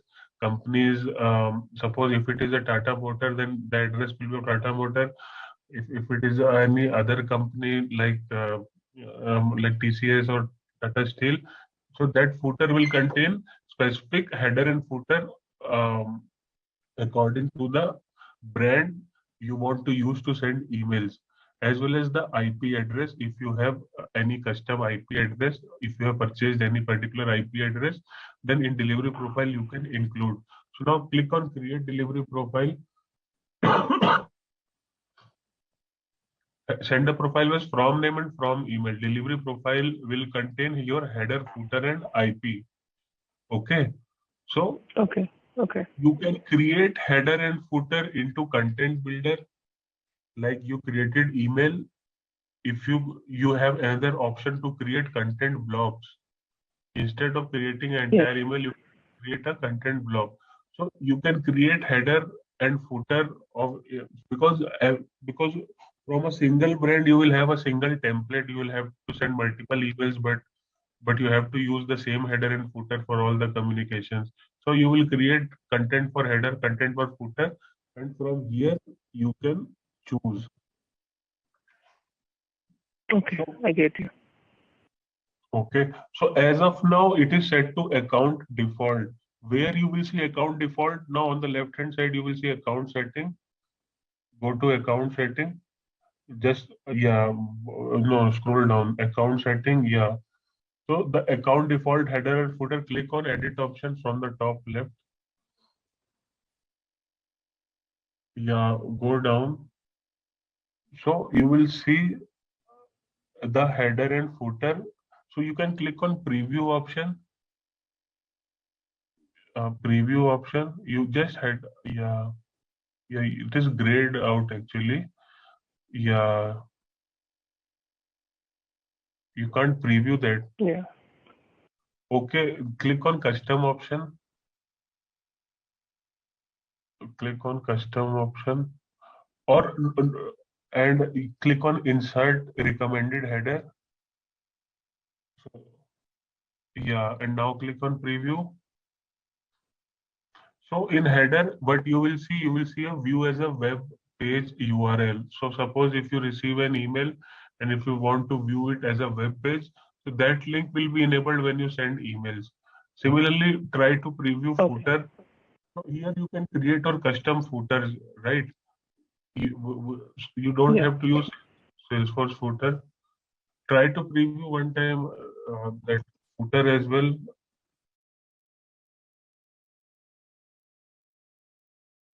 Insert recommended footer. There's nothing. Yeah, it is blank basically. No, click on footer, custom. Yeah. Yeah, insert recommended footer. You haven't inserted that footer.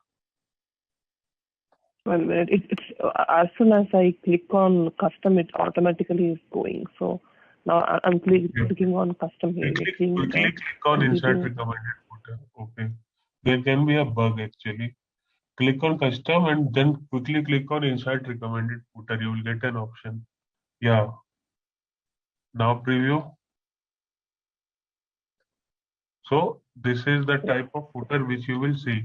In this footer, you will see the personalization strings, member business, member address, member city, member state, member postal code, and member country. So for sending email, we have to follow CAN spam law. Okay. What is a CAN spam law? In that CAN spam law, the first thing is you will have to provide a valid sender profile. That means your email should contain a valid brand's name and brand's email. So the email which we have used, with domain Gmail, we don't have to use that. We have to use the branded email, like the company which you are working, it has a brand. So .com, that type of domain you have to use. The second part is your email should contain information from where it is coming from. So where is your physical company located? So the Salesforce default footer has some personalization strings. We saw it when created email. So those were the custom personalization strings you created. These all are the standard personalization strings. Okay. So those are the custom one because we had custom fields into data extension, but these all are the standard personalization strings which will directly fetch members, business, member address, city. So in your email, you must have seen this information already populating when you are previewing email. So these all information is populated. So from where this footer will pick all this information, again go to uh, again go to company setting, account setting. Yeah, account setting, company setting, account setting.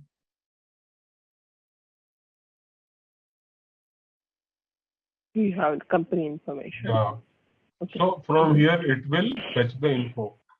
So that is the custom design. You can create your own design. You can write M script code in order to create footer. Okay, you can write just Okay. the AMP code into the same section where you have inserted the recommended footer. So this is where you create header and footer of email, and that you will insert into a delivery profile. And that delivery profile, if you choose while sending the email in the send flow, which we have into the first window, go to our first window where we have opened send flow. Yeah. So the first and foremost thing is sender profile, delivery profile. This we have seen how to create. Sender profile means from name, from email address. Delivery profile means from which IP you will be sending. What is the header and footer you want to use. So after selecting these information, click on next option. You will see, yeah. So it is asking for a target audience. Try to select try to select any target audience.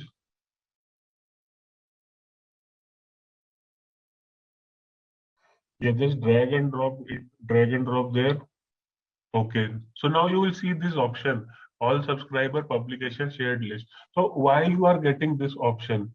See, system is asking you, suppose if somebody unsubscribed, from where it should get unsubscribed. So suppose take an example of Times of India, okay? Times of India publishes plenty of publications. Suppose it publishes sports magazine, women magazine, men magazine, political magazine, magazine on cars, magazine on celebrities. So it has different publications to offer, and it used to send all sort of publications into different email to me. And suppose one day I realized that Times of India is unnecessarily sending me women magazines and all. I don't want to receive women's magazine, but I still want to receive sports, cars, politics, newsletters, and everything. So if I unsubscribe Times of India, then it will unsubscribe me from the global account. Okay, that means from the all subscribers. You know all subscribers. It is the Yes. master set Yes. of subscribers. So every record which we are going to send to data extension will be added to all subscriber. So in all subscriber we have four status. What all are the status? Held, bounce, unsubscribed, and active. Active means you can send emails to that subscriber. What is the second status? Bounced. Suppose you sent an email to an active subscriber and somehow that subscriber's inbox is full. Okay, so system will not be able to place that email into subscriber's inbox. So it will get returned, like it will get bounced from the inbox. So the status will change to bounce. Suppose again system tried to made attempt and again it bounced. Then the third time as well the system tried to place that email. Then again it bounced. So suppose if we get 3 bounces into 15 days, system will change the status from bounce to held. Held means undeliverable. Now you cannot send emails to that held status subscribers. And the fourth status is unsubscribe. Okay, so somebody has unsubscribed, then it will be marked as unsubscribe into all subscriber list. So now try to open all subscriber into a different tab and let's try to see what all status we have. And yeah, so this window is asking from where to unsubscribe a particular subscriber. So I am a Times of India, so I don't want to receive a women magazine, but I want to continue to receive other types of magazines. But if I unsubscribe the entire Times of India, then I will not be able to receive any future communications. But I still want to receive other sort of magazines. Similarly, if I unsubscribe, Times of India will lose me as a customer. So the engagement which I perform on their websites, they won't be able to receive those type of engagements from me any further. So we will see that. But yeah, try to click on search option. Let's try to see what all are the statuses we have. Okay. Now click on search where click subscriber status. Okay, now click the drop down. So 4 type of statuses we have: active, returned, undeliverable, and unsubscribed. Active means you can send emails. Returned means that particular status is that particular email got bounced. Undeliverable means we got 3 bounces in a span of 15 days, then it will change to undeliverable. The second name is held, and the fourth option is unsubscribe. So if somebody unsubscribed to our communication, uh, it will be marked as unsubscribed. Now try to find out any returned subscriber. Click on returned and try to find now. So, what is different between return and undeliverable? Right. So suppose you sent me an email, fresh email, right? But my inbox was full, or there can be a reason, like inbox was full. My client is not supporting, right? Or I'm using a company's email address in which we have spam filters, so it won't allow any commercial email to place in our inbox. So suppose you sent me an email, it got rejected, it will be returned. Okay, but when it will be returned 3 times in a span of 15 days, 3 continuous times in a span of 15 days, system will permanently mark that status to undeliverable. That means it returned 3 times, so we cannot send it any further. So it is undeliverable. Okay. So when we And there should be one more status called held status, right? right, undeliverable is the held status. Undeliverable is the held status. Okay. So you can close this window and you will see that subscriber statuses into the all subscriber. Uh, yeah, so you can see here only. Go back to that. Yeah, you can see the status field. So in the status field, you will see some is active, one person is unsubscribed. So you click on that person. Yeah. Yeah. When they say bounce, that means that returned, right? Right, returned. Quite confusing, but so if he has unsubscribed, this type of window will be visible. The red color icon is visible. That means he has unsubscribed. So now, if some subscriber got unsubscribed from all subscribers, you won't be able to send emails. Okay, because he has unsubscribed. Yes. So Marketing Cloud automatically blocks any future email sent. So now understands with the case of Times of India, it is a big publication company, Times of India, BBC, Global Times, there are New York Times. These are the big publication companies. They publish, and people try to read plenty of articles on these websites. They try to send emails as well with their articles. So if I unsubscribe as a whole, uh, I won't be able to get any article from that company to which I love. I love, suppose, hearing about car celebrities, but I didn't wanted to get women magazine and all, so I unsubscribed. So in future, I won't be able to receive any specific email.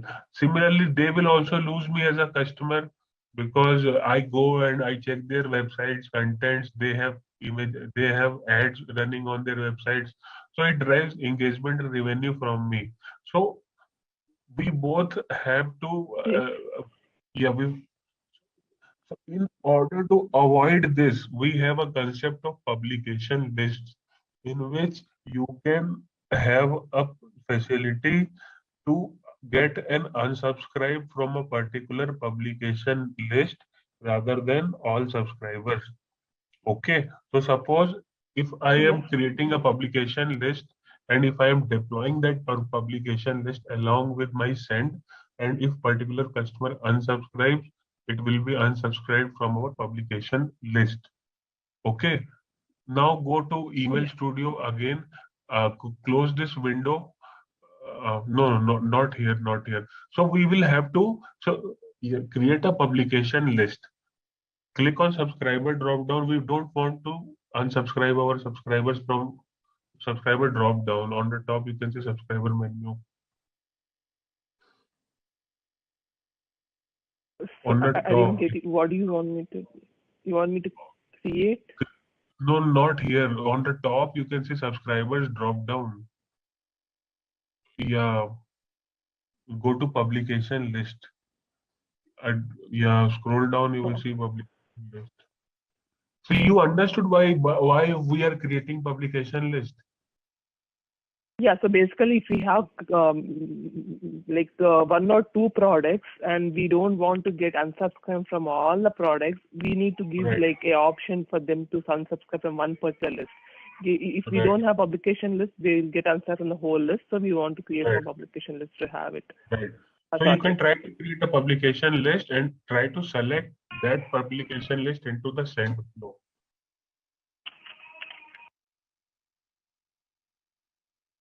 What is this attribute public? Public means We you need to have check to this. use this. In order to use this, yes, you have to click on public. That means you will be using this list like you mark data extensions as sendable in order to send. If you want to Okay. send publication list as well, you have to mark it public. Click on save. Now we don't want to get our unsubscribes from all subscribers, but we want unsubscribe from a publication list. So we will choose that publication list based on your requirement into the send flow. If you want to unsubscribe from all subscribers, that is fine. You will see it on the third page, I think, on the last page.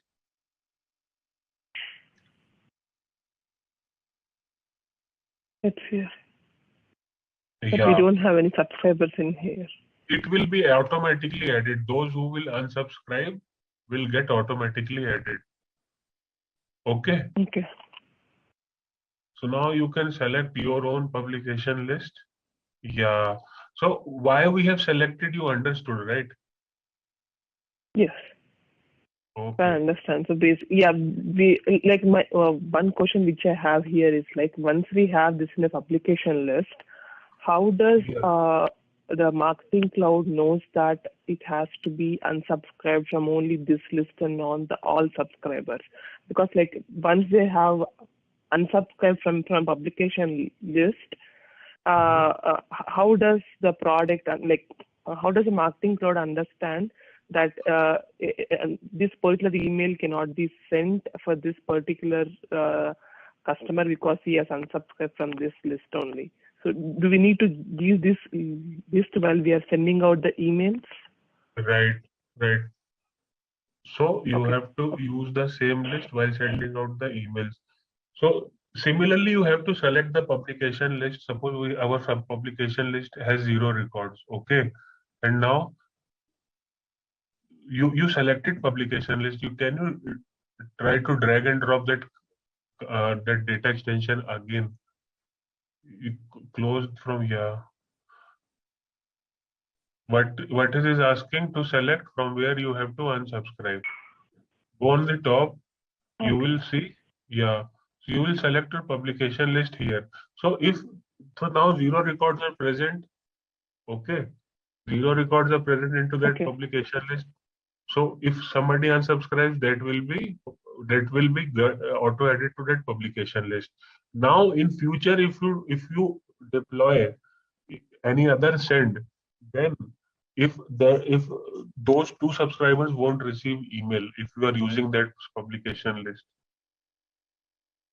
Okay. So, but like whenever we are sending the emails, we have to make use of publication list manually, or else marketing cloud will not understand. Now currently, if I'm sending out an email and someone unsubscribes, automatically it gets unsubscribed from all subscribers. But this is not the case with the publications. It has to be manually spread for every email which we send out. Right. Understood. Okay. Yeah. Yes, I understood now.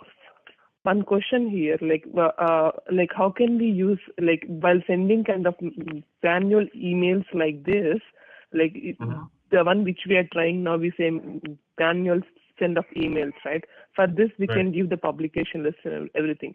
But how about then we are using a trigger send, or when we are trying to use a journey builder, do we have an option to select the publication list there also? All these options will be available with everything. So now you are manually trying to deploy. For trigger send, we can create this send flow and save. It will give us an external key.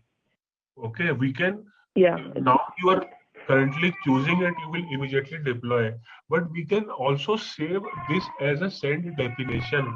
In send definition, you have your email, you have sender profile, delivery profile, you have audience. So this is called as send definition. This for manual deploying, you can create it right away, but for triggered sends, you have an option to create and save a send definition. So that send Yes, definition you're you have right. to call via API. We will see Okay, when I get you. Yeah. right. So now Yeah, I see, understood what you're saying. Yeah. we will see future. So now we have selected our publication list and everything. Now the next option you can see is excluded or suppressed options. Let's try to understand the other type of lists we have. We have seen one type of list called as all subscriber list, in which all the subscribers data will be present. We have seen four type of statuses into all subscriber list. Okay. Then we have seen other type of list called publication list. It is used to manage opt-outs from a specific publication. Now there is third type of list called suppression list. What is suppression list? Suppose you are sending email to three people, and suppose you have a requirement that you only have to send people who are based out of India, or suppose you only send emails to those people who are based out of UK. Can you open this sendable data extension once consume customer data? Not here, open into a separate tab.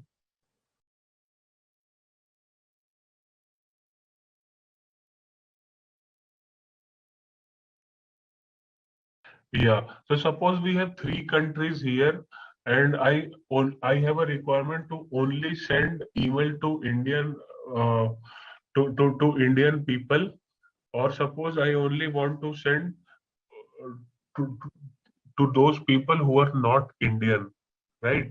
So what you will do, you Okay. will create an exclusion list or a suppression list uh, to exclude that particular subscriber from the send. In our case, this is the master data extension, but we do not want to include Indian into the send, right? We have to exclude Indian into the send. So you can do it via creating exclusion list or suppression list. So exclusion list is not a list, is a data extension, is a normal type of data extension, and suppression list is a type of list. We will see both. If you are deploying any email to a data extension, you will use exclusion list. If you are deploying any email to a list, then you will use suppression list. So in our case, we have tried to use a data extension. So now try to create another data extension which will only contain Indian record, and we will try to exclude this. Okay. Okay. Go to Okay. the same window. Now we will see another type of data extension called filter data extension. Filter data extension you can derive from the master data extension. So suppose you have the master data extension, we will create a filter data extension, right? From which data extension you want to create filter, select. You will then define the criteria.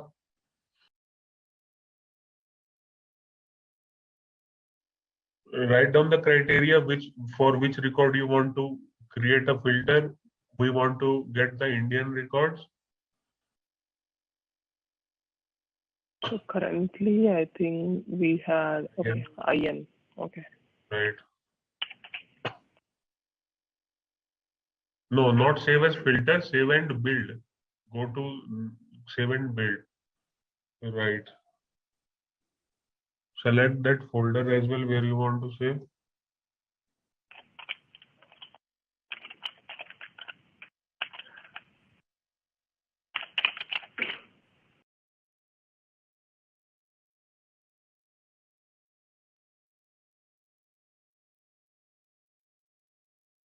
All right, let's test your knowledge. Here's a question for you.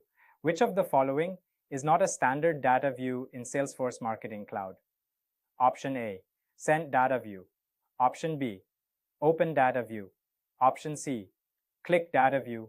Option D, Purchase Data View. Take a moment to think, and when you're ready, choose the correct option. Remember, each choice holds a key to unlocking the answer. Good luck. Type the correct answer in the comment section. Hey there! Want to get good at marketing automation? Our Salesforce Marketing Cloud course is here to help. You can take it at your own pace on our platform. In this course, you'll learn all about Salesforce Marketing Cloud. It's like a toolbox for managing marketing campaigns, from creating emails to analyzing data. Our course covers everything you need to know, from the basics to more advanced tricks. It's made by experts who know what they're talking about.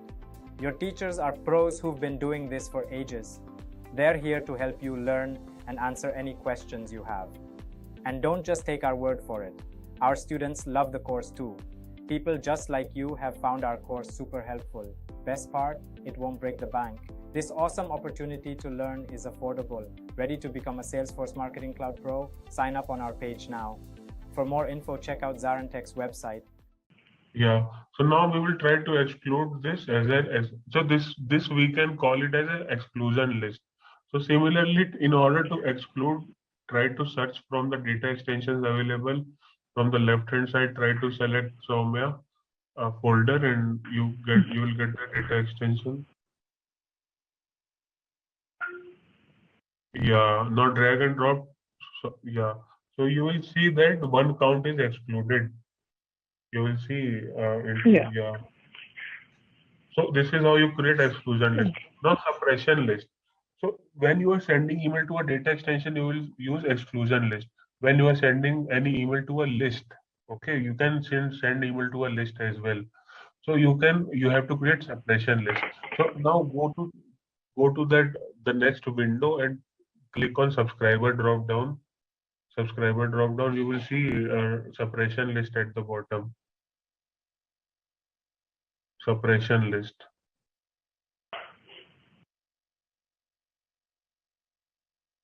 Okay, you can create a suppression list. So have you created any list earlier? List is So yeah, I did not get a chance to use the suppression list or this list because we never used this. We use only data extensions, so I never got a chance to play with the list around. Right. So list is nothing. Like I told you, that list is non-relational data model, and it has limited set of attributes.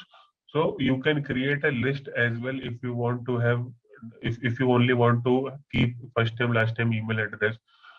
So click on public option once. I will show you what all things you have into a list, and click on save option.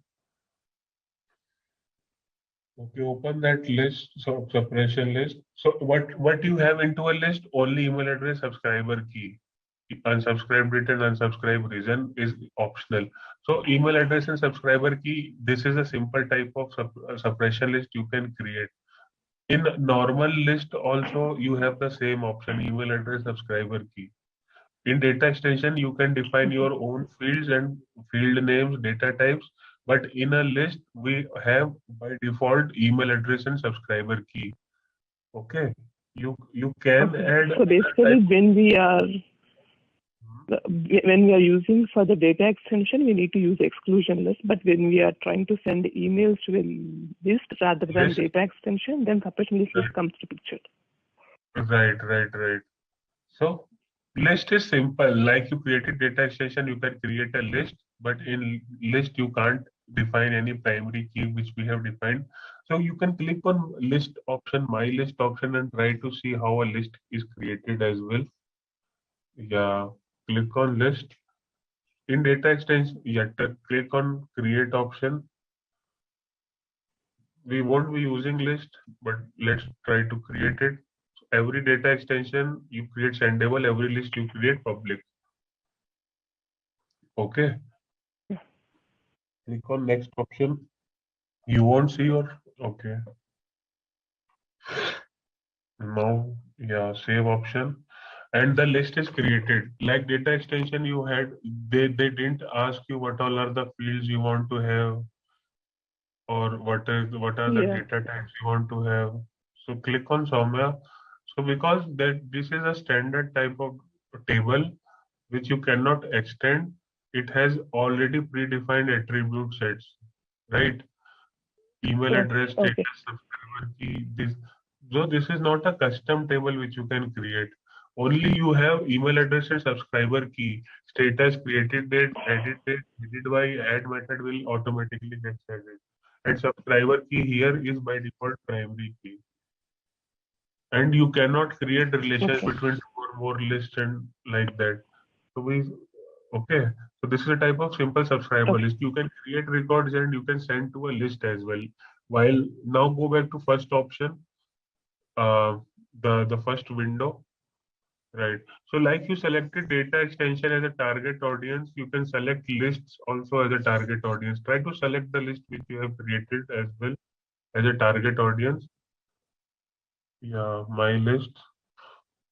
Right. So currently it has 0 audience. Yeah. It won't allow because it has 0 audience. So you can try to create it once. Yeah. So yeah.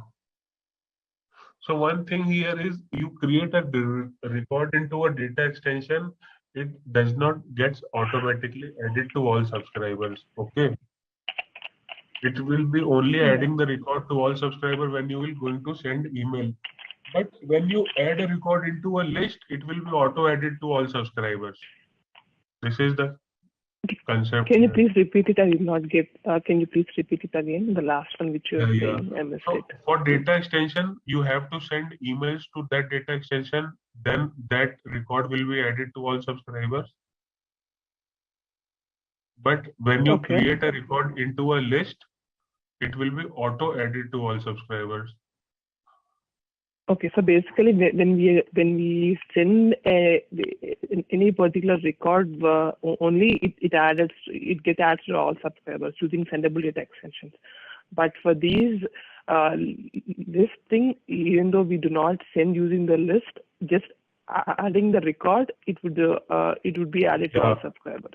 Right, because list is a feature of Email Studio and it is called a subscriber list. So list is already telling that any record you create will be treated as your subscriber, and list has the status. In data extension, you have to create a send relationship. You have to tell the system, consider this as primary key, consider this field as email address.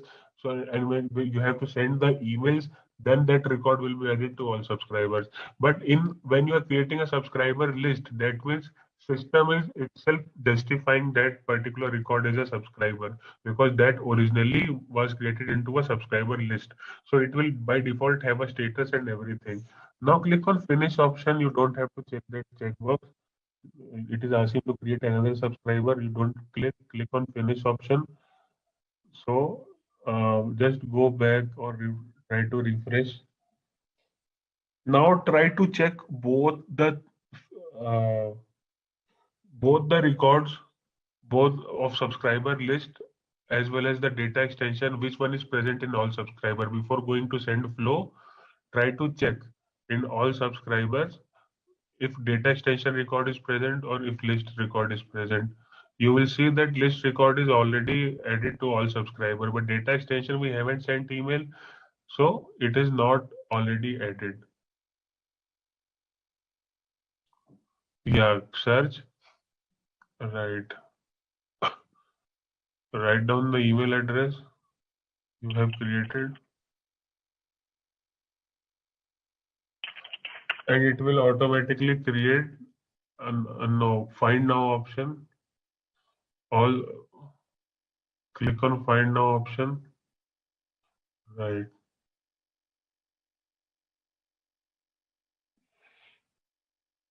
So you see that the Soumya record is already added with a green status. That means it is active status. Double click on this record. Right. So you will see that this record, the green status means it is active status. So now try to search any data extension record, you won't get, because we haven't sent emails. We haven't told customer system that we are going to send emails to them. No, not from here. Yeah.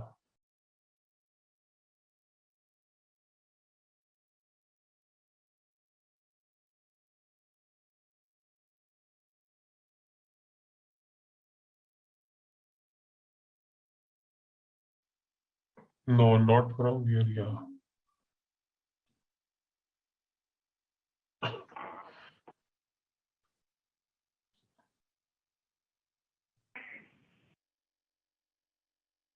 Yeah, makes sense.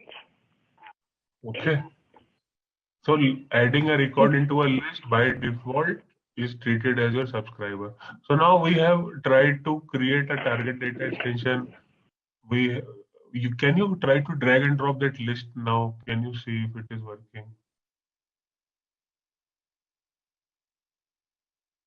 Can you close that, remove the data extension and only add the list? I think we can't send both in one go. Can you try to remove that exclusion as well? Okay,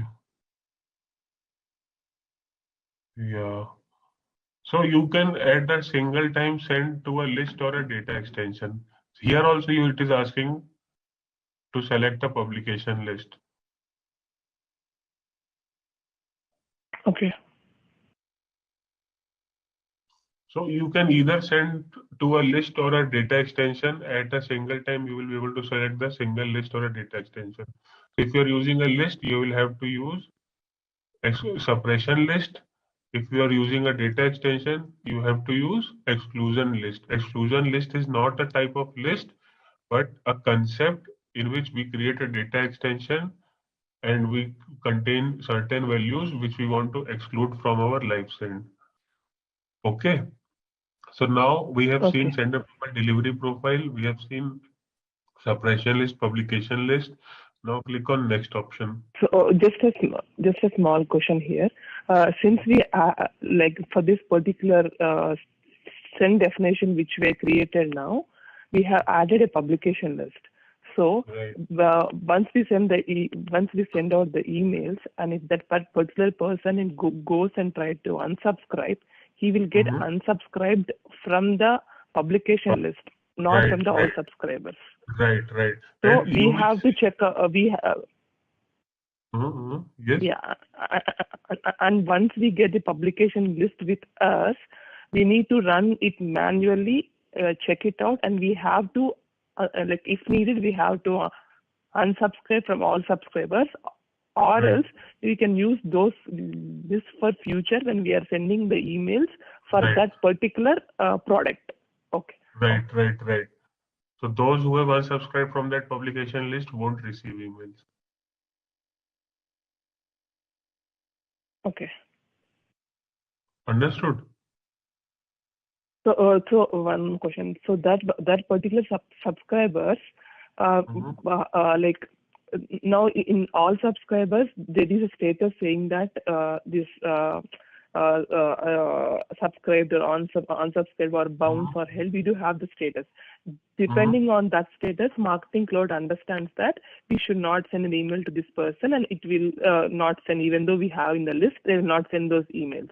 But Right. how does Marketing Cloud understand that we should not send emails to this publication, the people in the publication list, because we do not have status here, right? In publication list. Yeah. So publication list is only used to manage unsubscribe. So all the records there will be automatically unsubscribed status. It is a it is the list which is used to manage opt-outs. So the records which are present into a particular publication list will be default unsubscribed. Okay, but not from all subscribers from that particular publication list. So next time you include any publication list into the send, those records won't receive email. It is used I to get you. Okay, it is used to manage only opt-outs. So any record into publication list will be default, will be having unsubscribed status. Open any publication list, you will see what all things we have. Okay, so basically publication list and exclusion list both does the same thing, but exclusions list is something which we manually give. Publication list is something what people have opted out in previous times. Okay. Right. Okay. Right? Yeah. So try to understand all these concepts. This will be helpful for you. So now click on next option. You will configure the delivery. Like you will, if you want to send it immediately or schedule it, we will try to send it immediately. Now click on next option. Yeah, and if everything, every setting here is correctly performed, which we have already reviewed, there is a checkbox on top left. Now you one more thing you will see that that footer already added because we had included into our delivery profile. The one, this is the same Yeah. footer where you looked into account setting, right? So it Yes. will Yes. already added based on the delivery profile. And we have the header as well, view as a web page URL. To view this email as a web page, go here. So these all things are auto added by a footer. Now if everything is fine on the top left corner, you will see a checkbox. Check that checkbox. Top left corner, you'll see a checkbox. Yeah, and click on send button. So this send is complete. Now, where you will get the status of this send into the tracking. On the top, you can see tracking drop down. Yeah, click on sends option. Yeah, the first option is scheduled. See in the window, not there. It is already open in front of you. The first one. Yeah, first one. Yeah, this is scheduled. In some time, it will change to complete. Go back and Okay. again try to check the status. So every send, see it is saying complete now. So every send you do will have a specific job ID which you can see into the tracking. This job ID we will be using to pull tracking information when we will see SQL and everything in automation. But for every send you Okay. perform, there is a job ID generated. That job ID is uniquely identifying that particular send, and based on that job ID, we can find tracking. We can query the tracking information. So we will see that, but you can click on that name and open that job ID. You will get the parameters of your tracking, like open rate, click rate, unsubscribe, and everything. So suppose if you deploy any email, you are concerned about tracking. This is where you will get the tracking. If you click the email, then you will get a click count registered. If you open that email, you will get an open count registered. If email got bounced, you will get a bounce count. So this is the basic tracking which you can see into Marketing Cloud, UI Studio. Okay. Okay. Okay. So yeah. So this was all about basics of manual send. We will try to see triggered send maybe tomorrow. Okay. Okay. Or one more topic is left, A/B testing, that I'll cover tomorrow, and we'll try to see triggered send. So just for your information, if you click on create option, you will be creating the same send definition and saving it. The same things are available. What you saw there, the same things are available. Exclusion list, suppression list, the content option, which email you want to choose. Okay, everything. So this is how you create and save a send definition. If you create this triggered send, it will give you an external key. That external key you have to refer in your API calls. We will see after creating Yeah. API package, we will see. Okay, sure. Like I have some experience with this trigger send, but you can go through the high levels so that you're not having here. But yeah, like I understand. But good part is like I understood the suppression is because we never used it. I never knew about it. Now I understand the suppression and publication list concepts too. Okay. Okay. Okay. So we will see trigger So send do you and want to AB. go over trigger send? Okay. You want to go to triggers and an A/B testing tomorrow? Okay. Right. These all are the only concepts left. Everything is covered apart from. So yesterday after the class, I was going through a couple of things. I just wanted to check those Yes. details. Yes. Okay, so we were discussing about this sender profile yesterday, right? Yes. Yes. Nothing going. Okay, in the sender profile, is there any chance that we can give the sender profile? So currently, we do have like these kind of mini profiles, right? When we're creating a profile, can we pass the from name or the email address dynamically using personalization strings, because like they would come from the email or whatever it is? Can we pass it like that, or else it has to be the standard all the time? Sender profile. Yeah, you can dynamically pass that. But that is not a, see, that is actually custom sender profiles which we create, or I should say that comes with a separate license, that functionality. Okay. Yeah. Okay. It They are comes with a dynamic license, but sender it's profiles. possible, right? Yes, it is Okay. possible, but I haven't tried. So that is called dynamic sender profile. So if you Okay. purchase So like, SAP, yeah, yes, yeah. So yeah, like we have SAP actually. Like yeah, that's called sender authentication profile, right? In sender authentication on the profile, I back think end. we Yeah, yeah. yeah. So I was just trying to understand how we can create that kind of profile, and can you provide me more details about what SAP is and all that? So normally you will have to create a sender profile. You will pass the string to pull that sender profile. Okay. Okay. You will have to Okay. create a sender profile into the account. Sorry, can you please repeat? Your voice is breaking. So as we create normal sender profiles, that time, am I audible? Yeah, you are audible now. Okay.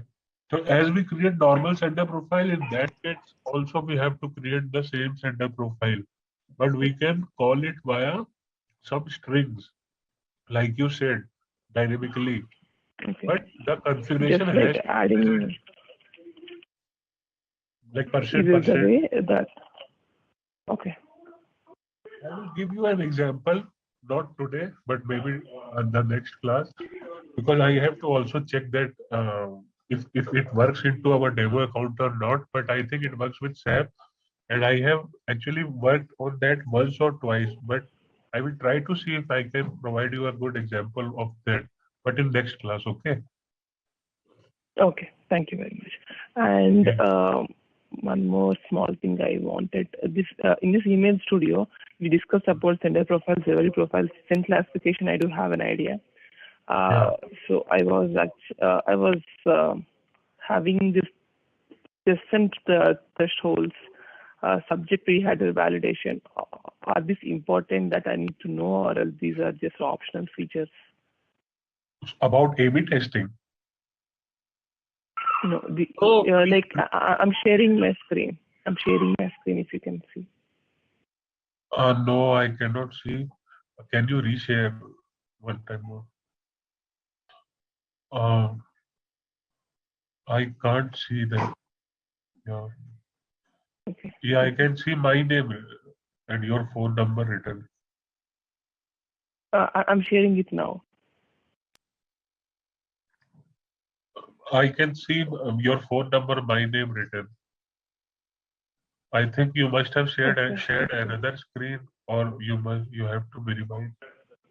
So here I was talking about, I was going through sender profiles, you covered all of them. Delivery Yeah, profiles you called, like sender yeah, classifications I do have understanding. So I was just yeah. thinking if these are the things which I need to know, or else are these like Okay, just these good are to have not things. important, but Okay. let me move you through. If so, see email. Uh, Go to that. We saw sender deliveries and classification. Email optional features. Go. So now, if you require double opt-in means it is a feature in list whenever any record is created in a list, subscriber list. Whenever a record is created, so a double opt-in email is sent to confirm their identity. This is a feature in a list. So if you enable this feature, then you will see a double opt-in option enabled into a list. So now try to enable it and go and create a list. You will be asked to create a double opt-in configuration. What is double opt-in? Whenever a record gets created into a list, automatically a triggered email is sent, a double opt-in email is sent. Until and unless that subscriber clicks and verifies his email, his status remains unsubscribed. But if he has double opted in, then his status will change to active. But this will work, I think. This will work, I think, when we have configured SAP. But no worries, let's try to create. You understood? So whenever you so go basically, whenever we add in subscriber to the when we add the subscriber to the list, basically, usually it will be added to all subscribers by default, even before we send an email. But it will not be having subscribed status. It will be added, but it will be unsubscribed. Once and if we are doing this double opt-in, automatically an email will go to the customer. Right. And once he sees or he opts, only then it's gonna get subscribed. Right. Now try to explore that option as we have discussed. It's better to explore that. Create any list. We will be asked to create an email which you want to include in double opt-in. There is a double opt-in link as well.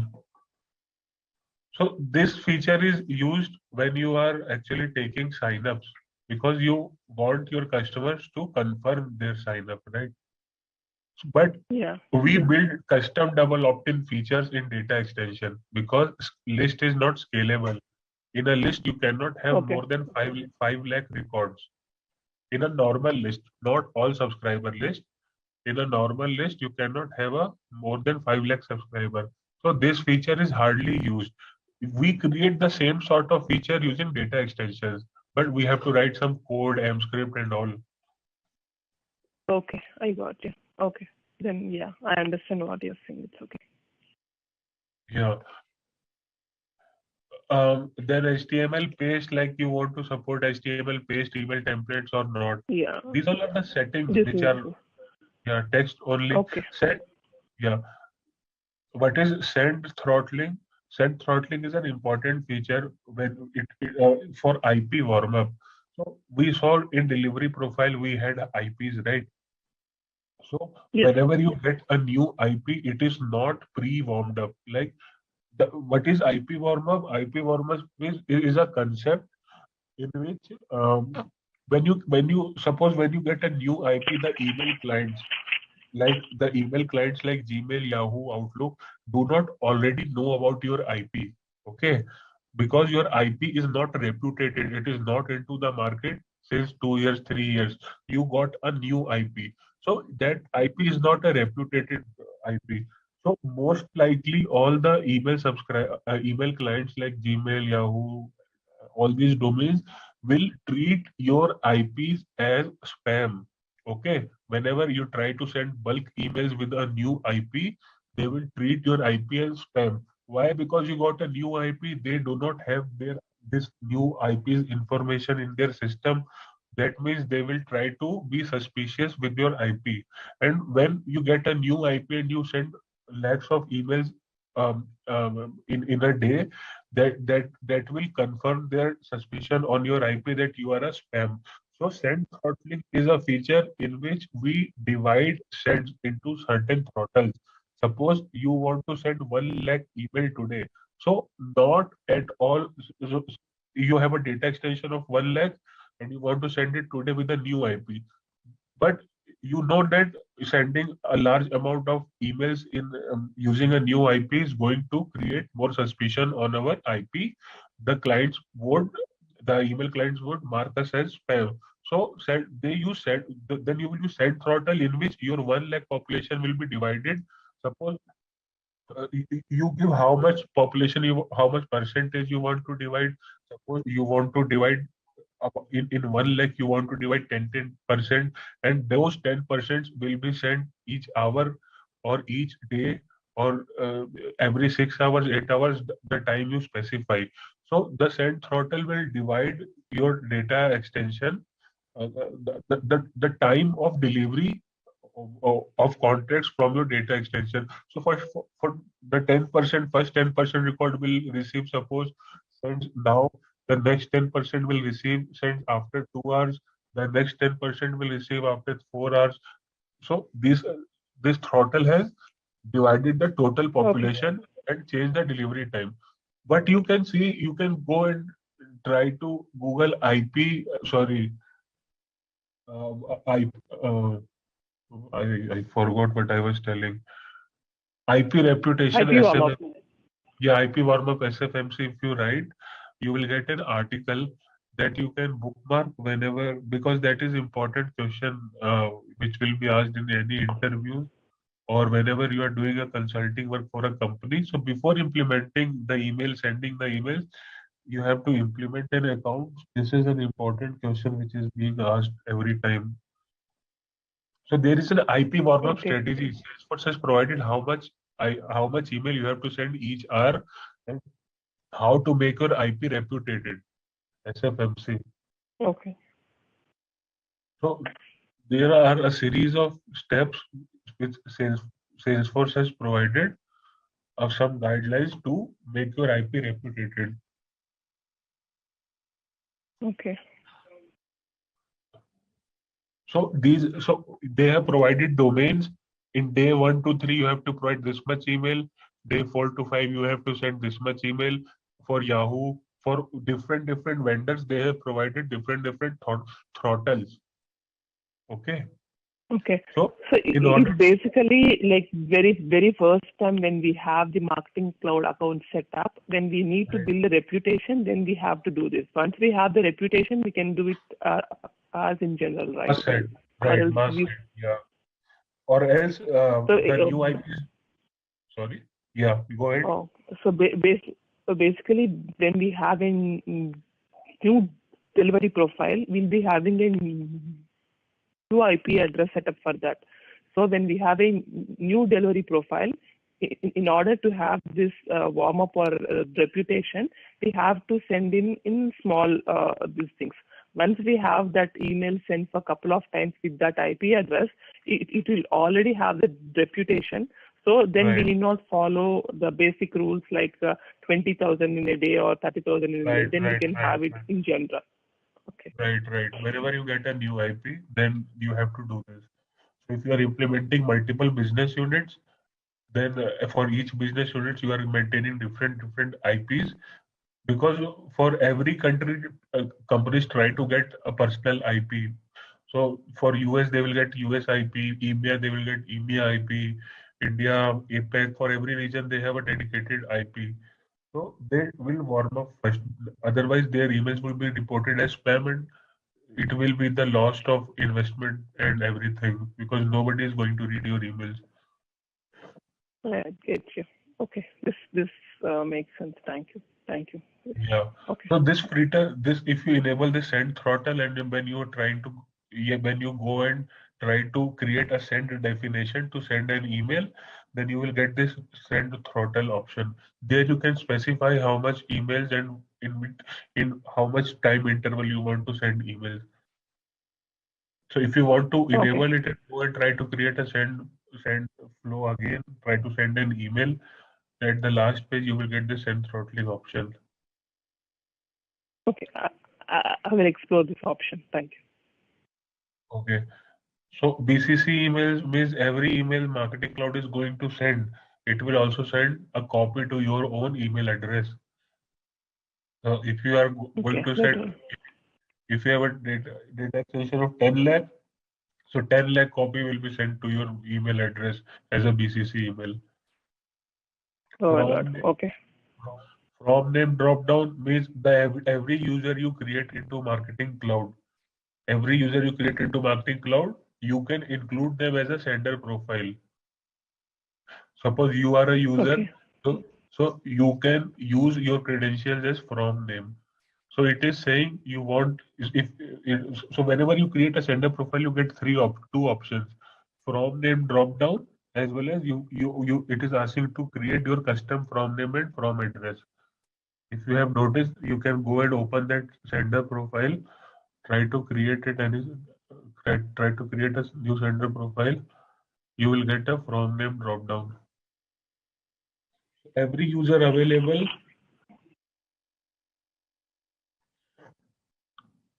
Yeah, you say choose from list. Yeah, this option. Choose. No, no, no. Yeah, choose from Okay. list. This is a from name drop down. So these all are the users. So Okay. if you want to use the credentials of a user to to create a sender profile, you can do it. This is the from name drop down. Okay. Okay. Yeah. Like if you can see here, I do not have 5 users listed here. Yeah, because 5 is that only few users. yeah, because when you go and click on any user, you have a checkbox include into from name. Go to users in the setup. Click on any user. Yeah, click users. Right. You are not having. Okay. So you can't see users actually because they have restricted the permissions to view user and create user. Okay, so behind the user, will be having any option as such? Right. Um, let me Oh, like you're trying to share the screen, Harshit? yeah. Just 1 minute. I'll share my screen. Okay. Okay. Yeah. Let me share. Okay. You cannot share screen while other presenting. Okay. You stop. You please stop sharing. Yeah, I Yeah. stopped. Okay. Let me know if it is visible. Visible? Yeah. Okay. So we went to setup under users. You have two options, roles and users. You can't see users because you don't have access to create users. This is my own account. Okay. Okay. So suppose these are the users which I've created. These are the usernames which you can see here. You can see Okay. on the top right corner. Okay. So suppose if I go to any user, suppose I went to Aaron and I'll show you add to a from name drop down. This option. Okay, I got you. So if I click that, Okay. then this will be treated as a sender profile. You will see that info into drop down menu. Okay. Okay. And is this common that we use this kind of user profile as Scrum address to send a specific email for a campaign? Because see when you will when it depends. Suppose you in your support team, your person wants to try to reach their customers personally. Okay. So instead of a global sender profile, so because when you create an enterprise into Marketing Cloud, when you will implement, so you won't get that from address from gmail.com or yahoo.com. They will contain all the email addresses, all the users' email addresses with their own company's name and brand. Okay. Then if they want to personally reach their customer, like then they can use their email address and name as a from name and from email address.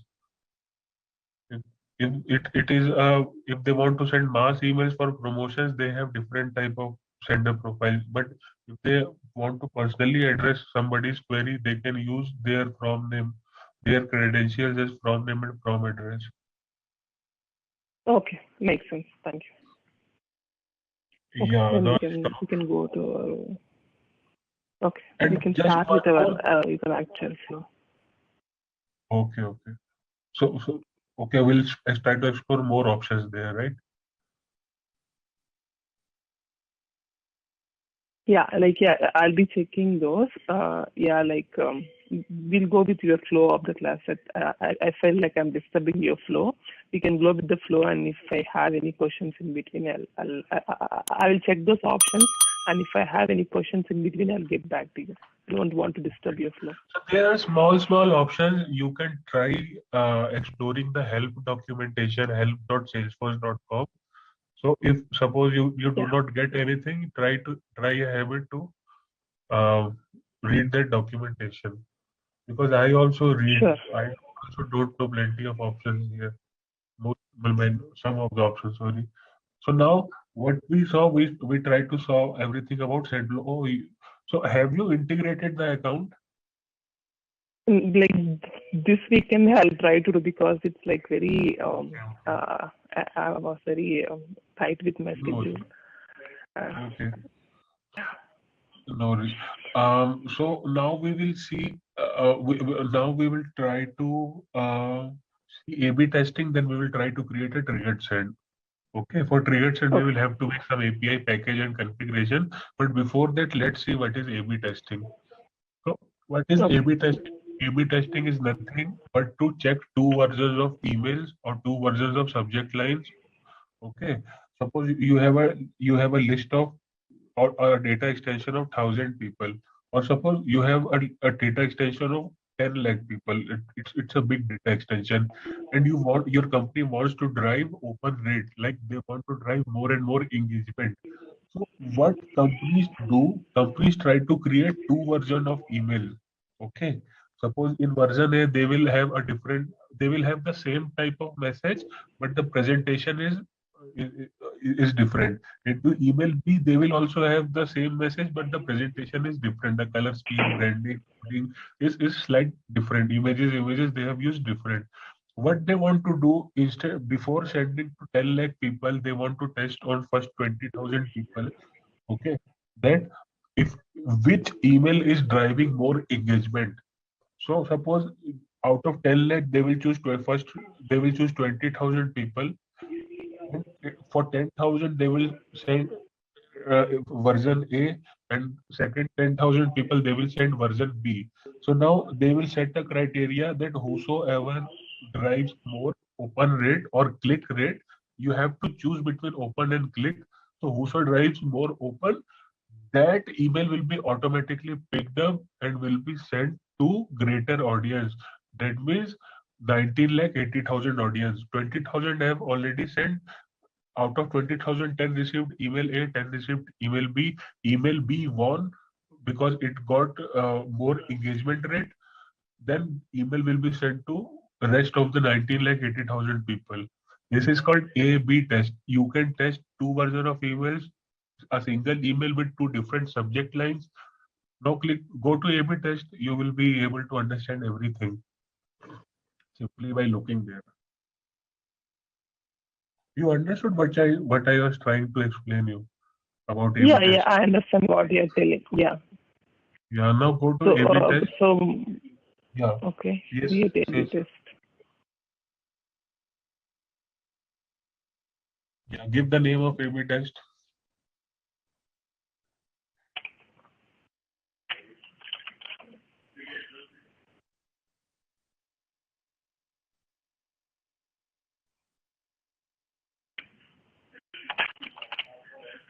Okay.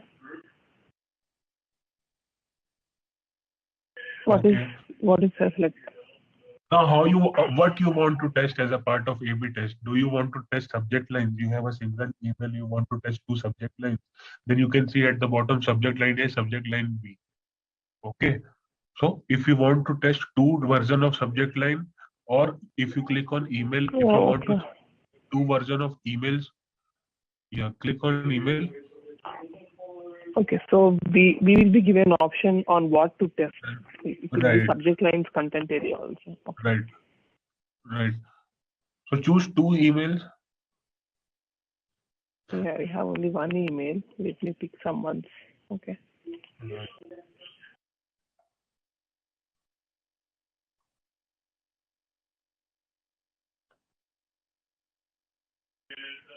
Click on the.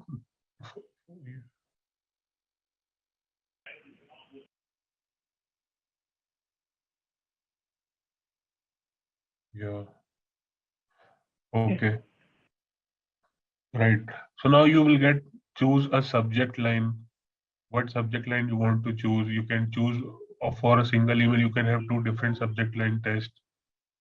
You can choose pre-header. Pre-header is nothing but a text which is visible along with the subject line when the email is placed. To give suppose you will get a subject line and a small text about your content. Then people will see that Yeah. pre-header. Yeah. Give any pre-header.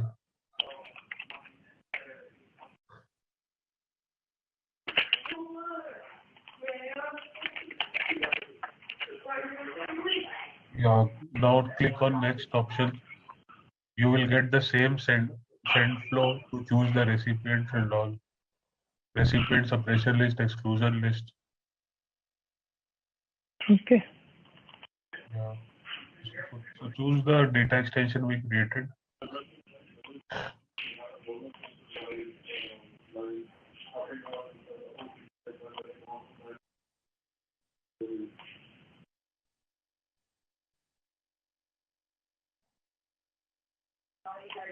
It's showing only data extension. Yeah.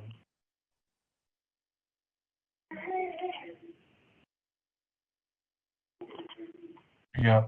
So now so it is asking to divide in. See, you can see at the bottom that lit up. So you have 3 subscribers in your data extension. So you want to divide how much will receive A, how much will receive B, and how many will be the remainder. Remainder means the rest of the Okay. population.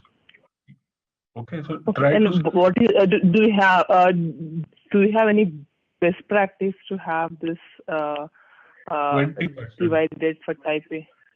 20% for the 20%. first part, right? Right.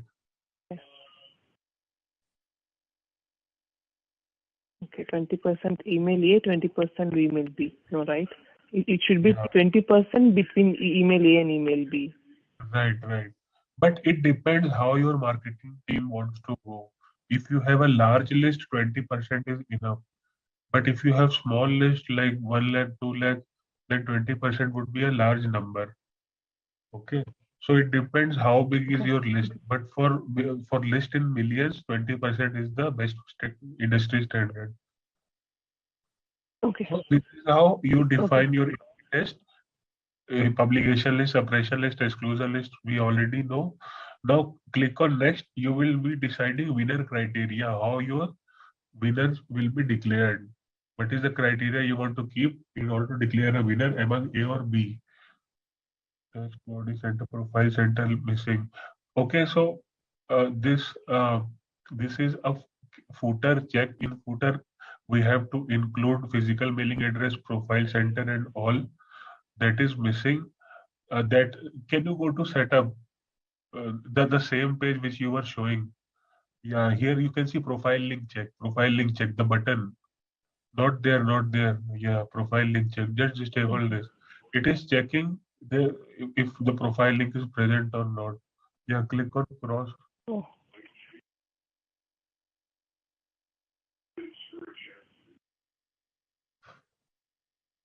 Yeah. So now you will see how to determine winners, higher unique open rate or higher unique click rate. Okay. Okay. So and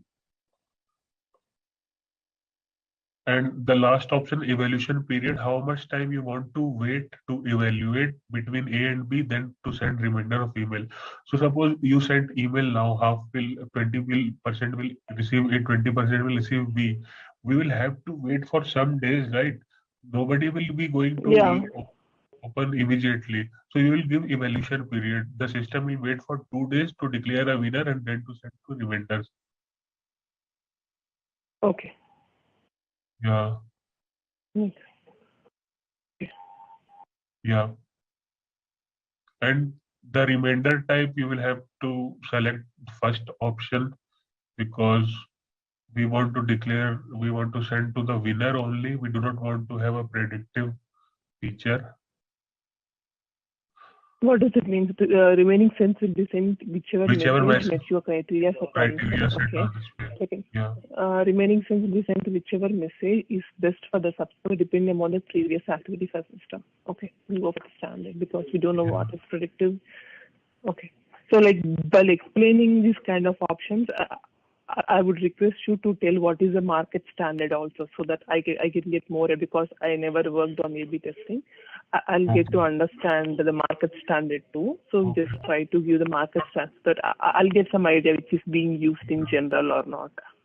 Right. So 24 to 72 hours is the market standard, depends the size of your list. So minimum 1 day and maximum 3 days. Sorry, yeah. 24 to 72 hours is the minimum evaluation period. So it depends on your list size.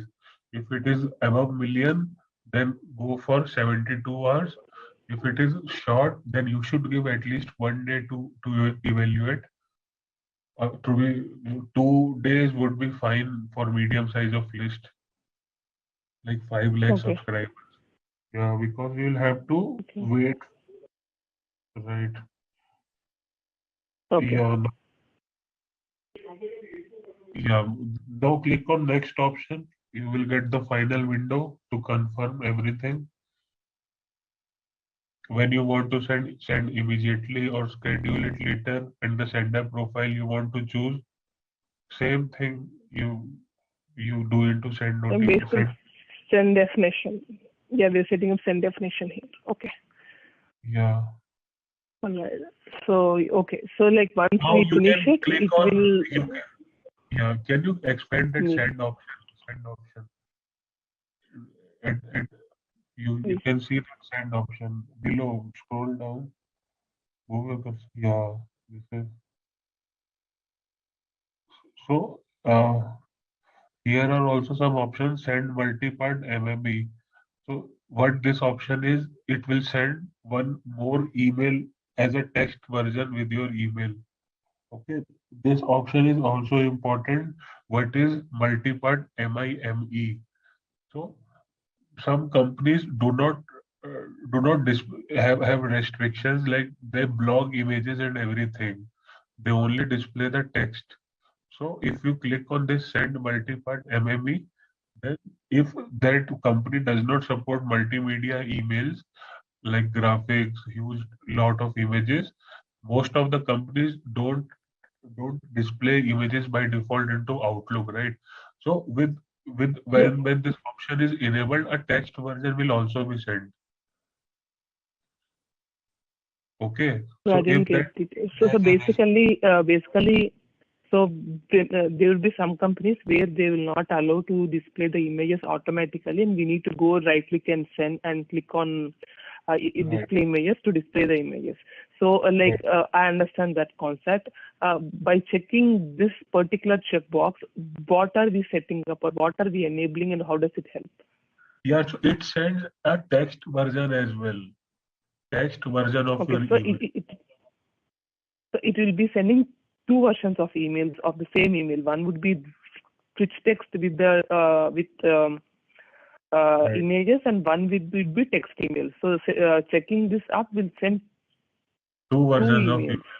Yeah, which one is supported, it will get placed. If multimedia is blocked, then automatically text version will be placed in the inbox. Okay, so yeah. Two emails will be sent, but whichever is supported by the target system, only that email will be received by the system, and the remaining one will be suppressed. Okay. Right. It is also helpful when you have a low internet connectivity and you are not able to load multimedia email. Then you can see a text version. So you have seen every app creates a light version as well, which gets loaded into minimum configurations inside a phone. Yeah. This is a light version of email. Okay, so the main purpose is that nobody should miss the the content you send. If they have any issues with their network or mobile or capacity, then they should always see a text version, because text version easily renders inside an inbox. To download an image and everything, you will require nice internet connectivity. Okay, gotcha. Yeah, so this was the main option here I wanted to share with you. It got stuck in my mind. That's all. Now you can click on finish option. Okay, so track this email with this email links with the email means we will be when we Able are to checking the track. tracking, then we will be track the links. Okay, and suppress You the will sends get. from the report. Yeah, if you do not want to pull a report of this send, you can suppress the send from a report. Okay, and what is And this last option? Enable send send logging logging. to a data extension.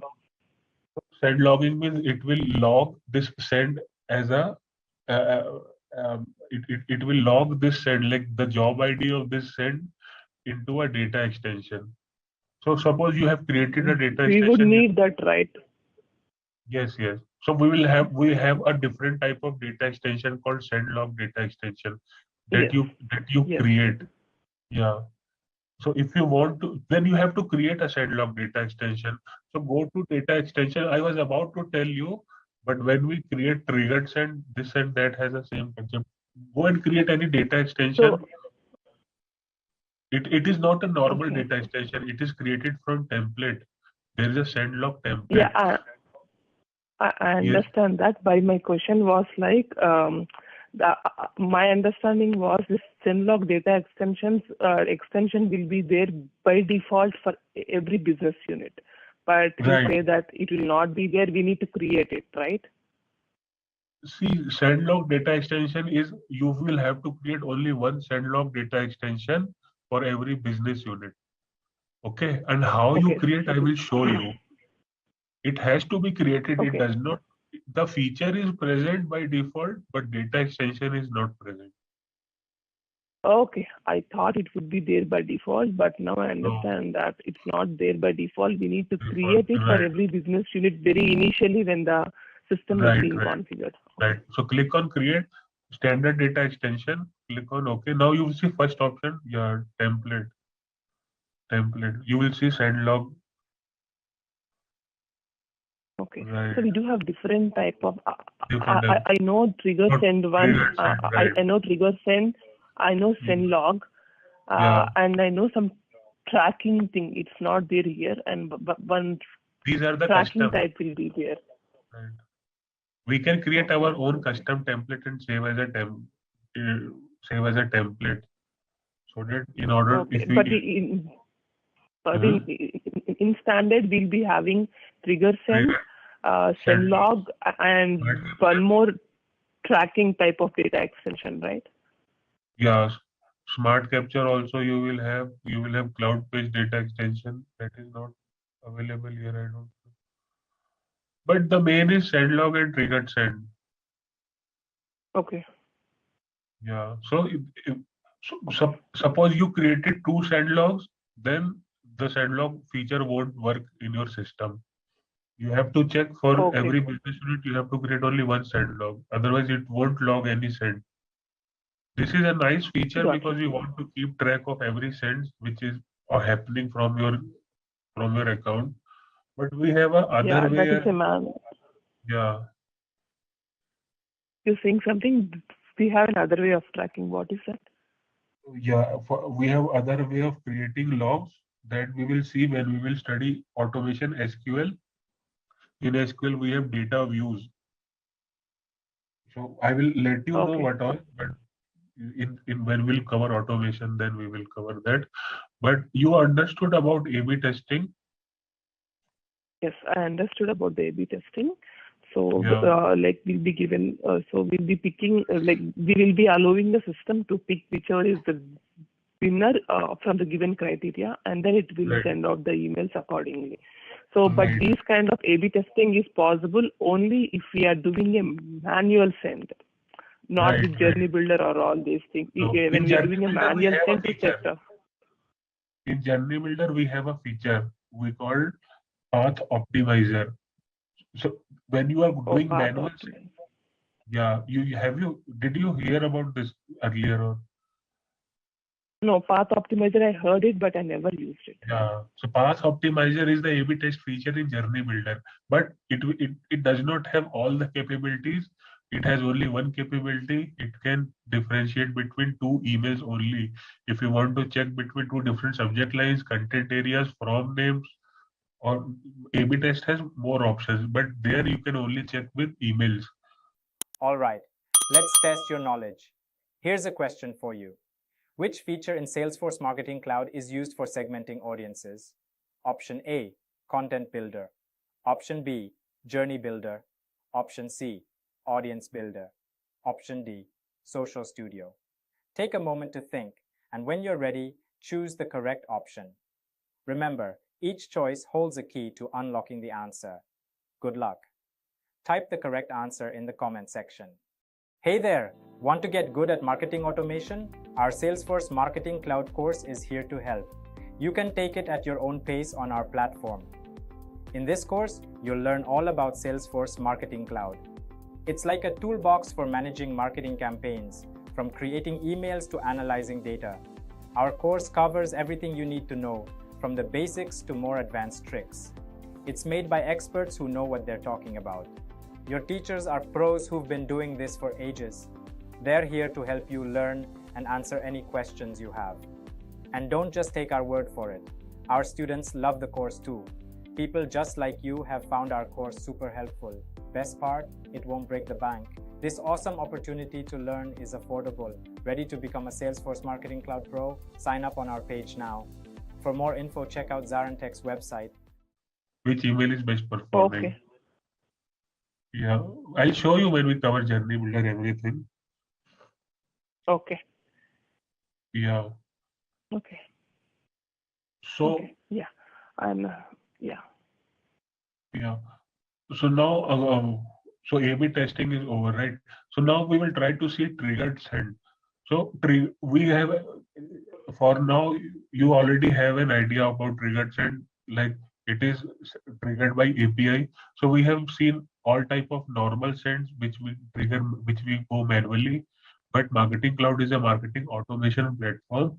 So we will have to build an automation to trigger each and every emails and all. Nobody is going to send them manually. Only few emails you are going to send it manually, like weekly promotions, offers.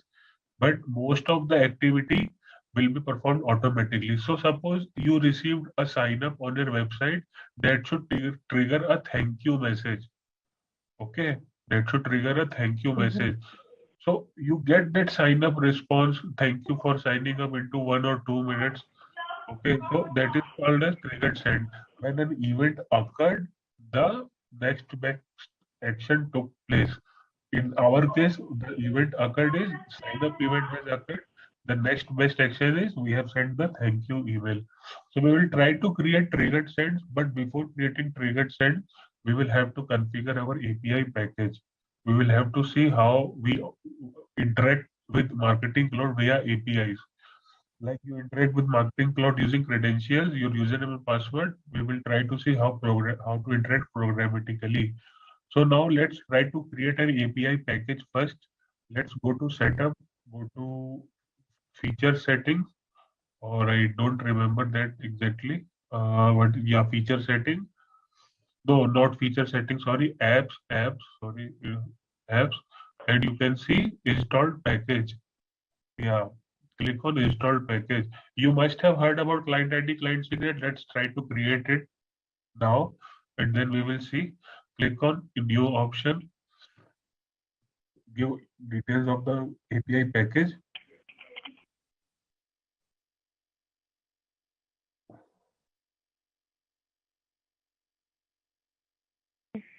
Right, now click on add components. At the bottom, you can see add component. Yeah, add component. Now we want to have server to server integration because we will be using Postman. Yeah, click on API integration, then click on next option. You will be asked which type of integration, that is server to server integration. Yeah, click on next option. Now here you will give the API permissions, what all permissions your API can have. So check all the check boxes because we are going to see pretty much everything with API. We want to, yeah, all the above channels as well. Check it, check everything there.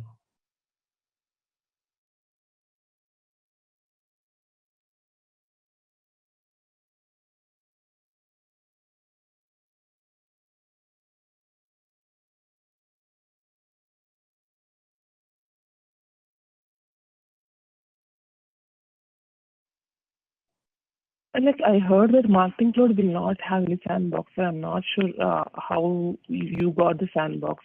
I'm just trying to understand how we can get sandbox in future if we want any. Is there any way that I can create a sandbox? No, you can't create a sandbox. That is the account provided by the company. I work for multiple companies. Yeah. You don't have a concept of sandbox here. You create a new business unit and try to use it as a sandbox. You know how yeah, to. but like Yeah. yeah, I know how to create the business unit, but like I'm trying to understand how you and ZaranTech were able to create these units to get it.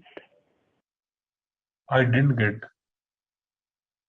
So yeah, Say- like you just shared the screen and showed me that you have a business unit that you can practice or do. It's a testing, right?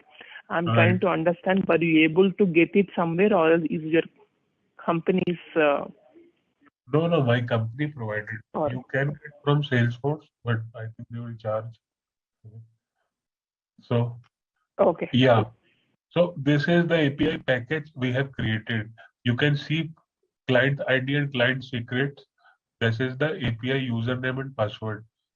Uh, you can see here client ID, client secret. But this credentials you have to use. You have API based URL. You have a authentication based URL. Now, whenever you hit an API call, you cannot directly hit. You will hit to this authentication based URL. It will return an access token. With that access token, you can use REST or SOAP API call. You know, right? Yes, I understand this. Yeah. And below are the scope. So now let's try to. Can I share you a PDF? Let's try to. That is a detailed PDF on how we create triggered sends. Okay. Okay. Can So you give me you are sharing on the forum. Okay. No, My email address I is. will give. Yeah, just 1 minute.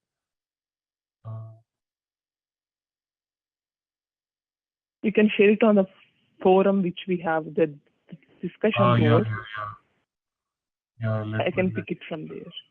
Right.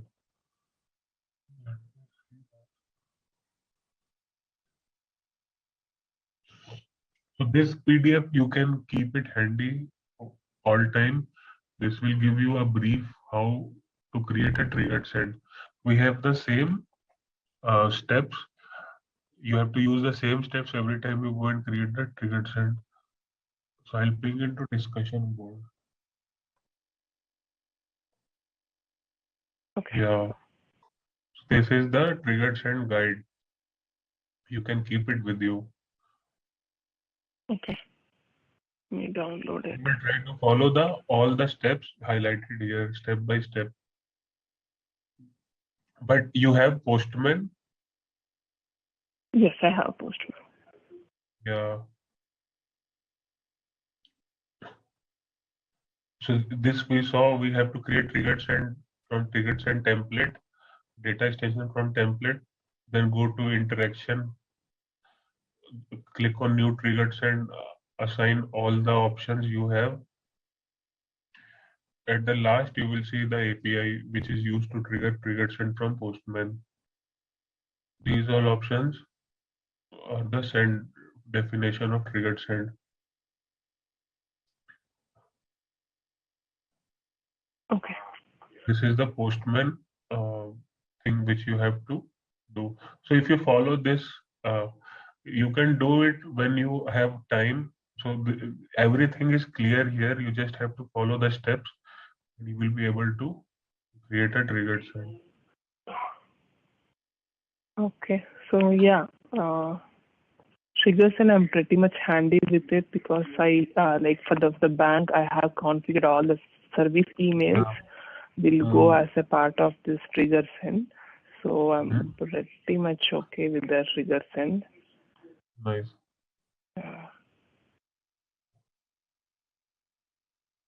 Yeah, this part of having this syntax, this draw GIF, and that part would be tricky because there will be something or the other syntax error when we do this. Okay. Right.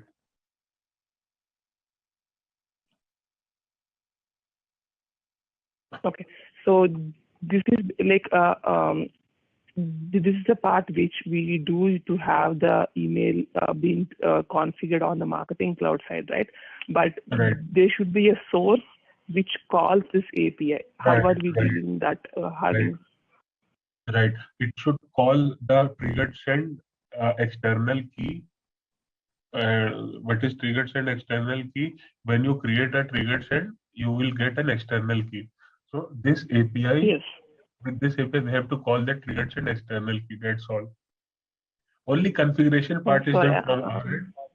We will provide details to them and they will configure API. Yeah, I understand that they will, but in our case, for testing, who will call that API?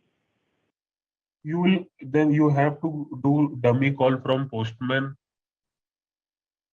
Okay. You have this option. This is a Postman. Okay. You have to use this. Yeah, we'll be doing a dummy call. Right, right. But you have to get a system in order to integrate. Like you should have a website or a mobile app from where you will get events for a triggered send. Okay, so for now we'll be using the Postman for creating a dummy calls for the trigger send to understand it. Okay, makes sense. Right. Okay. Yeah. Okay, I'll check this out, and I am like pretty much handy with this, so this should be. Okay. I think I have the Postman access also. Yeah, I have the Postman access too. Okay. Nice. Yeah. So this all covers your email studio. And yesterday we tried to create SMS. I don't know why it didn't show up, but if it is not working, then I can show you into my account, the one which I have. Okay. The same process is working fine. Let's try it. Go to Content Builder. We created an email studio. We created email. In Content Builder, we created an SMS.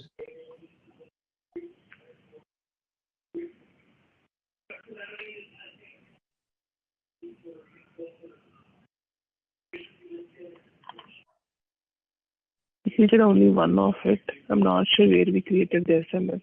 Is it a different studio or? No, actually, this is the studio where we go and create. You can copy the code from there and you can, I think we didn't save that actually. We were trying to generate preview, but it didn't get saved. Or maybe it is into a different folder, which you are not able to locate.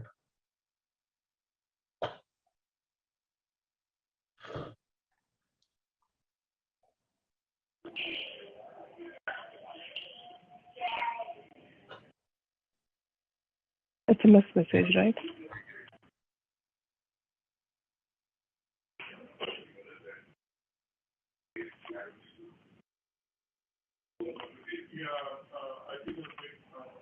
Try to preview the entire code. Let's see if the preview is generating or not. Yeah.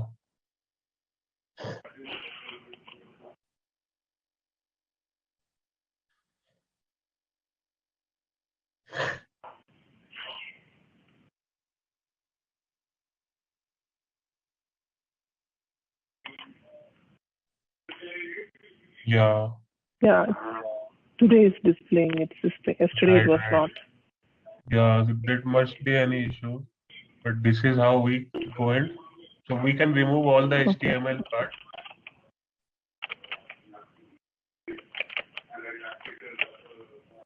And we wanted to remove the image source also, right? Right. Because those are not supported. And this, And it should be there because script. If image empty, yeah, and if I think we should remove because we are not providing images. It is only text based.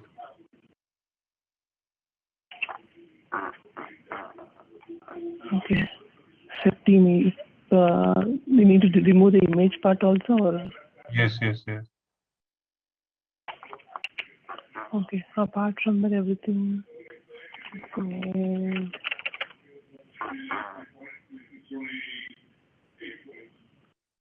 okay, this is good, right? Yeah. Save it first and then preview it.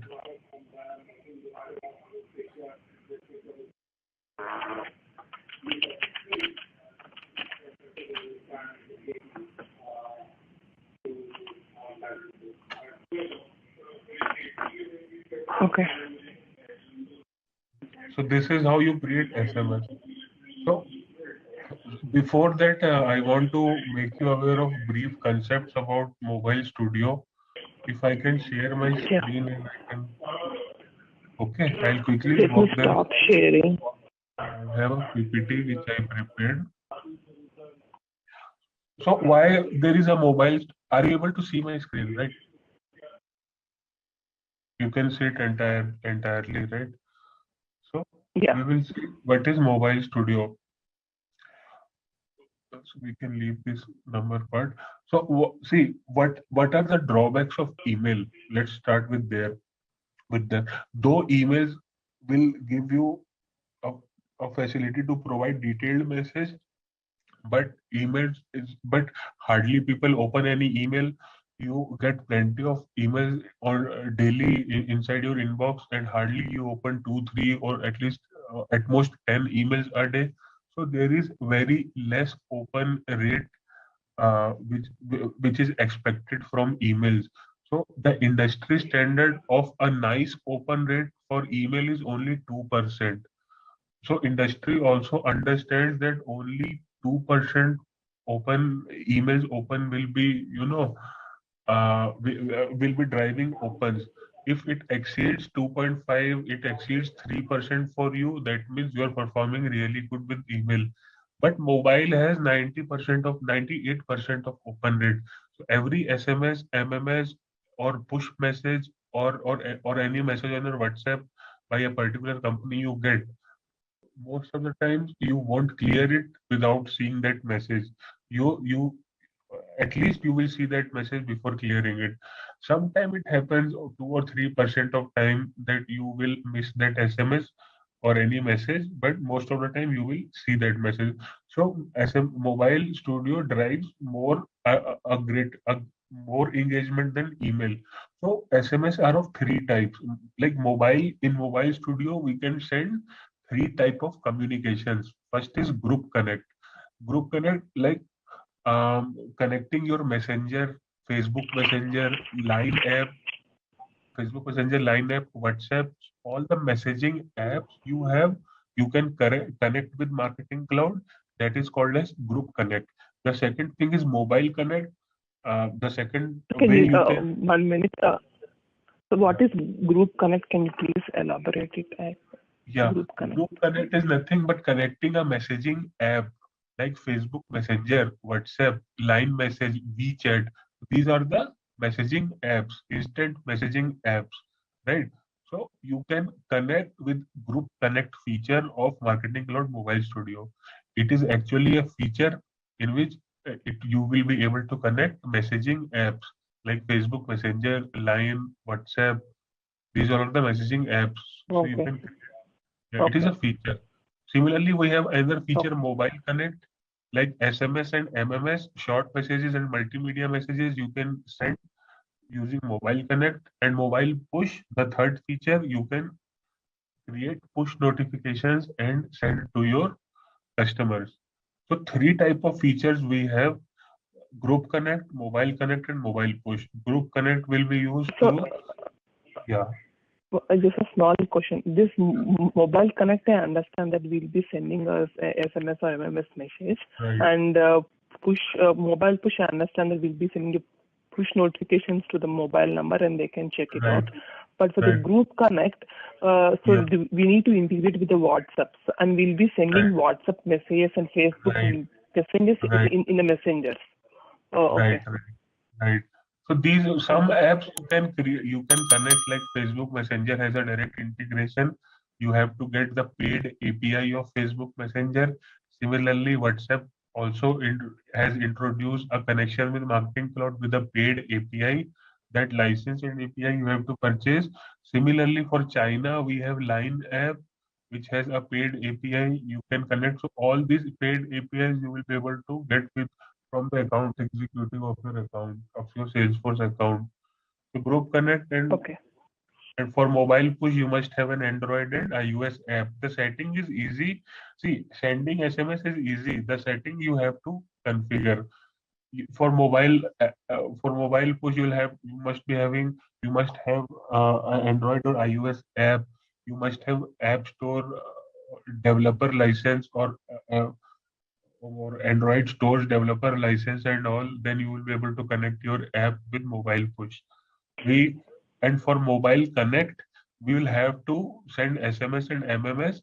Then you will have to have a mobile number registered. In email, like we create sender profile, send name, from name and from email. From email, we can use a public domain like gmail.com, yahoo.com, but no phone number is available freely. You will have to get a country specific code. For US, you have to have a separate phone number. For UK, you have to have a separate phone number integrated with Marketing Cloud. That also you will be getting from your account executive. So for Mobile Studio, you cannot test it freely, though you can test the features, but you must be having an app or Facebook paid API, WhatsApp paid API, or at least a US, UK registered telecom phone number, not your normal phone number. Sending SMS and MMS, you will get a different phone number. We call it as short code or long code. We will see in future, but let's try to jump. Uh, this this this is the PPT which shows it drives 98% of open rate SMS. Let's skip this part. So how SMS works? Uh, you create SMS in Salesforce Marketing Cloud. You send SMS from Salesforce.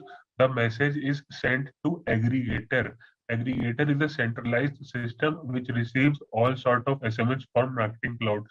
So that aggregator, based on the phone number which you require aggregator to send SMS, based on phone number it will identify the service provider. If it is AT&T, then it will route to AT&T carrier. If it is T-Mobile, it will route to T-Mobile, and then from T-Mobile or AT&T carriers, it is placed in subscribers inbox. So Marketing Cloud will send SMS to aggregator. Aggregator will take care of everything. It will identify which service phone number is it. It will route to appropriate carrier, and carrier will route to subscriber's phone number. So this is basically the flow of SMS and Marketing Cloud. So in SMS, we can create SMS as well as MMS. Sorry, yeah. A small question. Yeah, so like since it is fast, I'm not able to take the notes. By any chance, can you send me this PPT so that I'll have it handy? So this is how SMS works. What is difference between SMS and MMS? SMS are the short messages. MMS are the multimedia messages. MMS only works in US. No other country uses MMS. But SMS is used globally.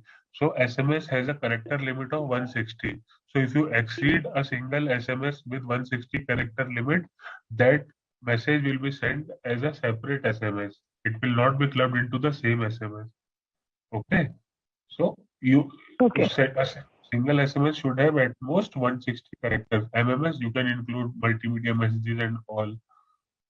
What is SMS codes? I told you you will have to get a phone number, a special phone number assigned in order to send SMS.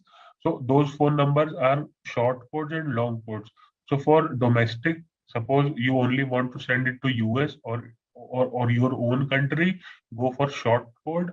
If you want to send international SMS, like from India you want to send UK, from UK you want to send to Canada or Australia, then that is an international send. We go for a long code. So short code are 4 to 6 digit numbers like T-4x5Z. This is a short code. You must be receiving SMS from these codes. And long code like +1, your normal phone number. Okay, that is used for Okay. international send. So two type of codes we have for SMS: short code and long code. Now, what is blackout window? A blackout window is a window in which you do not want to send SMS to your subscribers.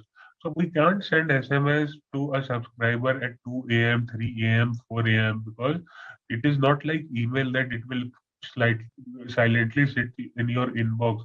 It will ring your inbox, it will ring your phone. So we should not send after business hours, like before 8 a.m. and after a.m. So we can define a blackout window in which we will restrict system to send SMS until and unless customer himself has requested for an SMS. Okay, like transactional SMS do not follow blackout. Here also we have commercial and transactional concept like we have into email studio. Transactional SMS like user went and withdraw some amount or has performed any transaction, they must get SMS. But for commercial SMS, you can create a blackout window which will restrict system to send SMS at that time. We will see how to create blackout window, but for your concept, keep it in your mind.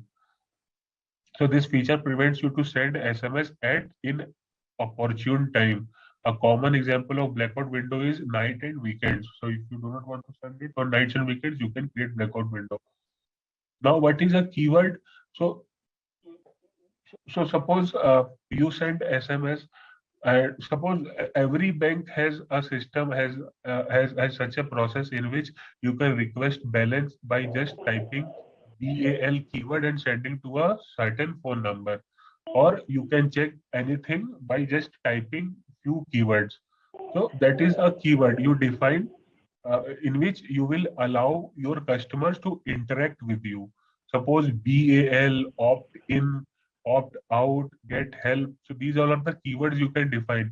So whenever you receive any SMS, any response back from your customer, you sent an SMS to me, I replied back like more information or help me or opt in, then your system can automatically take the next best action. If I requested BAL, suppose I want to get my balance. If I requested BAL, the system should send the updated balance. These these all are the these are all things you these all keywords you can create in which you will make your customers interact with you. So the common example of keywords, now there are custom keywords and default keywords. Default keywords are stop, quit, cancel, and unsubscribe. So whenever you get reply with these keywords, the subscriber will get unsubscribed, like stop, quit, cancel, and unsubscribe. So if you receive stop, quit, these are called global stop keywords and are available by default. If these words occur before the first space in a message, the user is immediately unsubscribed from all keywords associated with that code. So these are the default keywords. Your customers can reply to your mobile communication and they will get unsubscribed. From the, like we had all subscribers into email studio, the same concept is available within mobile studio. So that also maintains the status. So that will get unsubscribed. You can create custom keywords like I told you, BAL to check balance, or based on your business requirement, you can create custom keywords and take next best actions. But for default keywords, you have only unsubscribe keywords like stop, quit, cancel, and unsubscribe. If you get message from these keywords, the subscriber will automatically get unsubscribed. And what are Okay. GSM? Yeah, what are GSM? There are two type of characters supported, GSM and non-GSM. You must be knowing about Latin words, like we have A, B, on B we have double dot, These are the Latin words and the normal English words. So both it supports both GSM and non-GSM keywords. The maximum length of an SMS is 160, uh, but it should start from 70 to 160. That's all. If you send more than 160 keyword, it will be clubbed into a different SMS altogether. So this was about Okay. GSM and non-GSM. Like it can support Latin and non-Latin keywords. SMS templates, like we have email studio templates, we have SMS templates. Suppose you only want to send outbound message, like you only want to send message but are not expected to receive any reply. Then you can use outbound template. Suppose you want to get opt-ins from your customers.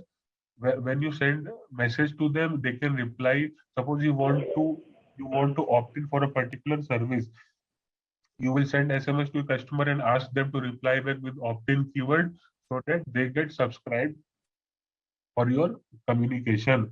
Then that is a two-way communication, both inbound and outbound. Then for that you have a different template, mobile opt-in. Suppose similarly we have email opt-in. We have send email. Whenever you get any response, you will be able to send emails, vote survey templates, text response templates, media response templates. So these are the templates which we are going to see into Mobile Studio while creating SMS configurations. Now, SMS use cases, I told you we have all type of use cases which we have into email. We have transactional, promotional, and personalized. Transactional is a two-way or one-way, like your gate for flight number 123 has changed. So whenever there is an event, a transactional SMS will be sent. Alert, you are $50 in your checking account. You have an appointment on Tuesday 9:30 a.m. Reply Y to confirm. So these are the event-based messages, transactional messages. Promotional messages like take an extra 40% off, learn more about Marketing Cloud app, text app to 38767 to download the Marketing Cloud app. So these are the promotional messages you send.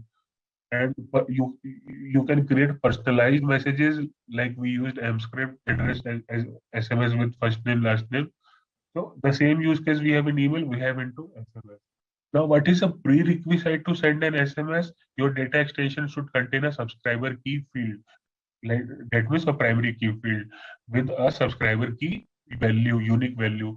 It should contain a mobile number with phone data type. We have already created this. Okay. It should contain a Yes. local country field as well, because if you do not save local field, SMS won't send. In local field, you have to specify which country you are sending SMS to. These three are the required options before sending email. Similarly, bill must be sendable. Okay, contains only one phone field. You should not contain multiple phone fields. Like we should not contain multiple email address fields. We should not contain multiple phone fields. We should contain only one local field to store country codes and use subscriber key for the send relationship. That means you have to follow the same concept we saw into Email Studio. And now it is all about SMS. We will try to create SMS data extension that we already created. The first time we created data extension, we included phone number, I guess, or not. Yes, phone number and local. Right. Included both. Create SMS in content builder. We have already created it. We will try to send SMS. Now you can share your screen and let's see how to send an SMS. Yeah. Yeah. Go to Mobile Studio. Yeah, Mobile Studio. Yeah, Mobile Connect, because we want to send SMS. Yeah, go to Mobile Connect. Mobile pushes or push notifications. Group connect is WhatsApp. Mobile connect is mobile messages. Okay. Right. You won't be able to send because they don't have anything configured like phone number, short code, long code, but you can check the configuration. So the same thing you have to do, like you do in Email Studio, go and create message. We have already created message. We will be using the same message. So go and create an SMS definition by clicking on create message option top right corner. Yeah, click We on have create. already created a message, right? We already created a message. Right, we will select the same message, but there is a catch. I will show you. Get started. Yeah, select outbound template because we only want to send promotional. We do Outbound. not. Yeah, these are the Okay. templates. This is the text responses, mobile opt-in and email opt-in. Okay. This is single way, this is double way, and this is we Right, need to check for the opt-in so that we can have it subscribed on our side. right, Okay. right. You have to create a keyword in case of mobile opt-in.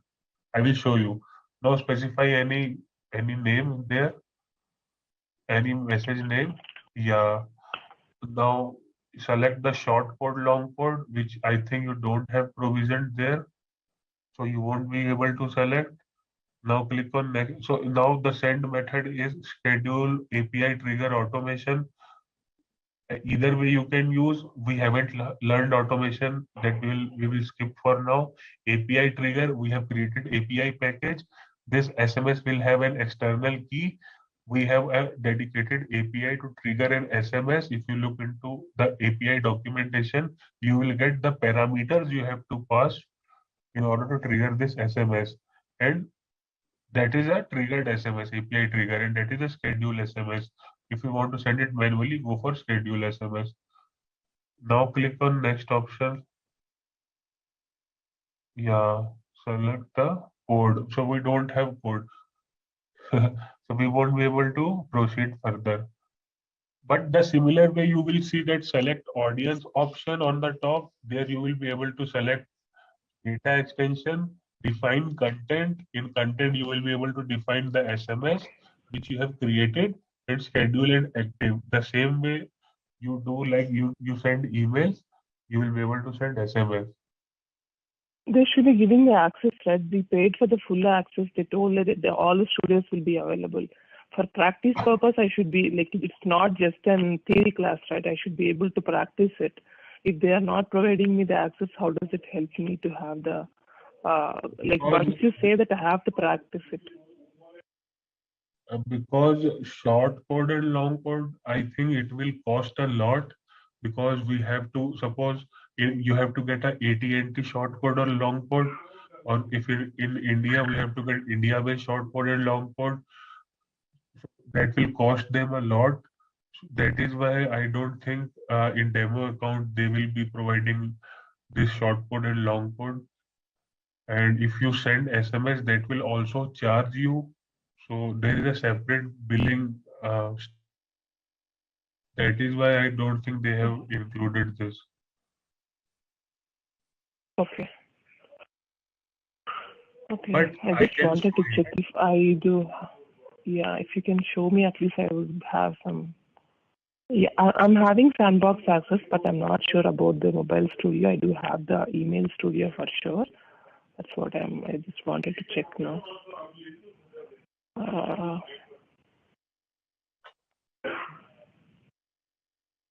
You have that access? No, I checked out. I don't have mobile studio access in my sandbox. It's only email studio. No worries. I will share my screen and I'll show into the account I have, just for your knowledge. Okay. Okay. Yes, I'm able to see it. Yeah. So we will go to Mobile Studio and Mobile Connect. Just understand what all we have here. The same process will follow. Here the create button will be enabled. The same window. It is very simple. Even if you don't have that, but there is no rich concept in SMS that we have in Email Studio. So we'll go and click on create message the same way you did.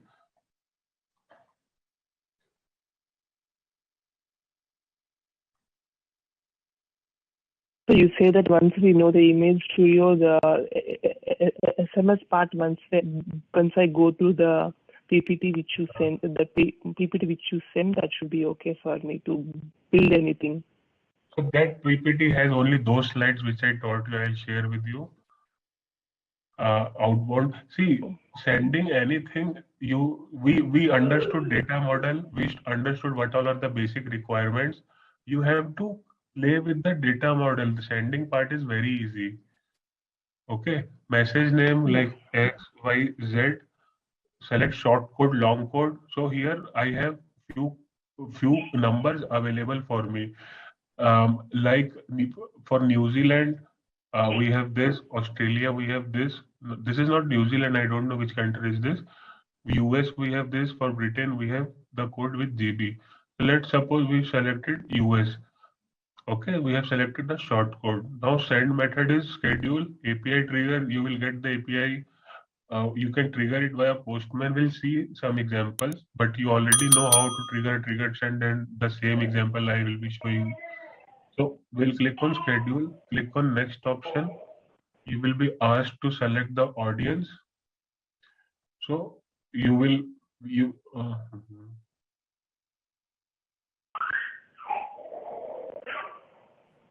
yeah, you will be asked to select.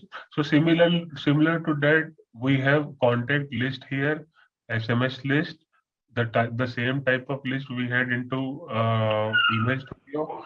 We have the same contact list, or you can choose from the data extension available. So it will again open the same window which you saw into email. You select the data extension, target, excluded, and everything. But that data extension should contain a phone number and local field as a prerequisite. And I don't know which data extension has that field. These are not created by me actually. So it is hard to get.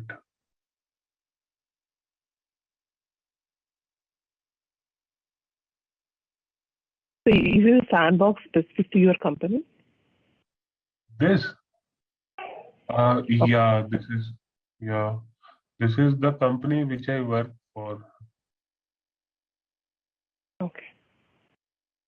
But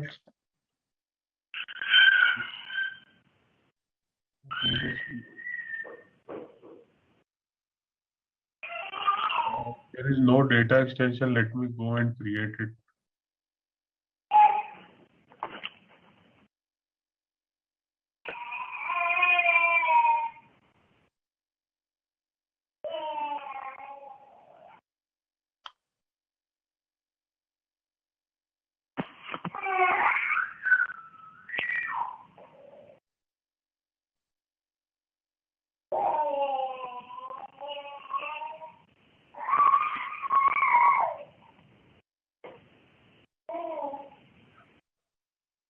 Yeah, so see, we have one SMS data extension already available. Yeah, we have this. We drag and drop to target. Similar to what we do into email, click on next option. Send only to contacts who are subscribed currently and sell on to all contacts to a keyword. We haven't defined any keywords, so we will skip this part. We will send to all active subscribers. These two information we have to choose from all active subscribers or all the subscribers who have opted in with a particular keyword. And you can define different keywords. So let's choose this option, click on continue. And here you will get to write your SMS.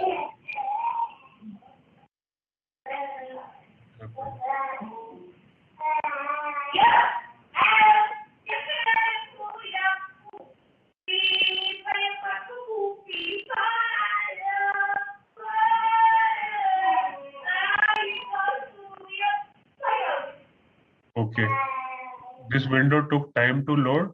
So we have selected audience. Here you will write your SMS. See, here you will write your SMS. So this dialog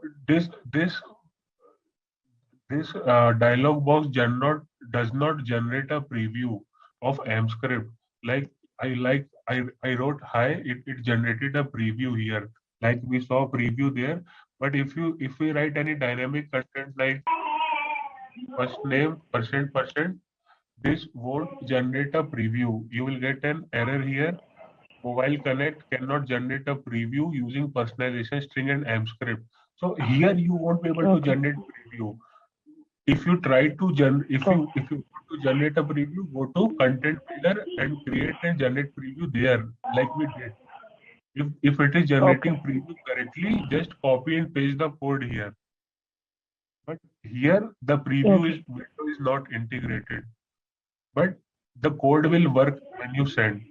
So you just define the SMS you want to send. Click on OK option. Okay. That's all. You click on next option. If you want to schedule it immediately or for future, if I want to schedule it immediately, and I will click on send button. SMS send date you have selected is unavailable due to blackout window. I have set up a blackout window. So I told you about blackout window, right?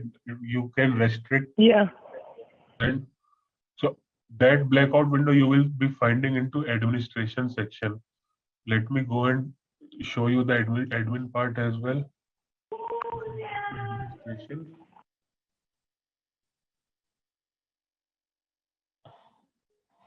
So into administration, you will see this blackout window 8 p.m. to 6 p.m. I will go and I will disable this blackout window. This time you can set in which you won't be able to send SMS. Here you will see all the short codes and long codes configured. These you cannot configure by your own.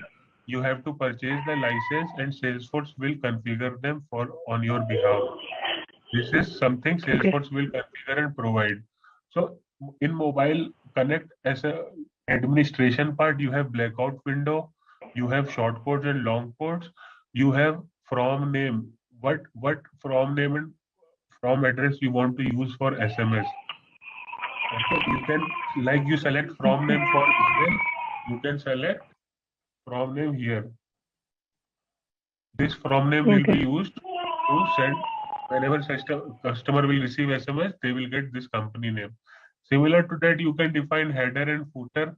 You cannot define any HTML header and footer, but at last, suppose you want to add a header, thank you for contacting us. Similarly, you can define a footer as well. Keep visiting again.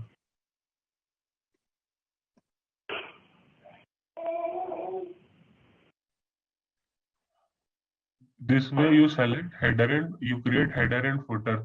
These header and footer you can select while sending SMS. So now we have turned off the blackout window. We already have short and long codes configured. We will go there and we'll try to send that SMS again.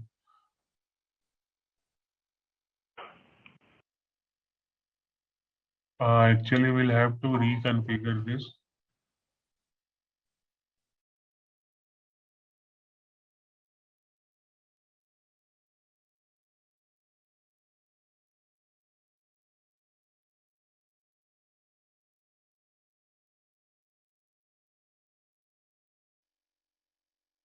Here you will see from name. We just created demo. You can have any other from name as well. You can keep the phone number as well as the from name, or you can have any other from name. Click on schedule option. Click on next. Here you will be able to find that data extension. Now I lost which data extension was there.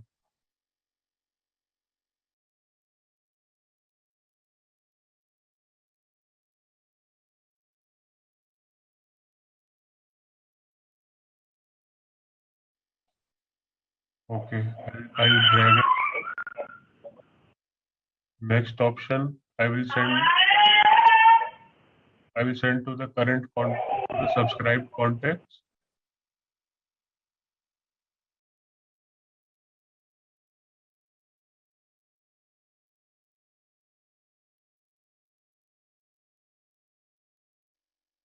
Take some time to load.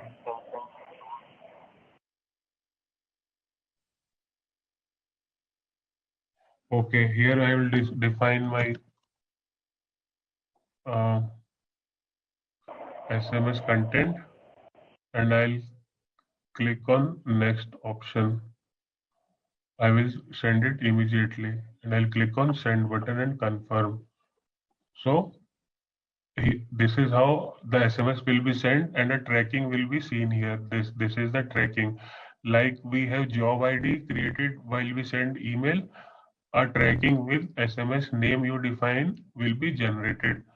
So if this SMS is sent, you will be able to see how many people have been delivered that SMS, how many people have opened that SMS.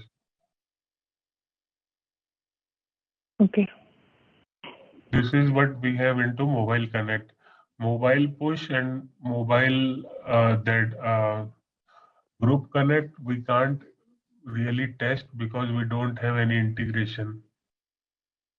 Same options are available Got there it. as yeah. So now we have studied about SMS. You can try to explore group connect and all. You won't find any new option there. This is the only option available. So we have created email, we have created mobile.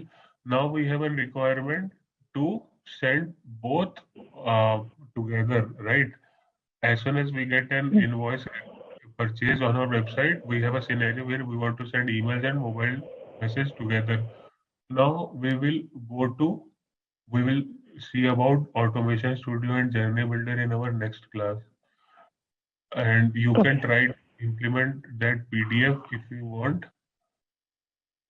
If else, if you already know the triggered send concept. Hey there! Want to get good at marketing automation? Our Salesforce Marketing Cloud course is here to help. You can take it at your own pace on our platform. In this course, you'll learn all about Salesforce Marketing Cloud. It's like a toolbox for managing marketing campaigns, from creating emails to analyzing data. Our course covers everything you need to know, from the basics to more advanced tricks. It's made by experts who know what they're talking about. Your teachers are pros who've been doing this for ages. They're here to help you learn and answer any questions you have. And don't just take our word for it. Our students love the course too. People just like you have found our course super helpful. Best part, it won't break the bank. This awesome opportunity to learn is affordable. Ready to become a Salesforce Marketing Cloud Pro? Sign up on our page now. For more info, check out ZaranTech's website